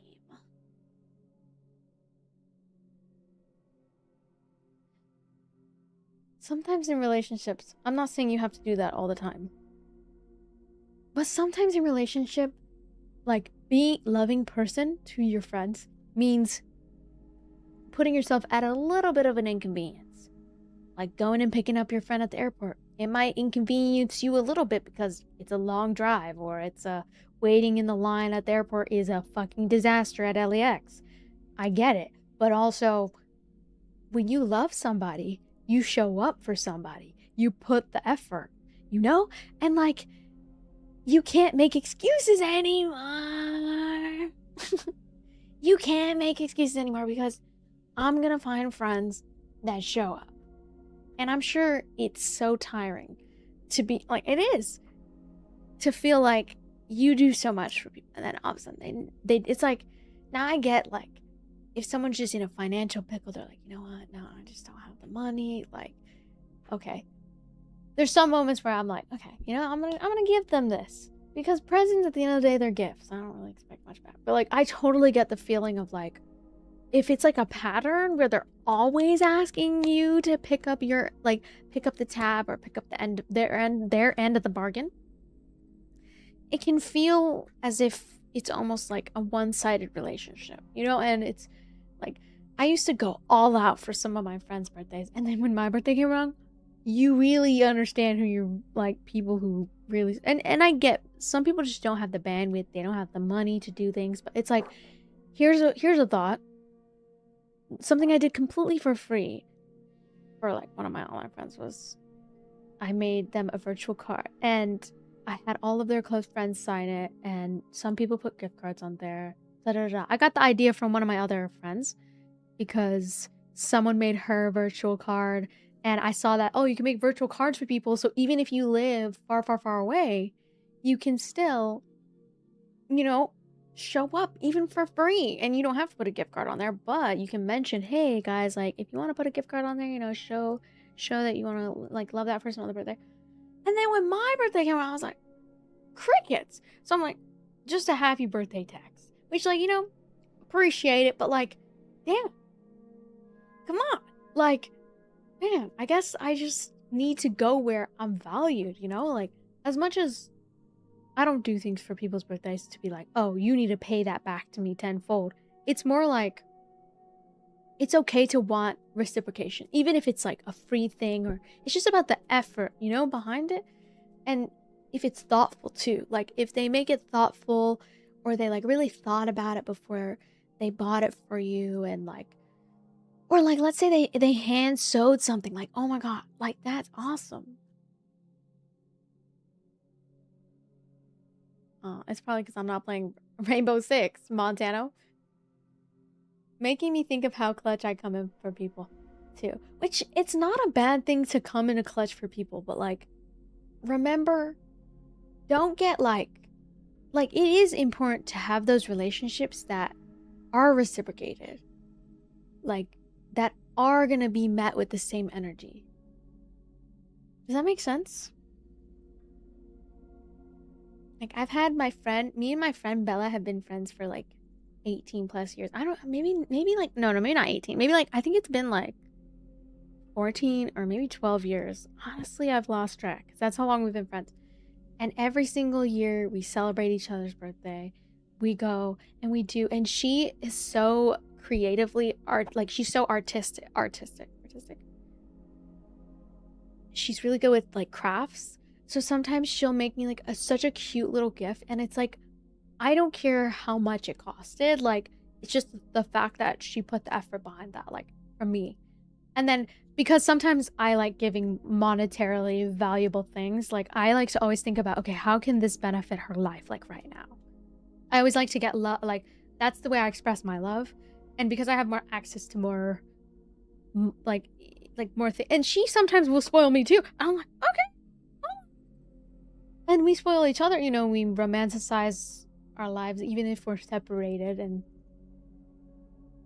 exactly, like, and we just got along so well throughout like school. Like, I feel like some of the best friends you'll ever have, you'll meet them through school, because when they put an effort to really like upgrade their life, or like, you know, put love into themselves, and whether it's getting educated, whether it's learning a new language, whether it's whatever it is, building a skill, I feel like that's the way you show up for your friends. And it goes to show that even if you come from a troubled environment, you can still heal from that, and you can show up for your friends and make friendships with people. And I always say my friend Bella's family is like a second family, because they literally open me, they treat me like open arms, like it's like my second family. And I get to like be like, yeah, like I'm doing pretty good on social media. And you know, sometimes there's been times where it hasn't always been that great, but I think that like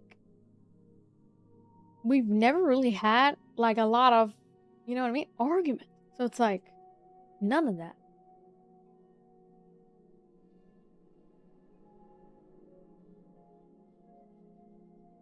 And it's hard to find that, but like I feel like, and that's what that people mean by like you find the best people like in school sometimes.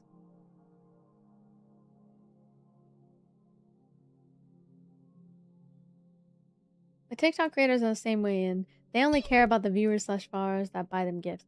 I mean,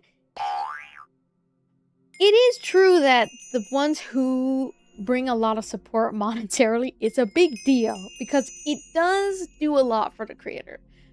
But that doesn't take away from the fact that those who do support with their time, because your time is money. So you spending time to hang out with a streamer, that is a present within itself. You don't have to do that, like, at all, you know? And if streamers you've met, I don't know what streamers traumatized you, but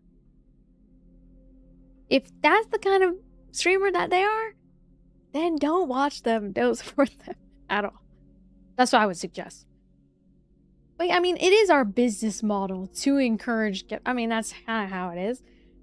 But like but there's streamers who will pressure you. I always remind you guys, it's optional completely. The fact that you even watch my content, like, I love creators who are like, your presence is a present, because it's true. You spending time around a creator, you're literally helping them, and following them, you're helping them, like, you're helping them build social cred, even if it's not through a monetary way. Do I hear a subathon coming soon? I'm already doing a subathon, but like, bro called me ugly. I said, bitch, where? Have you been wanting to get banned this entire time? Here, I'm not gonna ban you, but I will time you out for about 11 days. I'm glad you see it that way. That's cool. But also, there are some viewers who are a bit manipulative, okay? Let me give you an example. If you gift things and you're like, okay, now you need to play a game with me. Now you're being exploitative. You think that the gift is going to equal, I'm going to game with you. It's not about supporting the streamer anymore or like actually trying to gift people things. It's about an exchange. So some people treat the viewer streamer dynamic as an exchange, which in a way, you know, if that streamer is offering gaming with them, totally. But it has to be up to them. And it has to be like something where you guys have agreed on it beforehand before you start sending galaxies and then you're like, hey, so now you need to play with me. Otherwise, I'm mad. And I sent you 5 galaxies. Mind you, 5 galaxies? Let me tell you how much money that is USD. Ready? Pre-tax. 5 galaxies is about roughly $20.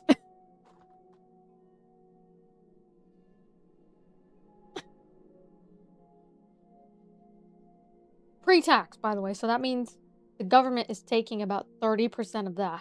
Or 15%. I don't fucking know this self-employment tax. No, it's not $100. But but it cost the viewer times 2, $40. Because TikTok takes half of our money. Okay? So keep that in mind. Keep that in mind when you're gifting. And if you're on Apple, it's even worse because the coins are more expensive on Apple. But here's the thing. You don't have to support a creator. And if any streamer, I feel like it's counterintuitive to force people to gift. Thank you, Roman, for the finger hearts and the donuts. Now, is it my responsibility to acknowledge everybody who does gift and who does support? 100%. I never gifted no one on here. I'm useless. No, you're not useless because even if you can't monetarily support streamers, there are other free ways to support them. TikTok takes half. Yes. That's why like when people start going crazy for a galaxy, it's because it's like 10 US or wait, no, it's like 8 to 10 USD depending on where they're from. Or whatever they're from. It depends. And then TikTok takes half. I would only give the cancer pictures and stuff. Yeah, and honestly, like that is so valid. Like, I don't like. You guys want to know a fun fact about me? I never subscribed to streamers.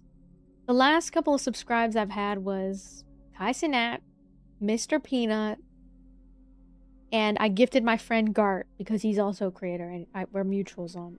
And I gifted him, and I also gifted a girl that was playing Splatoon because I thought she was really pretty and I liked that she played Splatoon because Splatoon's my favorite game. So, and I just love the dopamine that I get from giving to them. And it's not about having, I don't pay to have a relationship with them. I know that they have no idea that I exist. I just pay for that like dopamine hit that I made their night. Or that I made them feel like, oh yes, I can do this. Like, I can be a streamer. You know? Because I get that feeling of like wanting people, the validation, you know? It's just, it's really weird. And it's a slippery slope, so don't gift unless you feel like you really want to support somebody and like you're okay with losing that money, okay? But don't make it like a habit unless you really care about that streamer, you really want to make an impact. Please put yourself first. Always put yourself first. Because I don't fucking know you, like, but I mean, I appreciate it. And sometimes random strangers, because they don't know you that well, like, they're a lot nicer than people in your real life. But like, at the same time, it's tough love to get streamers to like figure it out on their own. Because like, solely relying on gifts, personally, I think it's good to expand your horizon and make like maybe merch or like make like different sources of income so that way like, you know, you're not fully relying on other people when like it's very inconsistent the amount of support you might get. And you can always just take sponsors. Like, I think I just got a sponsor in my inbox, and I'm about to take it, chat. Because I don't think it's a gambling one. It's actually a game one this time. So, I'm gonna do it. Let me respond to them real quick. Now that I'm thinking about it. Oh, and I did, like, a modeling gig recently for Evil Geniuses, and I'm getting paid 200 buckaroonies. Oh, wait. I don't know if I'm allowed to say that. In GTA. In GTA. So, like, for me, it's like, if you can get paid by brands, I'm sure they don't care. But I hope that, you know, the sales went amazing, and they're a big company, you know, so I appreciate...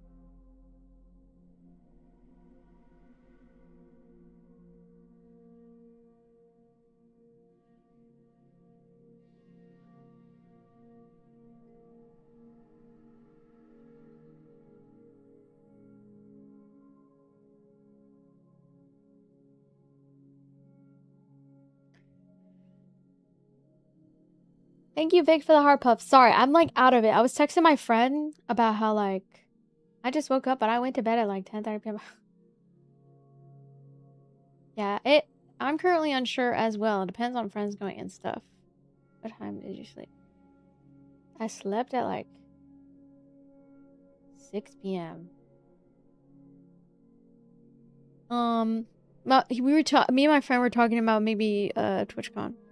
He's asking about TwitchCon, but I was like, I'm honestly not sure, because, like, I'm not gonna lie, it's kind of lame, to be honest. Unless you get invited to certain events, plus hang out with cool peeps. It's really up to you, to be honest. It's so costly unless you split with friends. But to be honest, I've been traveling the past couple of years instead. But it's so good for clip farming, plus making TikToks, plus networking, and a potential YouTube video. Lol. But I don't know. I've always left the event feeling like it's very, I don't know, realistic. I mean, it's good to get out of the house from time to time, you know, but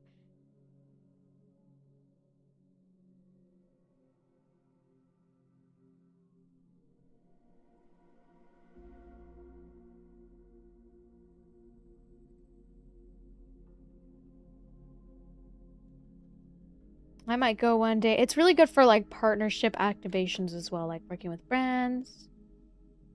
But you really don't need something like TwitchCon to be successful. And some people go to TwitchCon not to go to the event and actually go inside the venue, but instead they actually just go to the events that are free around it. And I honestly feel like that's better. But in order to go to the partner party, you have to pay a ticket for that specific day. Otherwise, you can't go. Which is so stupid, because it's like, well, I'm a freaking partner, bro. Like, give me a discount, something. They used to give us a discount. Now they don't.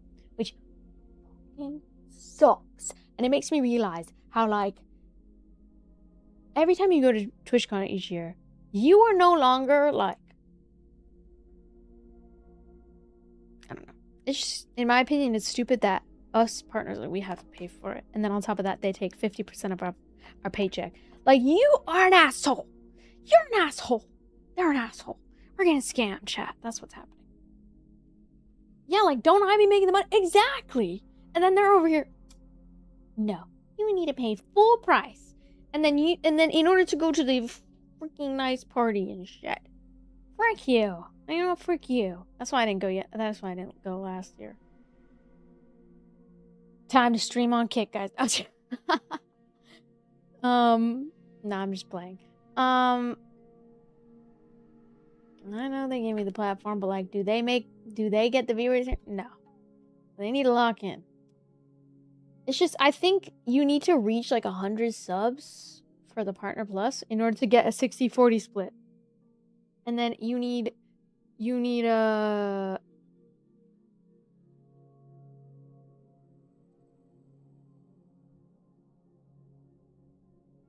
what is it called? If you get 300 consecutive tier 1 subs, you get 70-30 split. The whole bank is... I know. It's all a scam, honestly, guys. But that's why, like, you never fully rely on it solely, because that's dangerous.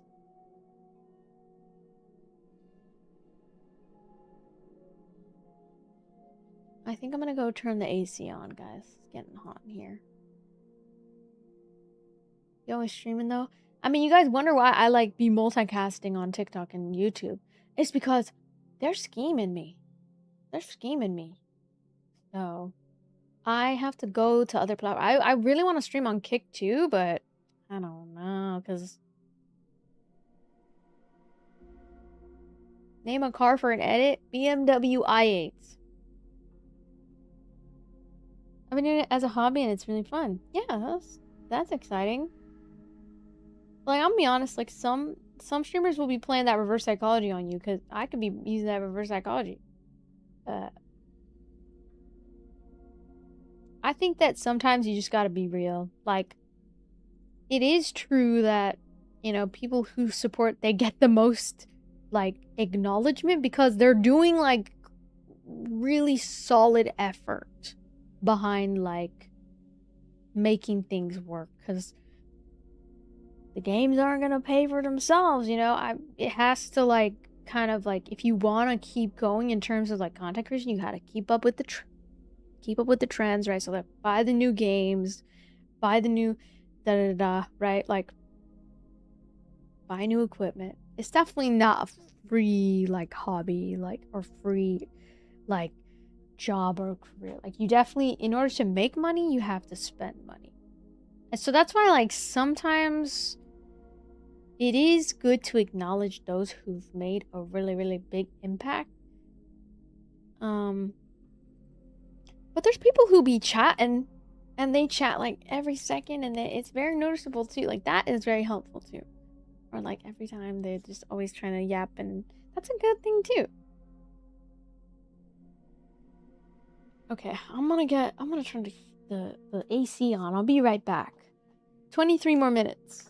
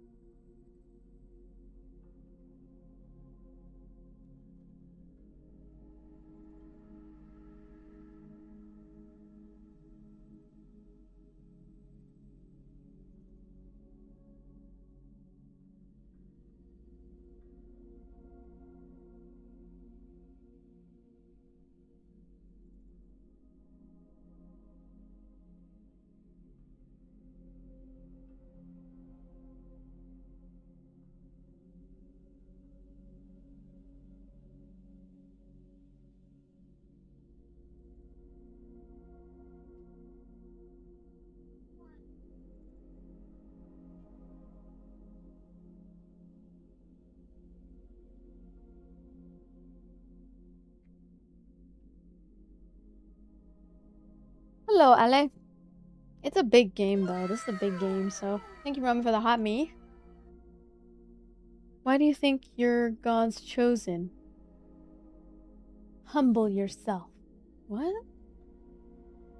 I don't know what you're saying, Muff Stuff, and I'm confused by what you're even saying.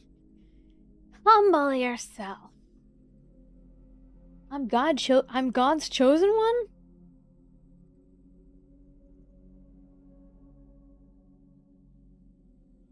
Am I God's chosen one? Is that what you're trying to say? What? Also, guys, really cool drops. Excited to play the new first time. Oops. I'm excited to play the new Assassin's Creed. Nah, don't humble yourself. To me, you're a goddess. Thank you. Thank you. Assassin's Creed Black Flag Resynced.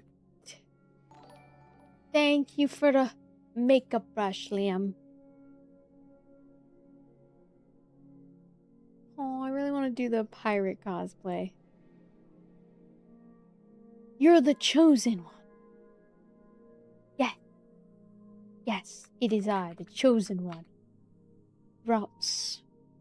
Drops.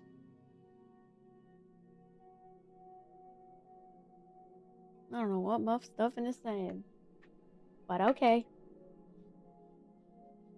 Thank you, Liam, for the high five gift.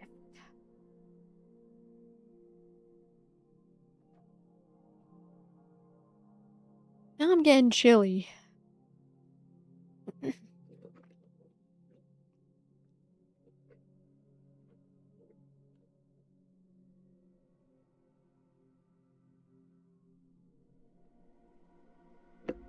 I've been a creator for 8 years. More than 8 years, probably. I've been wanting to be a creator since I was 14. And as soon as I got money, I was like, let's start. Villain origin story. Assassin's Creed Black Flag Resynced. Okay. Do you know if it's true that you can make real money with GTA 6? Oh yeah, it's probably true. 1000%. 1000%. I feel like streamers are gonna make a lot. Thank you, XLE, for the England gift. Wait, that... Are you capping? Is that a text message? Or is that an actual gift? Oh, it is a gift. What the hell? I did not know you can send an England soccer ball.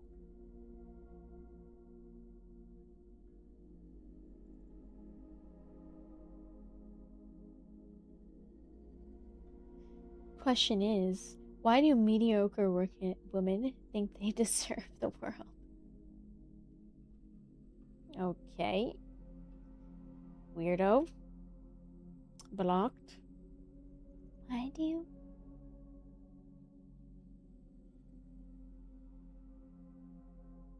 Yeah, the first red flag was when he told me to humble myself. You humble yourself, freak. Freakazoid. Yeah, I said it. Yeah, I said it.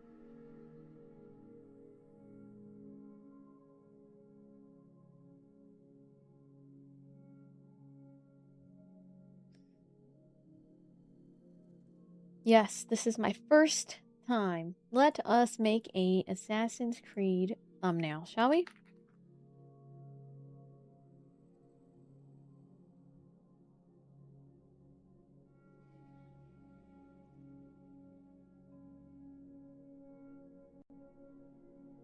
Freakazoid.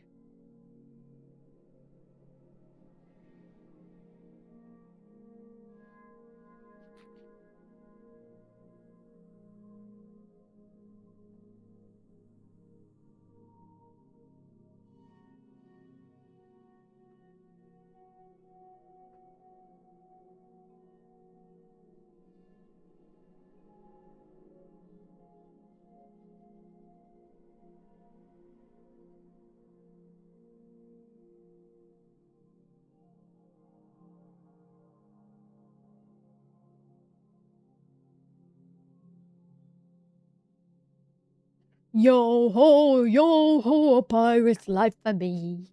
Yo ho, a pirate's life for me. That's how I'm gonna feel playing this game.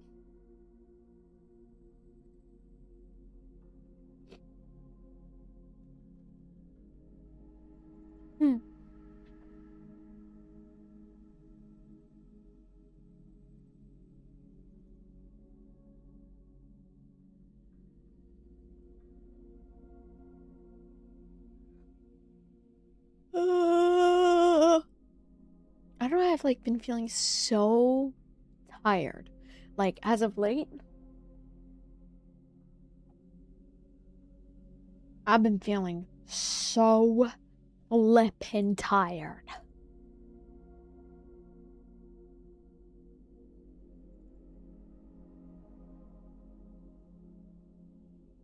Have a great day. Thank you. Yo ho, a pirate's life for me. Yo ho, a pirate's life for me. Yo ho, yo. For some reason, I don't know why. I'm losing it, guys. I'm losing it. I'm losing it. Stop calling me gorgeous.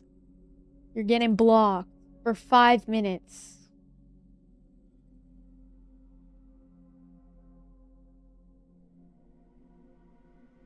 Imagine Heisenberg's choice when he says Jessie, but it's Jessica instead. What? Can't stand a mofo who can't take a hint, bro. Stop being like, hi, beautiful. Shut the fuck up. Shut up. Shut up. Shut up. Damn. Can't take a compliment, huh, nowadays? Motherfucker. Like, fuck you. Head ass bitch. Head ass bitch. I guess girls just don't like me because I'm just such a nice guy. I'm just such a nice guy. I try to compliment her and, she hated my ass.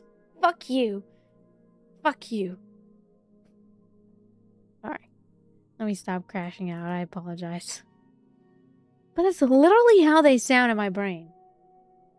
I'm sorry. Maybe I shouldn't be rude to them. I know. That's very immature of me.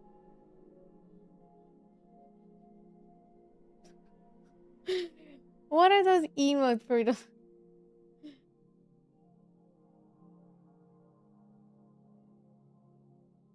Sassy baka.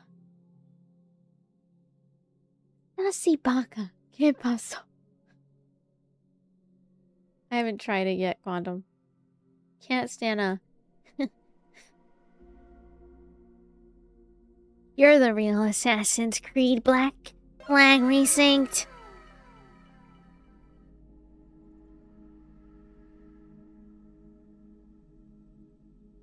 I just had to get it off my chest, you know? I just had to get it off my chest. That's how I feel deep down inside. When people talk to me like that, I'm just like, why do you... And it's like, they say it one time, it's like, okay, go ahead, say it one time. But then another time. What up, gorgeous? I said you're gorgeous. And I'm like, well, what the fuck do you want me to do with that motherfucking information? I don't care. I don't fucking care.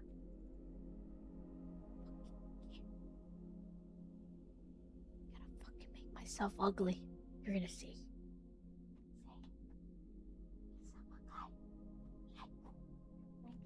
Chili.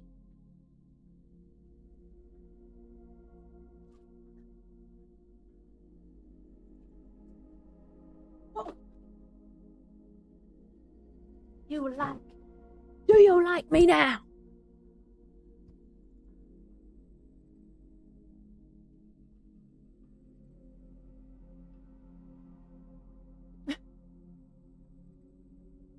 Do you like me now or not? Do you like me now or not?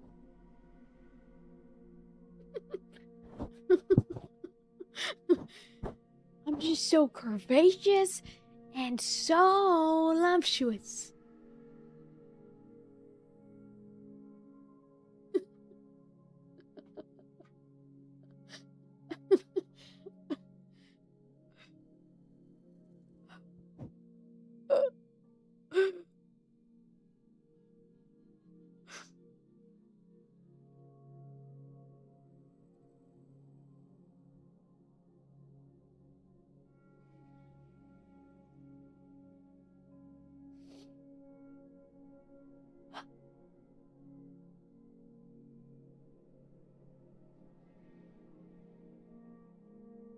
Almost done. It's almost done. Give it about 9 more minutes. It looks so normal in the beginning of my stream. I swear, I'll be so normal in the beginning of my stream and then what the fuck happens? What the fuck happened? And then they're like, my bad, I was just trying to be a nice guy and, you know, compliment a girl, you know, because when I get compliments, it just, you know, fires something in me. I don't care if you find me. I don't care if I'm I want to play Assassin's Creed. First time Assassin's Creed. And then you know how I feel when they say that? It's like when a guy's like begging you to send them nudes. And then this is the Uno reverse card that you have to pull on them. Ready? You go, they ask you to send them nudes, this is what you do. This is what you do. Okay.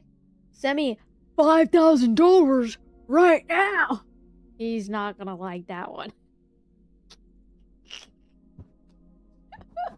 Hey, not gonna like that.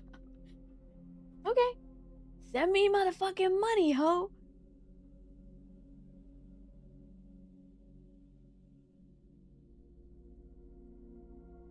No, I'm not losing it. I'm perfectly sane. This is perfectly sane behavior right here. You're the crazy one if you think I'm sending you up. You piece of shit. First time Assassin's Creed Black Flag Resynced. Gameplay. Part 1.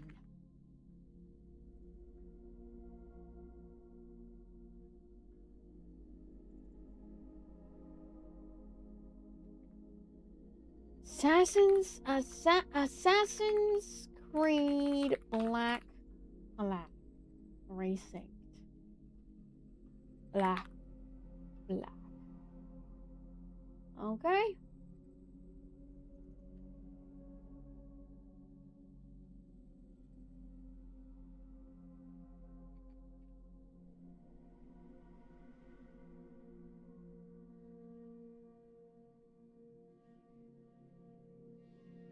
How old are you? Forever 21. Trauma dumped for sure. Bro, I didn't even get the details of my trauma. I got beat as a kid. You want me to give details? I'll give you details. That's not trauma dumping. Talking about being neglected as a child isn't trauma dumping. That's talking about being neglected as a child. Okay, maybe I did trauma dump. You're right. But do you want to know the real me? Do you want to know the real me, or do you want a facade? He was beat as a kid. Can you tell? Probably. It's okay. I'm just kidding. No, I'm not kidding. I'm not kidding. I'm literally not kidding. I'm saying I'm kidding, but I'm literally not. It's okay. I was beat as a kid, though. Like, I might have lost a couple of brain cells, but thank God I didn't lose, like, that much, you know? Like, at least I'm still good.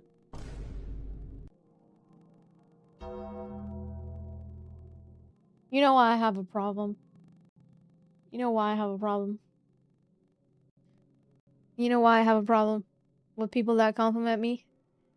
Because not only did this guy compliment me once, but he did it again. I was annoyed at the first one, but I didn't say anything because, you know, I'm trying to be chill. I'm trying to be chill. And then he said it again. Like, you're forcing me to read this uncomfortable message again. It's like when a guy calls you, What's up?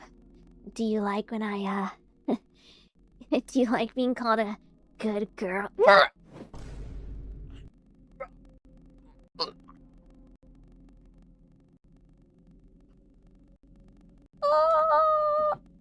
And then they're like, Don't worry, I'll call you gorgeous. I know that's what you... motherfucker does not know what girls like. No. You wish you knew what we like, but you don't fucking know, and we could tell in the way you're talking to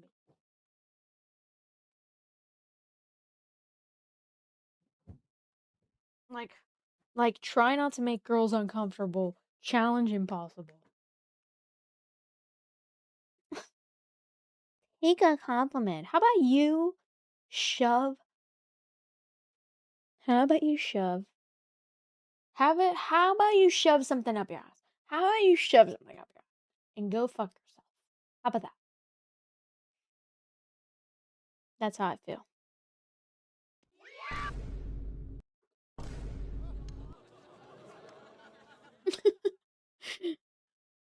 You need to be more ladylike. I'll be more ladylike when you're able to act like a real man. How about that? How about you send me $5,000 like a real man and shut the fuck... Every time you guys compliment me, $5. $5. You have to give me $5. Otherwise, I'm banning you. Wasting my goddamn time. Nothing about... Like, that's... The words are so cheap. Why do I get angry? Let me look it up. Let me look it up. Why do I get angry when people try to say, What's up, beautiful? sus voice? Let's see what the internet says.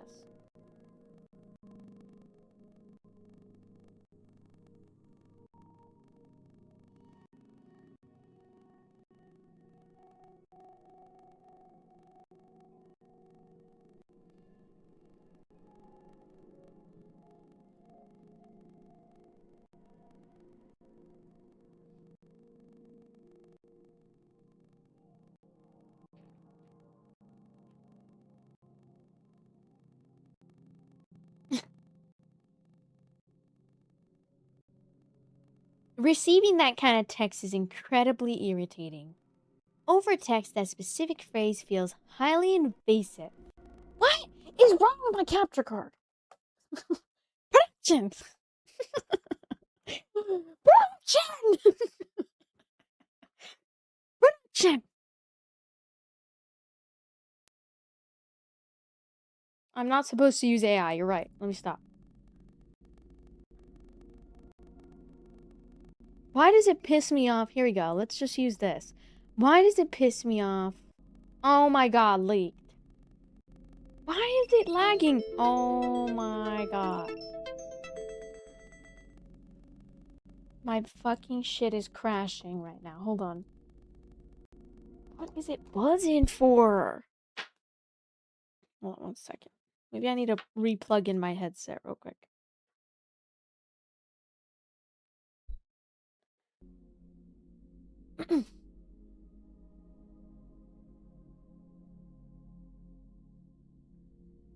I'm in Iran. In Iran and Russia, women give money to the man. Oh my god, you give a fuck. Where did my post go? There it is. Stop asking me to sign into your stupid ass website. Holy motherfucking shit. I'm so tired of this bullshit online. Every 5 seconds, I get a pop up. Boom, you gotta log in. Boom, you gotta log in. Shut up. Shut up. Boom. Okay. Here's the Quora. Why does it piss me off when people compliment me? That used to happen to me a lot. Till I discovered that it was because of people who, while I was growing up, lied to me and made fun of me. That led me to have trust issues and really low self-esteem. So for me, compliments were kind of like a joke or something that people used to make me feel uncomfortable, basically. So why? I'm trying to say here is try to remember your past in your relationships with different people. For me, it's simple. I'm not a child. I don't like to be manipulated, and I don't like people assuming I have low self-esteem. Compliments that fall into those categories piss me off. I usually get pissed off because the compliments are either fake or idiotic. Half of compliments people give are equal standing with compliments given to a 3-year-old. I'm not a 3-year-old. Do not speak to me like a 3-year-old, and don't compliment me like I'm an idiot who has to be pumped up just to function. It feels very manipulative to me, and thus very fake. I also hate when people automatically assume I have a low self-esteem just because I'm honest about who I am. They then proceed to pepper me with idiotic fake compliments.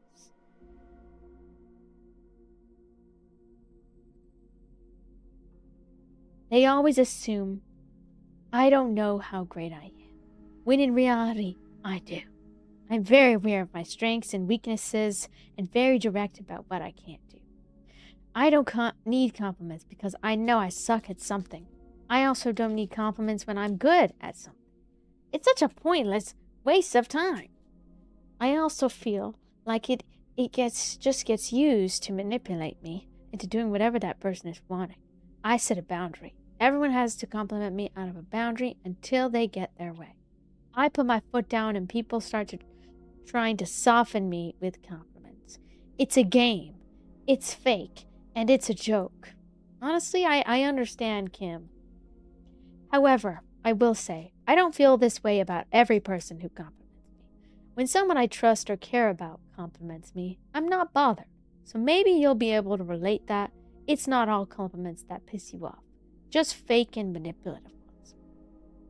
I get where she's coming from. She's not saying compliments in general are bad. What she is saying is when people are doing it in a performative way. And I think that's so real. I think that's why I get angry at it. Okay, we're gonna play Assassin's Creed.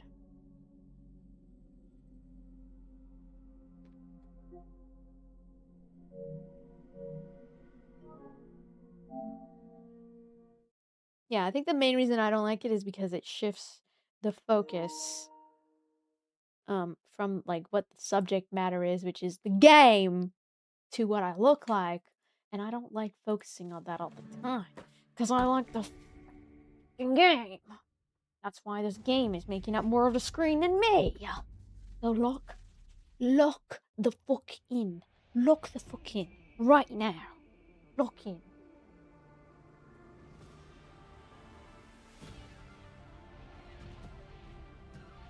I'm gonna drink my coffee now so I can feel better.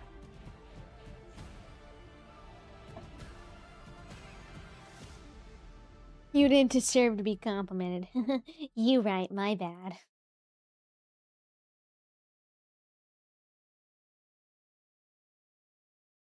Achoo!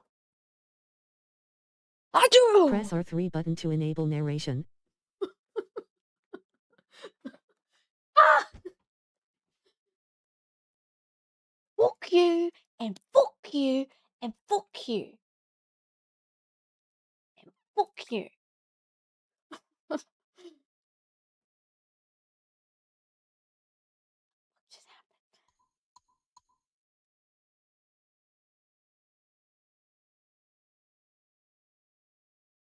Entering image calibration. 5 out. It's so loud. Piss off. Yeah. Piss off.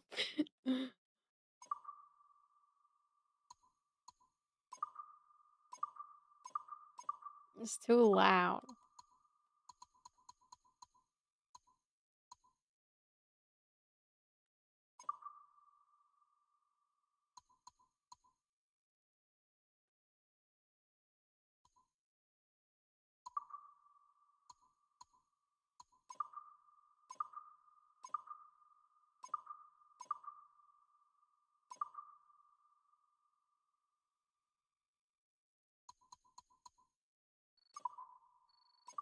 Bloody hell. If you get mad at a girl because she doesn't want to be complimented by you, leave her alone. Maybe I don't want to be hit on by your bitch ass because I don't fucking know who you are. Stop trying to hit on me. A fresh sea With the breeze, I don't the like warm it. sun. I don't like it. This beach belongs just to you. It doesn't exist out in the world. Assassin's Everything you Creed. see here is from the past. Your past. One of your ancestors visited this place long ago, forever writing their memory into the fabric of your DNA. Animus Ego unlocks these genetic memories for you. To sense.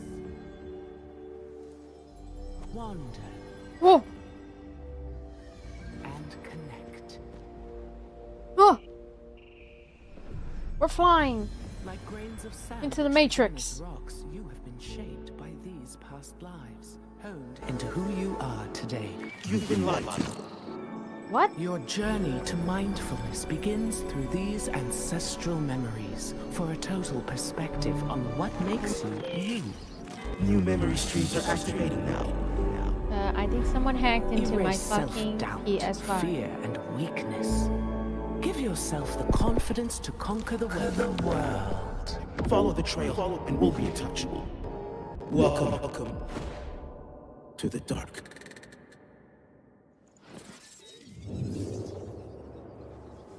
Is this the Assassin's Creed? Whoa. What the fuck? We can go all the way to the BC. ABC. Wait. So is this the one we go to? Why does it give me all these, huh? New game. The combat story. Forgiving. Don't judge me for it. I can't play games for my life. Sometimes.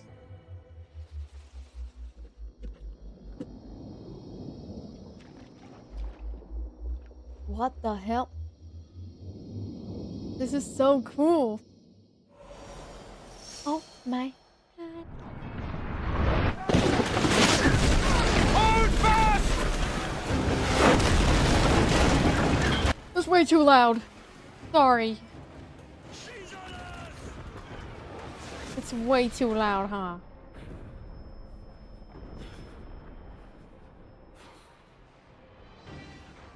Adjusting the audio. I apologize. Can you see her? Man the cannons!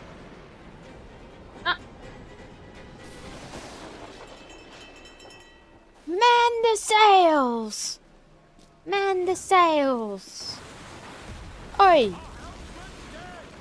Someone take the wheel! Oi! I'm taking the wheel! Where the fuck do I go? Oh my fucking god! Bloody hell! Wait, I should wear a hat. Pirates of the Caribbean era! Oh, this is so cool. Where?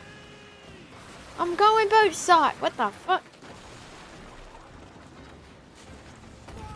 Oh my god, shoot him! Shoot him!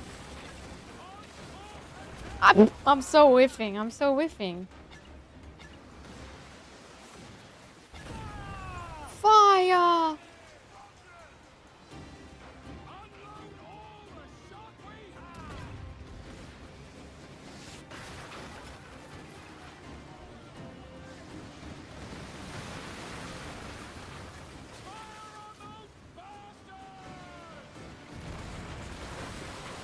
Oh my god. They're going down! They're going down!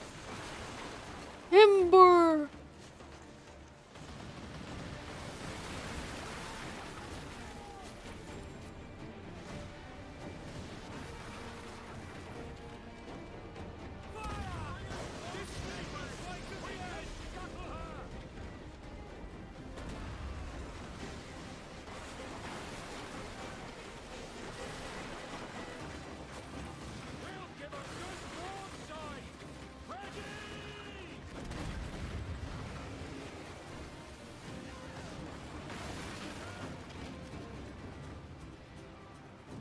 What the hell?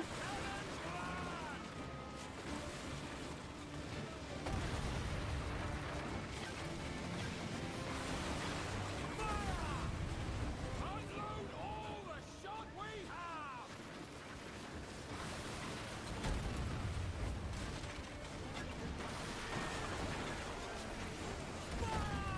Fire on those bastards!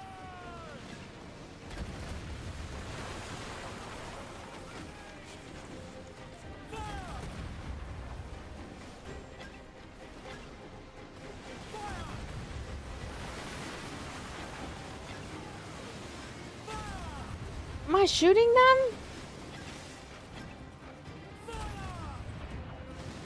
I'm barely hitting him.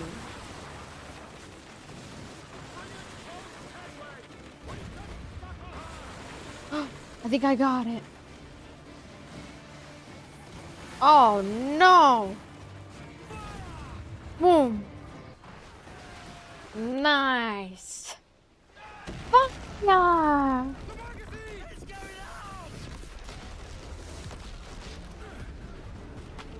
Put it in reverse, Terry! You mongrel! Oh! Oh! Oh!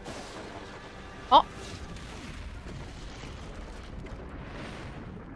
This is a whole cinematic masterpiece right here, chat. This is insane. Yes, I am, Jacob.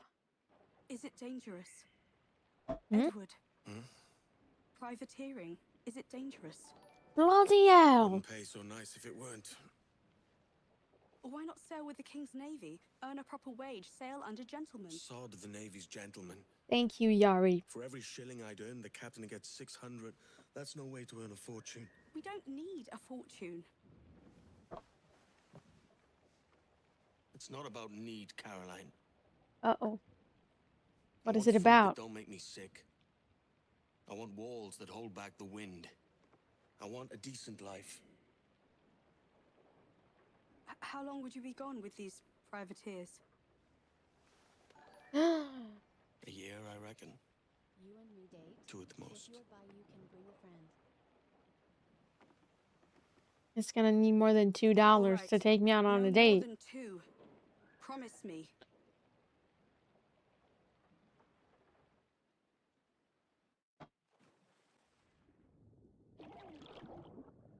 Ooh. Thank you for the super chat, though. Thank you for the super chat, though. Whoa, these graphics are awesome. Look at this game, guys. 60 freaking 9 buckaroons. They expect me to be rich. It's okay. I'm just gotta figure it out. Deep breath. Dive. Oh, Subnautica. Subnautica. Swim up. Swim up. We don't want to drown. Wow. Can you believe I was gonna get this game on PC? It would have run so bad.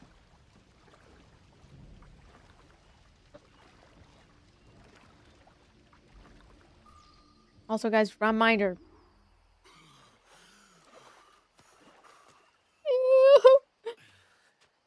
There was a bug in my drink, and I just fucking almost ate it.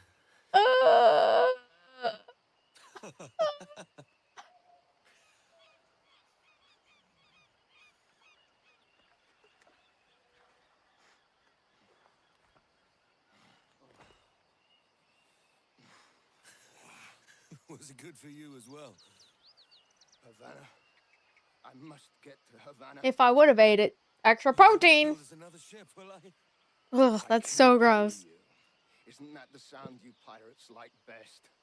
100 Escudos. I think it's 'cause I opened my fucking window. Keep talking. Will you or won't you? You don't have that gold on you now, do you? Well, at least I got it out of my drink. Should I still drink? That's fine. I don't give a fuck. Bloody fucking pirates! Bloody fucking pirates. Bloody pirates. I'm on to you, Slicksby. No, you can't send links. Not allowed. Come on, mate. We're off to a bad start. Come on, mate. Where'd I go? We could work together on this. Tortuga. Tortuga.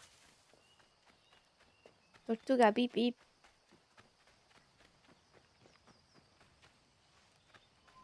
Thank you for the soccer trophy.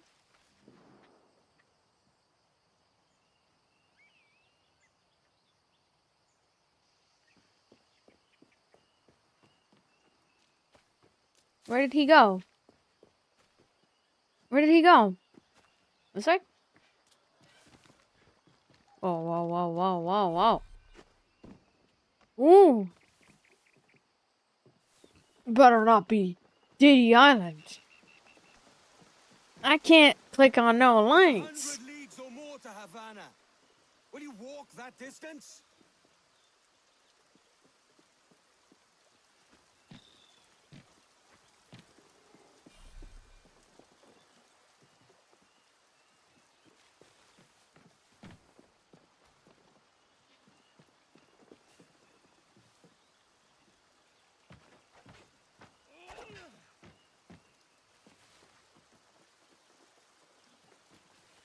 Where the hell do I go?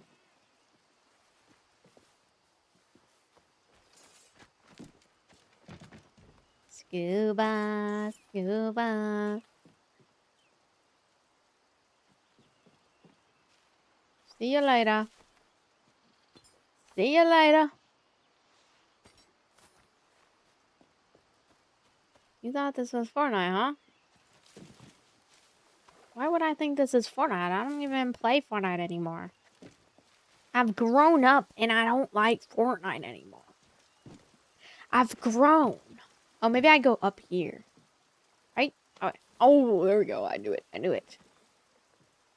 Coconut. Can you believe someone died to a falling coconut?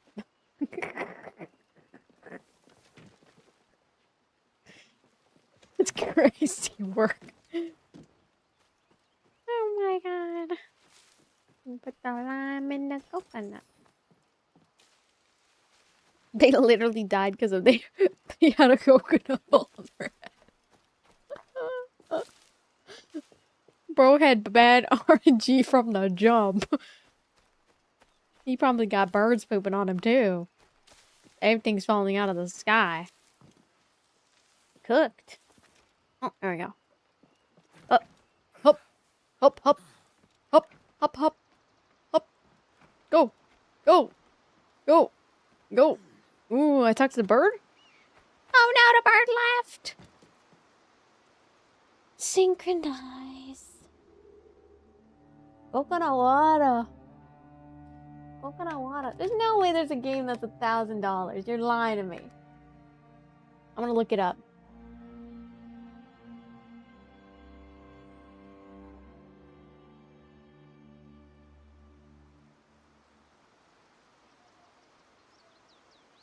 Congratulations on your purchase. A 10-minute luxury walking simulator that functions as a flex to show wealth.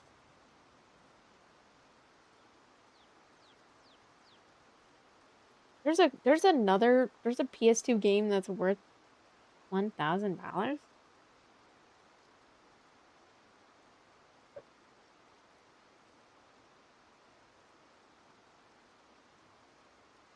This is the most expensive game on Steam. Hold on and one I've second. just played it. Congratulations on your purchase. Really, this is the most expensive game on Steam, and I've just played it. Congratulations on your purchase really makes you question what sorts of checks these things have to go through before they're available to buy. We've all been stung by ever-increasing game prices lately, but this game really, and I mean really, makes you question how you're spending your money. That is, if you fork out the $1,000 it costs to add the game to your library. Luckily, we've done it for you. Why would you And I'll be spend the first to say that the $1,000? experience sure is exactly what you expect it to be. You've got a doting crowd of static human models and a frankly overwhelming number of camera flashes. But besides the stretch of red carpet and plaque with your name on, there really isn't anything else to it. You can spray paint a wall So you're with buying. whatever message you want, which gets shared to So you're buying clout Steam and fame. and tagged with your name, but that's literally it. Which is sort of the point.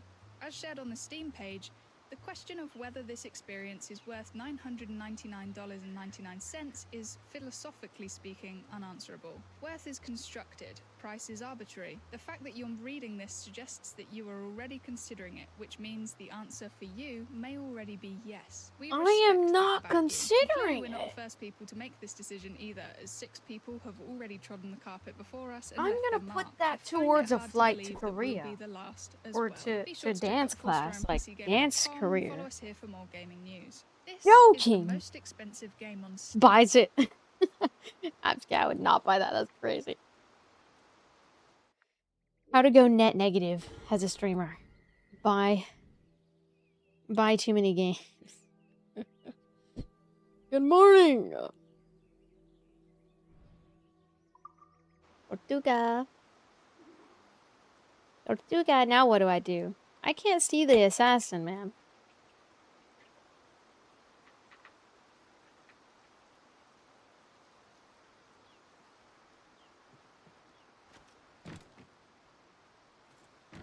Oh, maybe down here.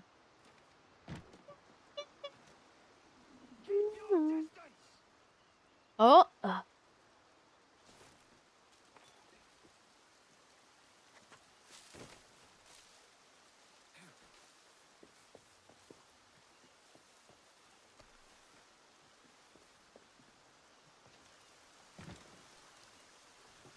How'd I get back up?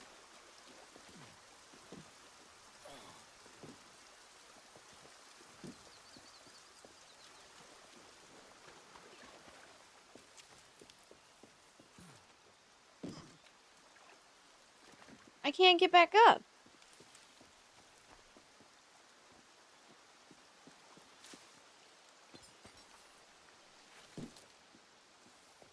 You don't need to? Nobody's going to know.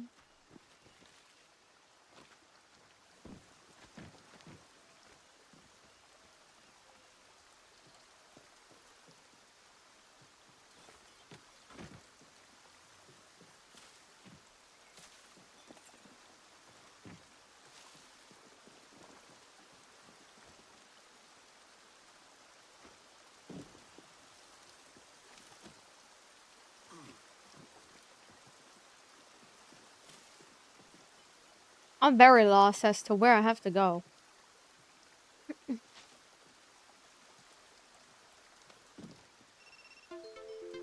What? TikTok thinks I'm inactive, bro.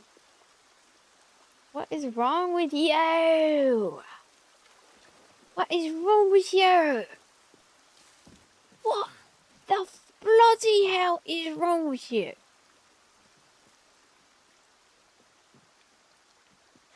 Oh my god.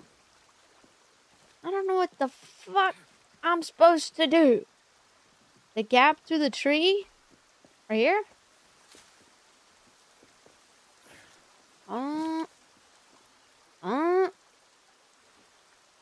Language. What am I, 5? I'm gonna say whatever the fuck I want. You bloody fucking wanker. I'm just kidding. You bloody wanker. You motherfucker.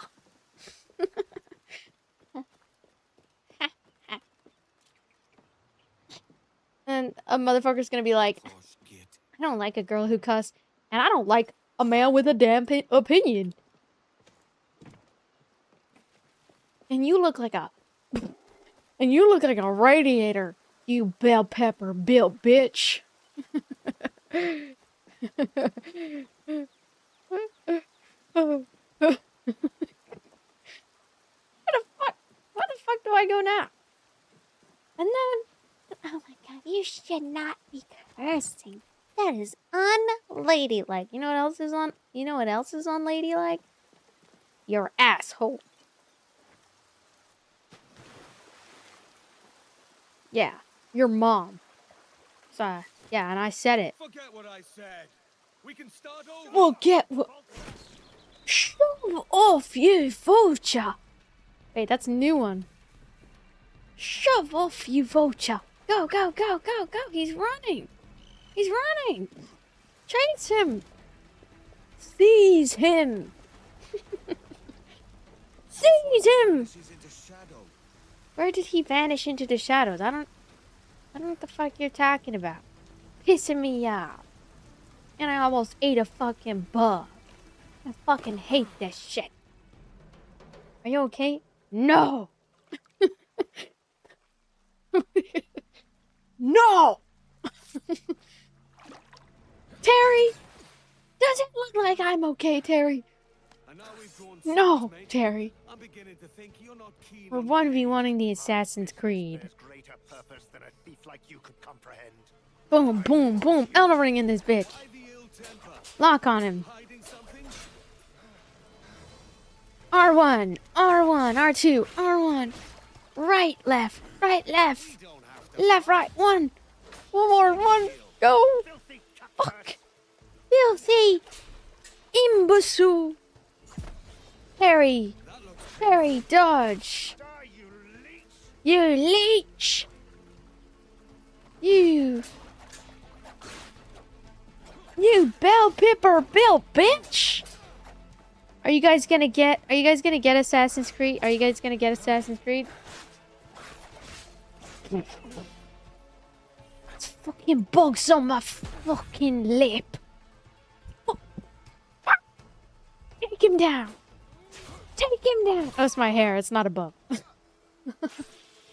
My bad. It's gone. It's gone. Uh-oh, he's dead. We gotta get rid of the evidence.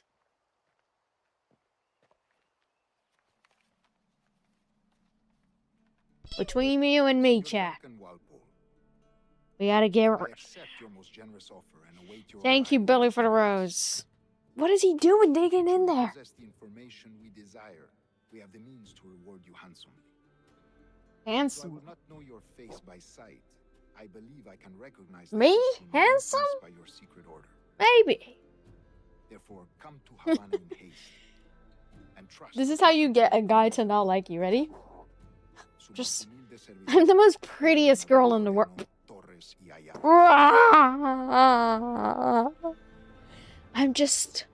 am the prettiest girl in the world. I am the prettiest girl. Obviously, I'm joking, but, you know. That's just how you get them to, like, hate you. And I only...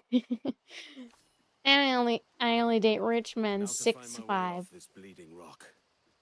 200 pounds of full muscle. Full muscle. Dang, so I just took his drip and killed him and hid him in the forest. I'm a felon. I'm a criminal. He's stealing the dead's identity. Now where do I go? I have to find a way to Havana, Unana. A bottle of water. I think I go this way. A bottle of water.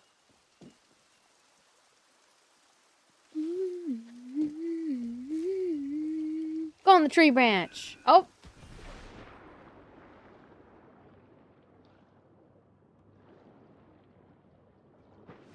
We can play Subnautica in this one. A bottle of water.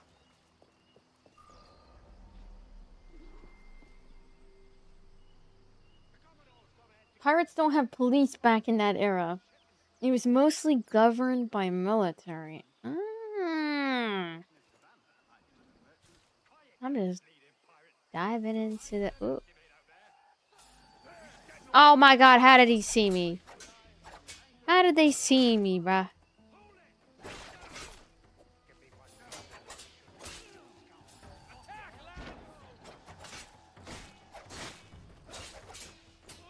Boom! Take him down! Guys, should I get like a pirate outfit? I really want to. Maybe tomorrow I can go and get a pirate off, or I order it on Amazon.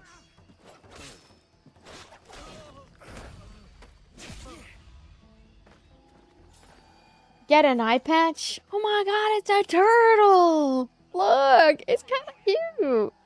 Don't touch the turtle. Don't touch the turtle. He's mine. Hands off, bud. Hands off, bud. Nice try, Buckaroo. It's my turtle. We're fighting over the turtle right now. Just so you know.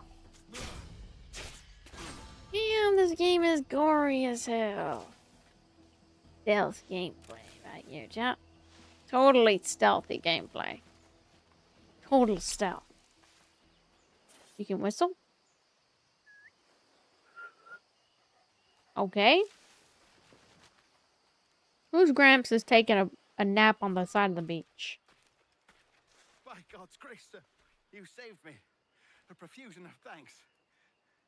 Is that yours? It is my vessel, yes.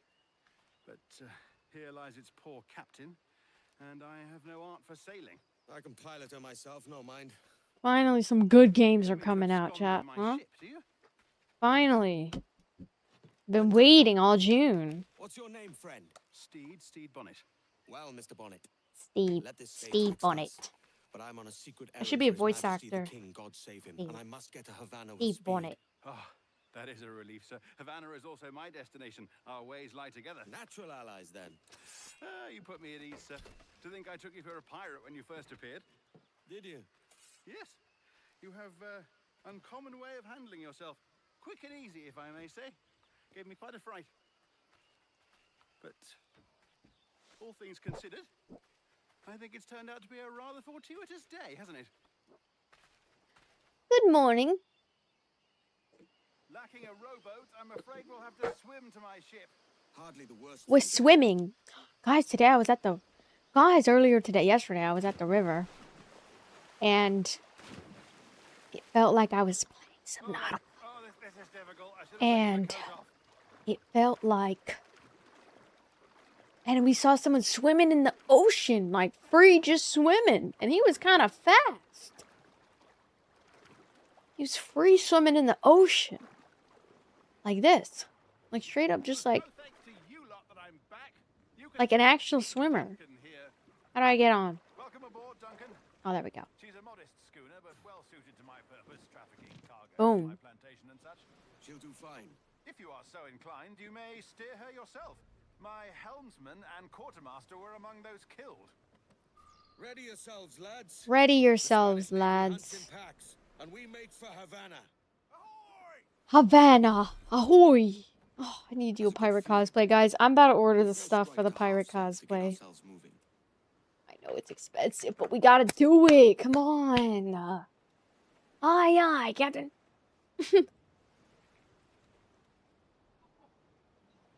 We have to do the pirate cosplay, guys. With the hat and all.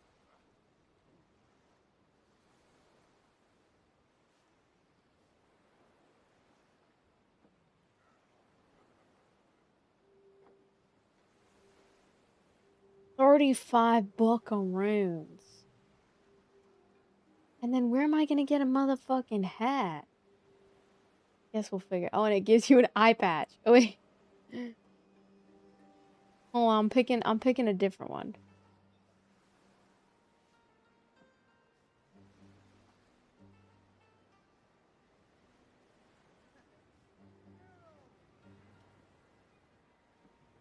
Mother trucker.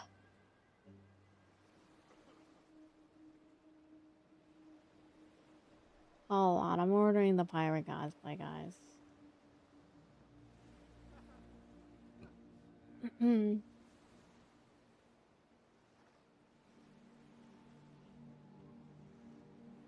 Wait, should we do a black or a brown pirate hat? I'm gonna do brown.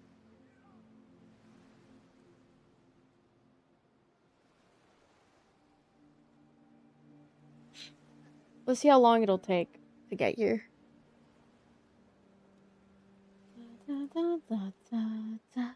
Today. Okay.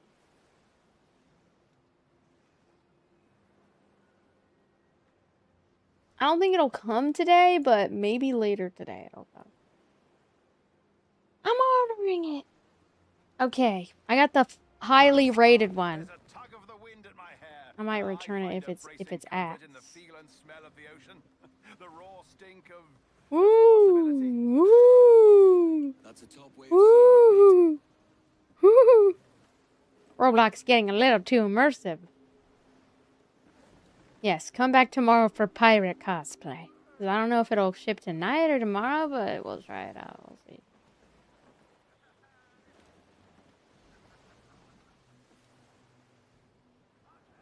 They call me Miss Peggy. Wait, Peggy the pirate. Wait, what's a good pirate name for a Jessica? Jessie. Jessie makes her return. Sail out of the bay. Strong wind now. Let's strike to full, shall we? I hope you love this game as much as I do. I'm loving it so far. This is freaking amazing graphics on the PS5. PS5. Peggy the Pirate. oh, what a magnificent We should order a little... Oh, what was that? I missed it because I got fucking ADHD and I looked away for 5 seconds. Oh my god. Wait, let me order a freaking... A pirate that's... Or a parrot that sits on my shoulder.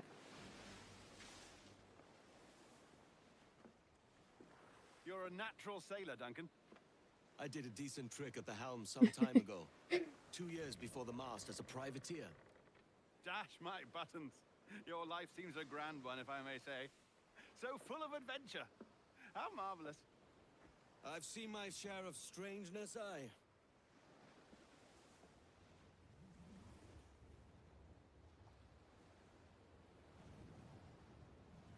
Should we get a realistic one or like a fake looking one? I'm gonna get a realistic one.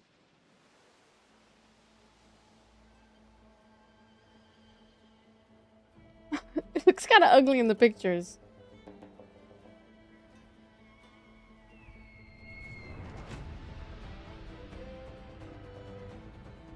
Oh my god. Actually, it's kind of cute.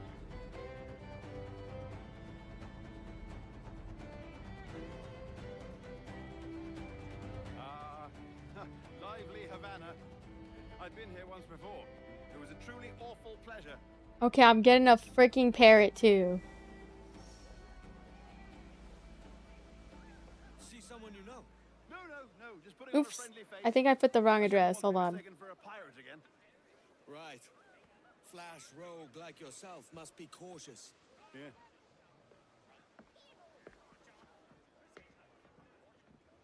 Oh, I won't get it till Tuesday. Wait. I might just order a different one. It's mad to think Spain and England were at war 2 years ago, isn't it? Here I am, bartering with Spaniards like they were my cousins. Something wrong, Duncan? No, it's nothing. Sand in my hampers. So where's the best squad in town? I'm dying for a quick kip. Or a siesta, should I say. I'm just headed to a public house now to meet some merchants. I could show you the way. Well, lead on. Oh. I hope you'll tarry a bit while I conduct my meeting. It'd be a great relief to have a man of your stature nearby, in case of a misunderstanding. I can hang about. I might have a drink. Splendid. A drink. Gracious. What a revolting sight. Well, they don't take kindly to pirates here, do they? Wonder how many stolen reals bought these men this perch. Damn, $43 for a hood. Girl, I'm just gonna make my own. I'm getting an eye patch too. Hola, ladies. I'll just do the costume, bare minimum. No, they But charge we'll just money amp it up with for makeup and privilege. stuff, because I have makeup. Few dozen reals And we could for do like the every black hour. eyeliner too. Keen to meet them. No, Guess I should do it right no, now too. I'm a married man. Married man. Married man. Mate. Oh, what the fuck? My bad. I should acquire a blade for myself, Duncan. Just as you Wow, this game is so Perhaps a cool. dagger would suit me. Oh, we'll be quite the pair, you and I. Twin devils. You'll be quite the pair, you and I. Maybe I'll buy a sword too. We'll both jump rank. Eh? Ooh. Lend us a Big few Ash, bells, thank then. you for the I gold can save your coin. skin. Ah, of course. Cheers. I sound so fake. Sorry. Let me stop. I think there's a girl pirate in the game. Wait, really? Eye patch and everything too. Okay, buy some equipment. Thank you. Thank you for making things simple for me, because I'm a bit confused here and there. That's a better fit for me. Better fit How do you than I better ain't fit for enough me. a small knife, sadly. No, Still, man. it'll do in a pinch. It'll do in a pinch. Yes. It'll do.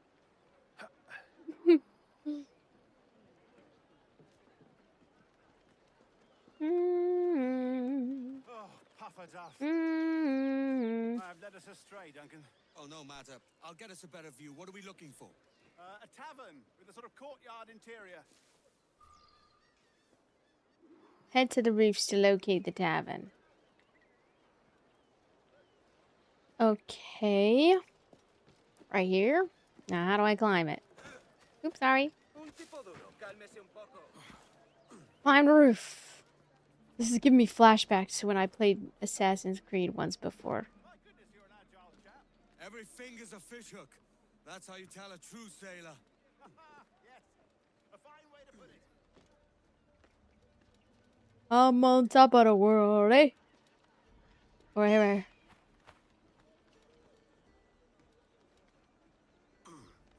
This is my first time playing, guys. Well, I mean, I played once before on a Xbox 360, but this is like my first ever Assassin's Creed game, guys. Synchronize. Wow. The game is very beautiful, I will say. The scenery is just absolutely awesome. Skip ship mission where you gotta take out like 8 ships or something. I can't. Oh, really? Is it kind of like GTA in that way where you just do missions and stuff? Oh, I see why people like it then. Yes, yes. Now what? Kill and loot the pickpocket. Don't make me chase you into the harbor. How do I chase him? How do I run? Come back here. Come back here. I'm close at heel, shitbird. Tackle. Boom. I got him. Kick his ass.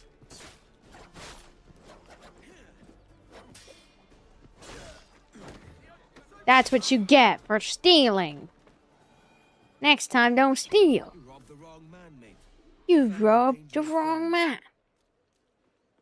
That's a heavy purse, Mr. Dang, Bullet. there's just a dead guy on the floor. My bad. My bad, Jit. Ooh, so look at this. This is what the girls wear. She's wearing a nice little fancy ass dress. I have like an outfit that looks like a pirate outfit a little bit, but I'm not really sure if I should wear it or not.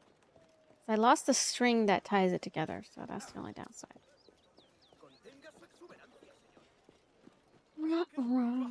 Thank you, Chris. Have a good day. Of course I am. That filch was no fuss.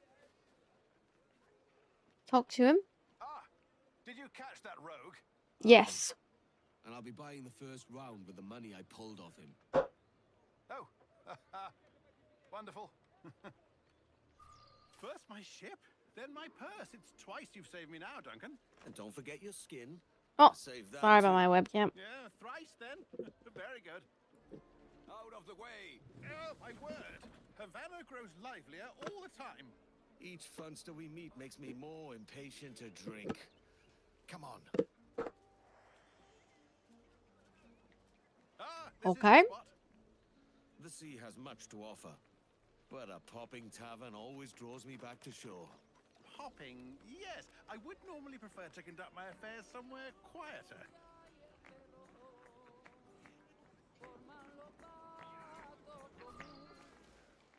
How's the audio, by the way? Does everything sound good? Take your time, I'll be Ooh, just what's here. happening over here? Having a party or what? What's happening over here? Country. I'm English myself. Biding my time till the next war calls me to service. Lucky King George. Alright, guys, I got him. Like you I flying got his my flag. ADHD. Oi! Skunk! Skunk. Seen your face before. Yous mates with them pirates down in Nassau. Shut your fucking gob or I'll fill it with shot, you hear me?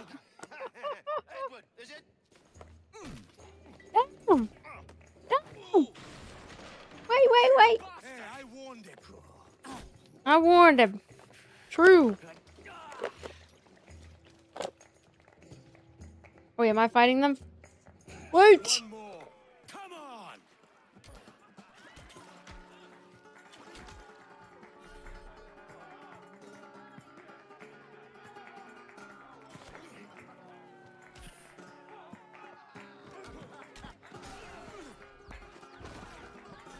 I'm still standing, lads.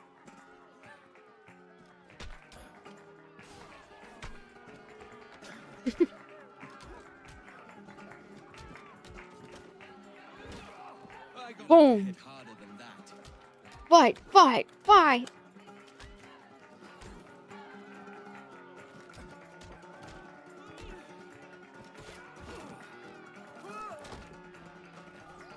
You're outmatched, mate.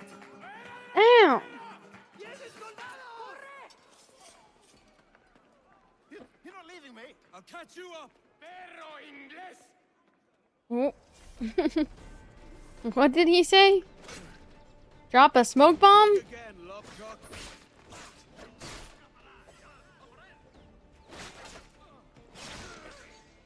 Wait, I'm lost.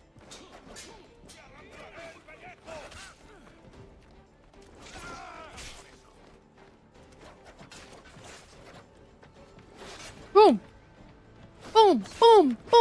Boom! Get him! Oh. Nah, bah. I'm at his ass. Come on. Oh my god. Oh, smoke bomb. Smoke bomb part 2. Smoke bomb. Finally, jeez. Ah, I see. So you just... Aquí está. Ayúdame, por favor. Ayúdame. Damn, son.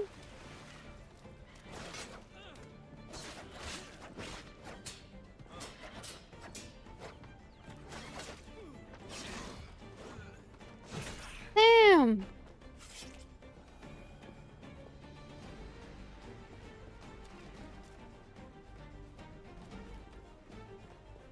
So the Spaniard military? Oh wow, okay. Is that it? Escape and hide. Escaped area and hide. Okay. Where am I gonna hide?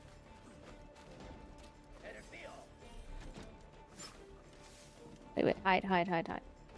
No!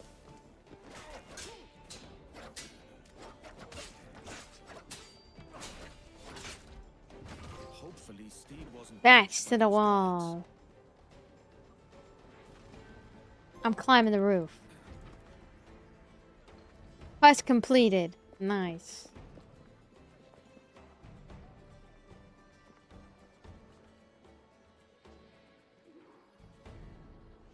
New quest. And my sugar. Where do I go? I'm guessing to the gray exclamation point.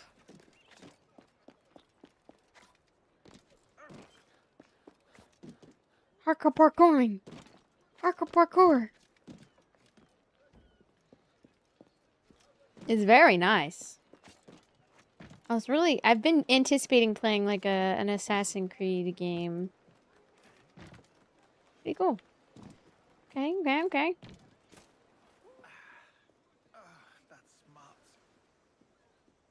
Okay, I think this is another quest right here. Ooh. Nice. Nice. Swift exit. Bit of a misunderstanding. One heaped upon another. Oh, Jesus. I'm sorry, mate. This is my doing. I'm only trying to keep these Spanish eyes off me. Oh, it's no Hmm? bother. It's no bother. Soldiers confiscated my sugar when your dispatches. Damn! And where've they gone? Haven't the foggiest idea, I'm afraid. I suspect those chaps might, but my Spanish is muy mal dad, so I'd rather not ask. Shit! Come on, let's give ear to their talk and recover my maps. And my sugar? What, in my drawers? We'll see what happens. Okay. Very nice. Stuff's very goods to sell. The sugar and such. You there! Stop! Get him! Do I have to fight them too? I guess I have to be more sneaky, so I can actually, like, be, like, sneaky as hell. This canker carries something useful.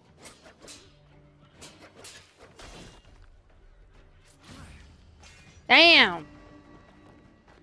The graphics are kind of crazy. This Captain Mendoza plans to move our goods. Can't have that. I've never seen a hanging before. Barbaric. Ugh. You are going to watch out. Wow. Not this time, mate. Better if you stay out of sight. Someone needs to be at the ship. They return the goods. Use the rooftop to your advantage. True. That's what I was thinking, like, crouching around also probably helps. Yeah, I'm guessing. I'm just I'm not, what is it? Stealthy.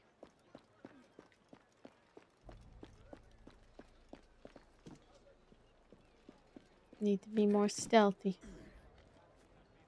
Oh.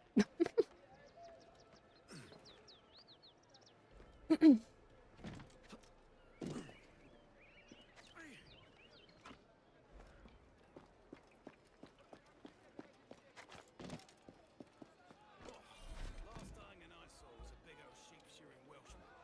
What does it hanging is all well and good. I've come for Captain Mendoza.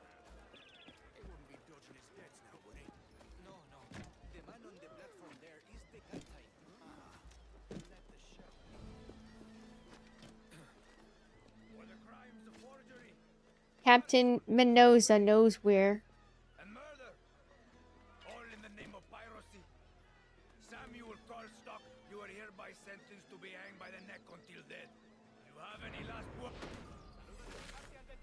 The captain is preoccupied with this cast. Oh no. Must be where they've stashed my stuff. Can I cut him loose? I don't think so.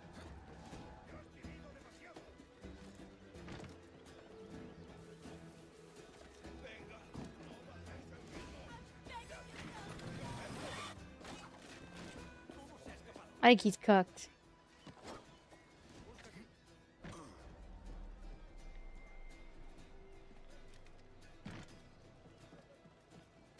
Oh yeah, he's dead.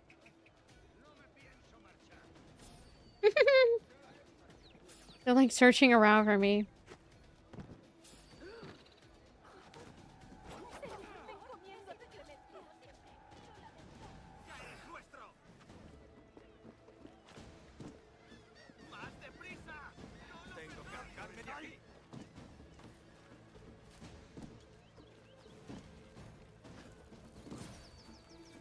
Use the gun. Ow.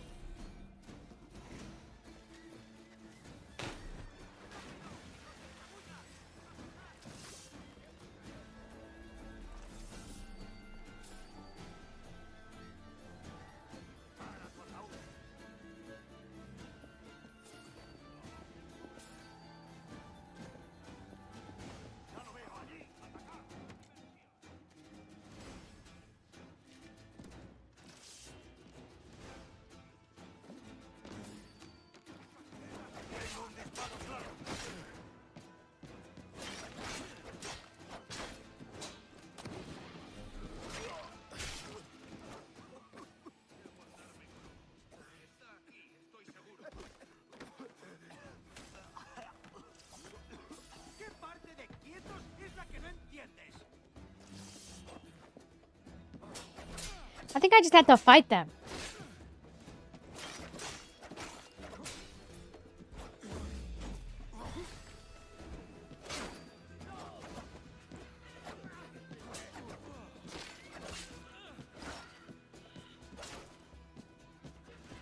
Guy's on my ass.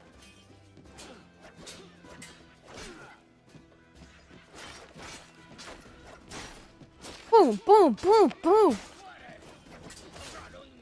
Too many. There's too many.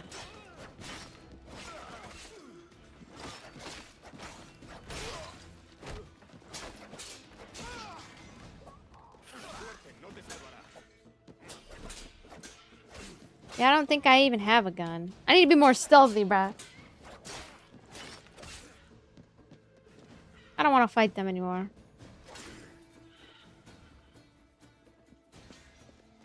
I gotta keep fighting them? Bro. I don't want to fight them. They're so annoying. They're so annoying. Get off of me.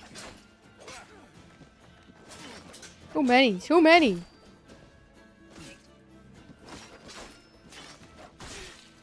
Whenever a game has combat like this, I don't know if I like the combat part, but maybe I need to do more stealth takedowns so it's more satisfying.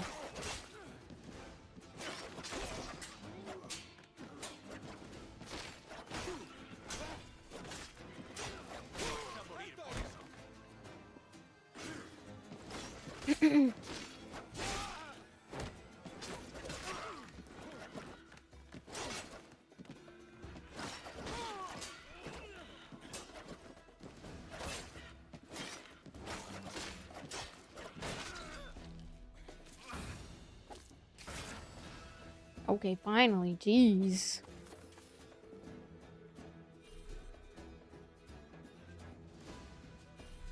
Now that was pretty.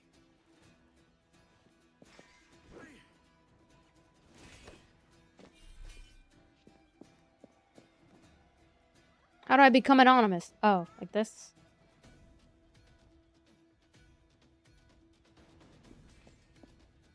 Anonymous?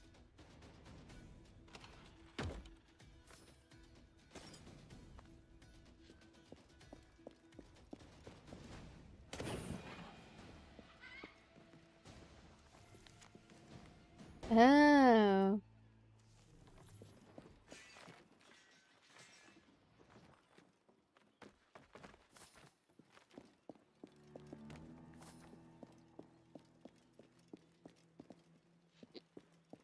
Mm-mm-mm.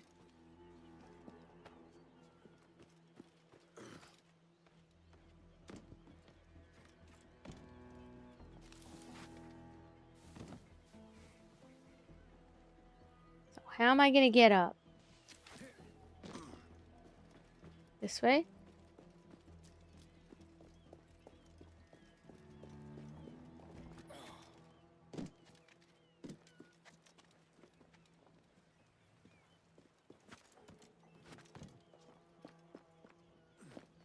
How do I crouch again? There we go.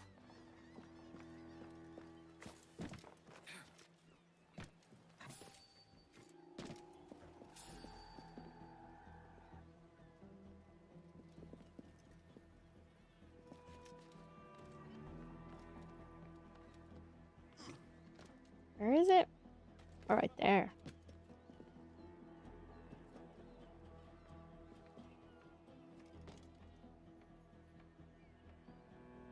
Which one's my favorite? This is my first time playing, so...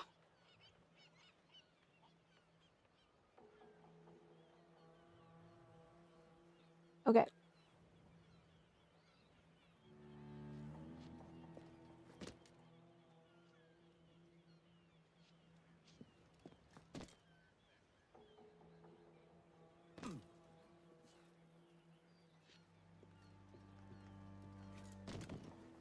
My stuff is Hello?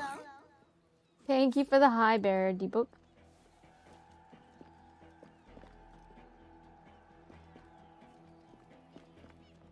Se te acabó lo bueno.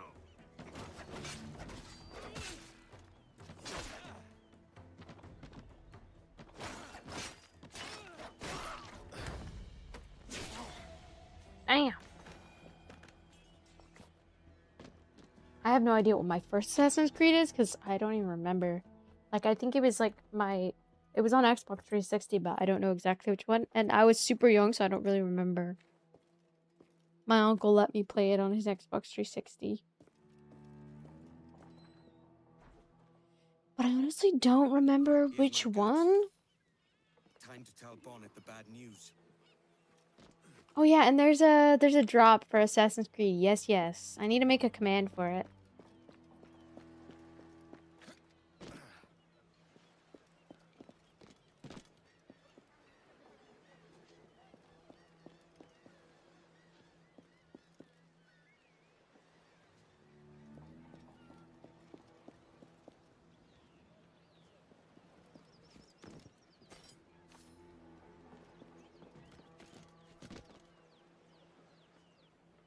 Okay. I think we pause right here. I need to take a bathroom break. Bathroom break, everyone.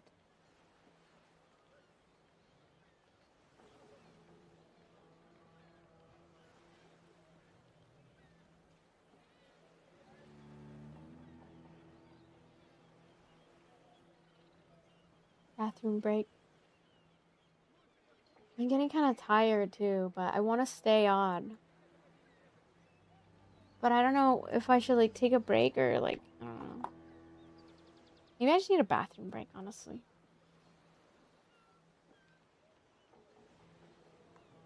I think I've just been feeling kind of annoyed because lately I've been spending way too much money again. I think I just need to get like another job. Like not quit streaming, but like I just need to get like a double job on top of streaming. Mainly because I just want to be able to just do whatever the hell I want. Like order DoorDash every day. Yeah.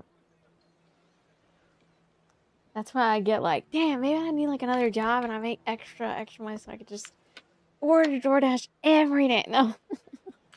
Maybe ordering DoorDash is not healthy. Okay, I'm gonna go to the bathroom. I'll be back. Am I making some progress? I just started, so we'll see in a little bit.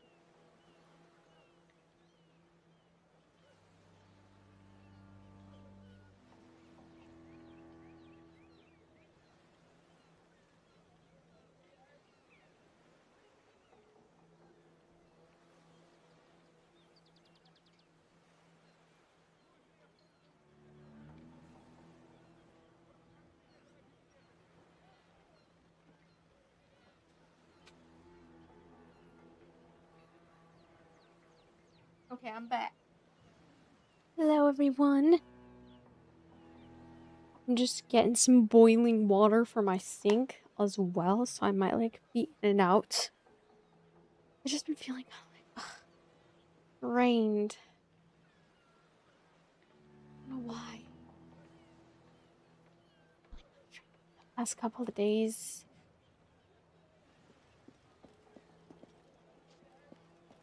I think it's because like I haven't been able to go out and go to my dance classes at all.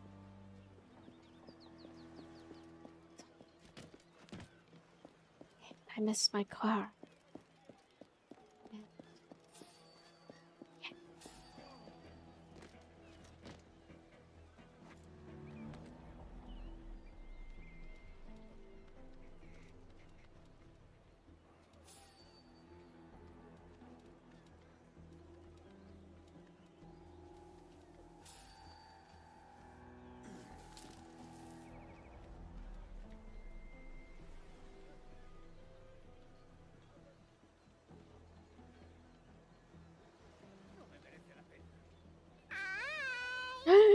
OT season, thank you for the juicy cap.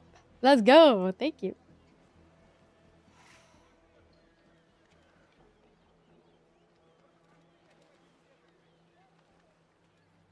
Am I stuck?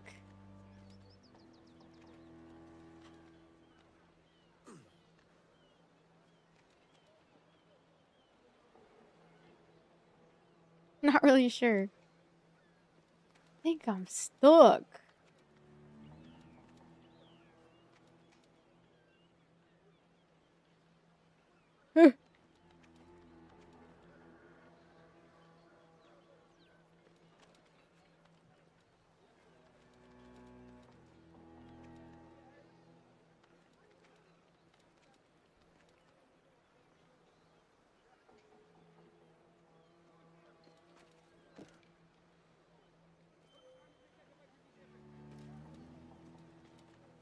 Am I stuck?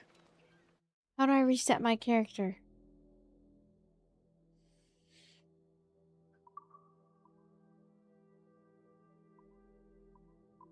Fast travel? I just been feeling like hella fatigue. I think it's because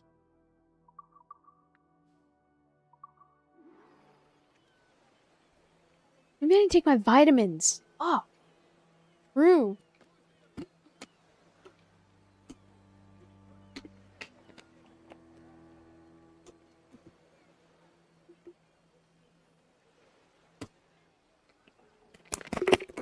Oh my god. Jeez.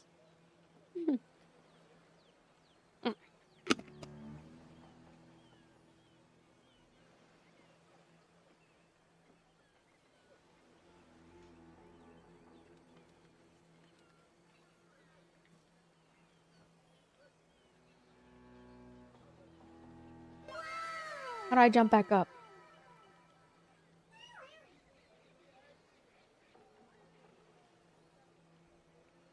Thank you, Aimer, for the pearl time. Oh, there we go. Oh my god. Ow.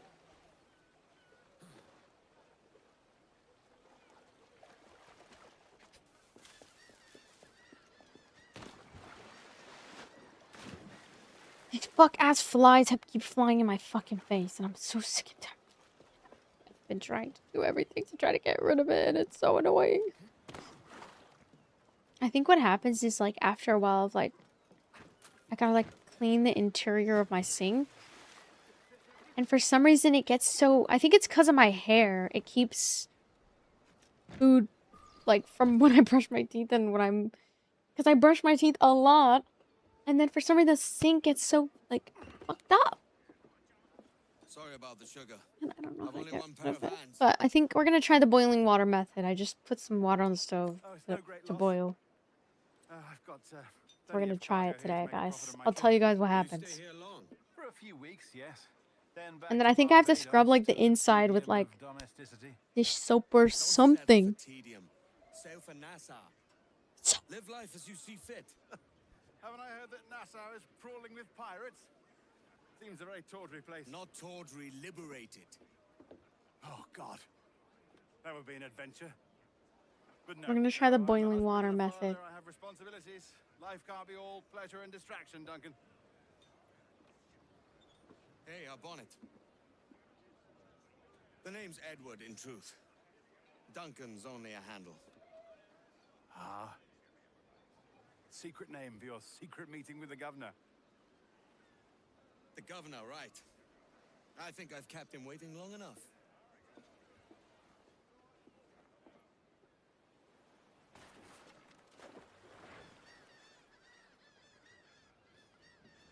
I'm excited to do the pirate cosplay though, guys.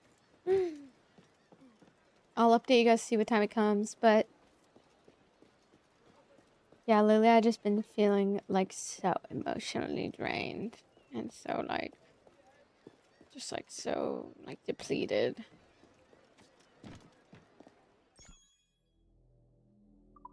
And I want to I'm really working towards plunger method. I'm really looking towards moving and like finding my own space. And I don't know if I want to live in Rancho. Oh, oh my god, I'm literally so out of it that I'm like, okay, ignore what I just said. The ranch, by the way, yes. Okay. I'm so dumb, sorry. Oh my god, I'm literally gonna quit now. I'm literally gonna fucking crash out, bro. I'm so dumb. Like, I want to live in a different city, that's all. It's fine. People already know what city I live in. It's okay. I don't even go outside anyways. Anyway, ignore what I just said. Ignore what I just said. Don't try to investigate. But I was thinking about living in a different city, but it's just like nowhere that you pick is gonna be cheap. It's not gonna. It's like if you cheap out, you're gonna be paying in another way. So.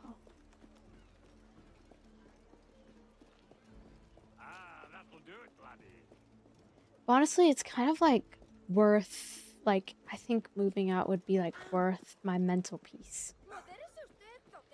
Do I love being a pirate? Yes. The stream is lagging. Are you serious? No way it's lagging. Type 1 if it's lagging on YouTube, guys. Or in general, on every platform. Is it really? Hello, Hacker. How's it going?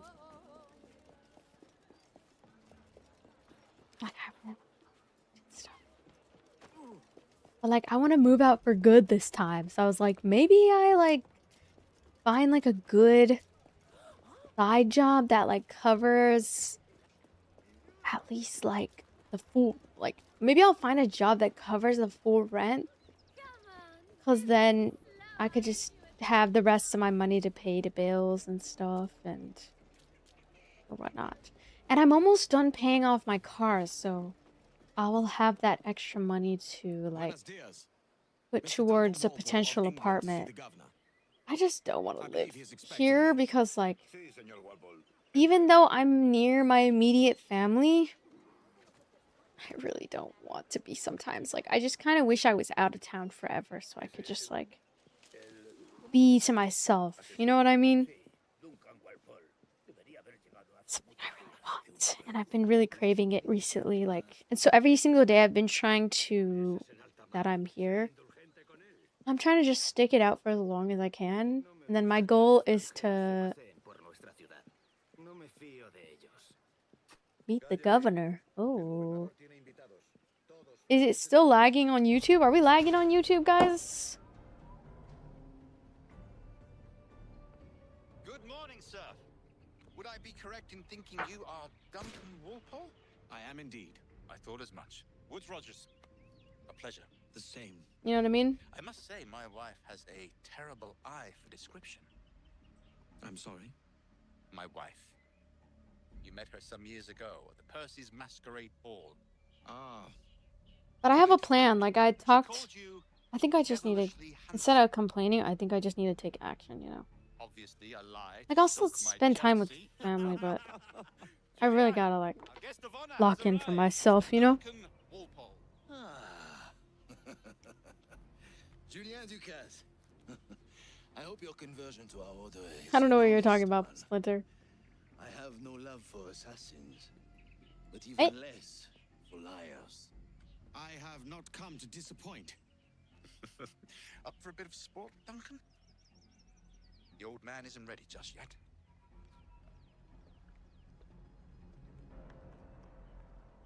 Pull off a few shots if you like. Get a feel for it. You've got my two best pairs of matched pistols, I'm not gonna Duncan, clarify, so handle them Splinter. with care. I'm If not I gonna had clarify. paid to treat each as I my own refrain son. to I refrain to clarify because I already leaked enough. Man who carried 9 on his person. They were a boom I'm in always battle, leaking but shit. But it's he okay. had his ability Things to sin. could be worse. I've already leaked my address before. I was streaming on TikTok one time. I leaked my address like a dumbass. So it's been worse. Trust me, it's been. Thankfully, like because I live with my father, it's like technically like that's the only. I think that's like a good benefit of it. Is like, it's like yeah, it's like safety and whatnot. But I also thought about like potentially getting like a roommate or like maybe asking one of my streamer friends if they need a roommate or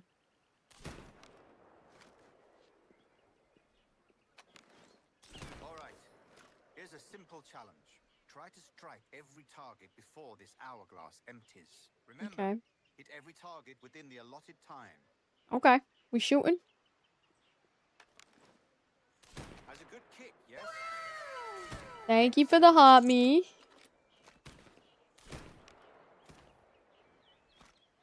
Is my stream still lagging on YouTube? Anybody in YouTube chat want to clarify? Okay, the water should be boiling. I'm gonna bring it back. I'm gonna bring it upstairs and then I'm gonna put it down the sink. But I also wait. Oh fuck! Wait. Pause. Pause. How do I pause? Why do you not pause? Why do you not pause? Why do you not pause? Why do you not pause?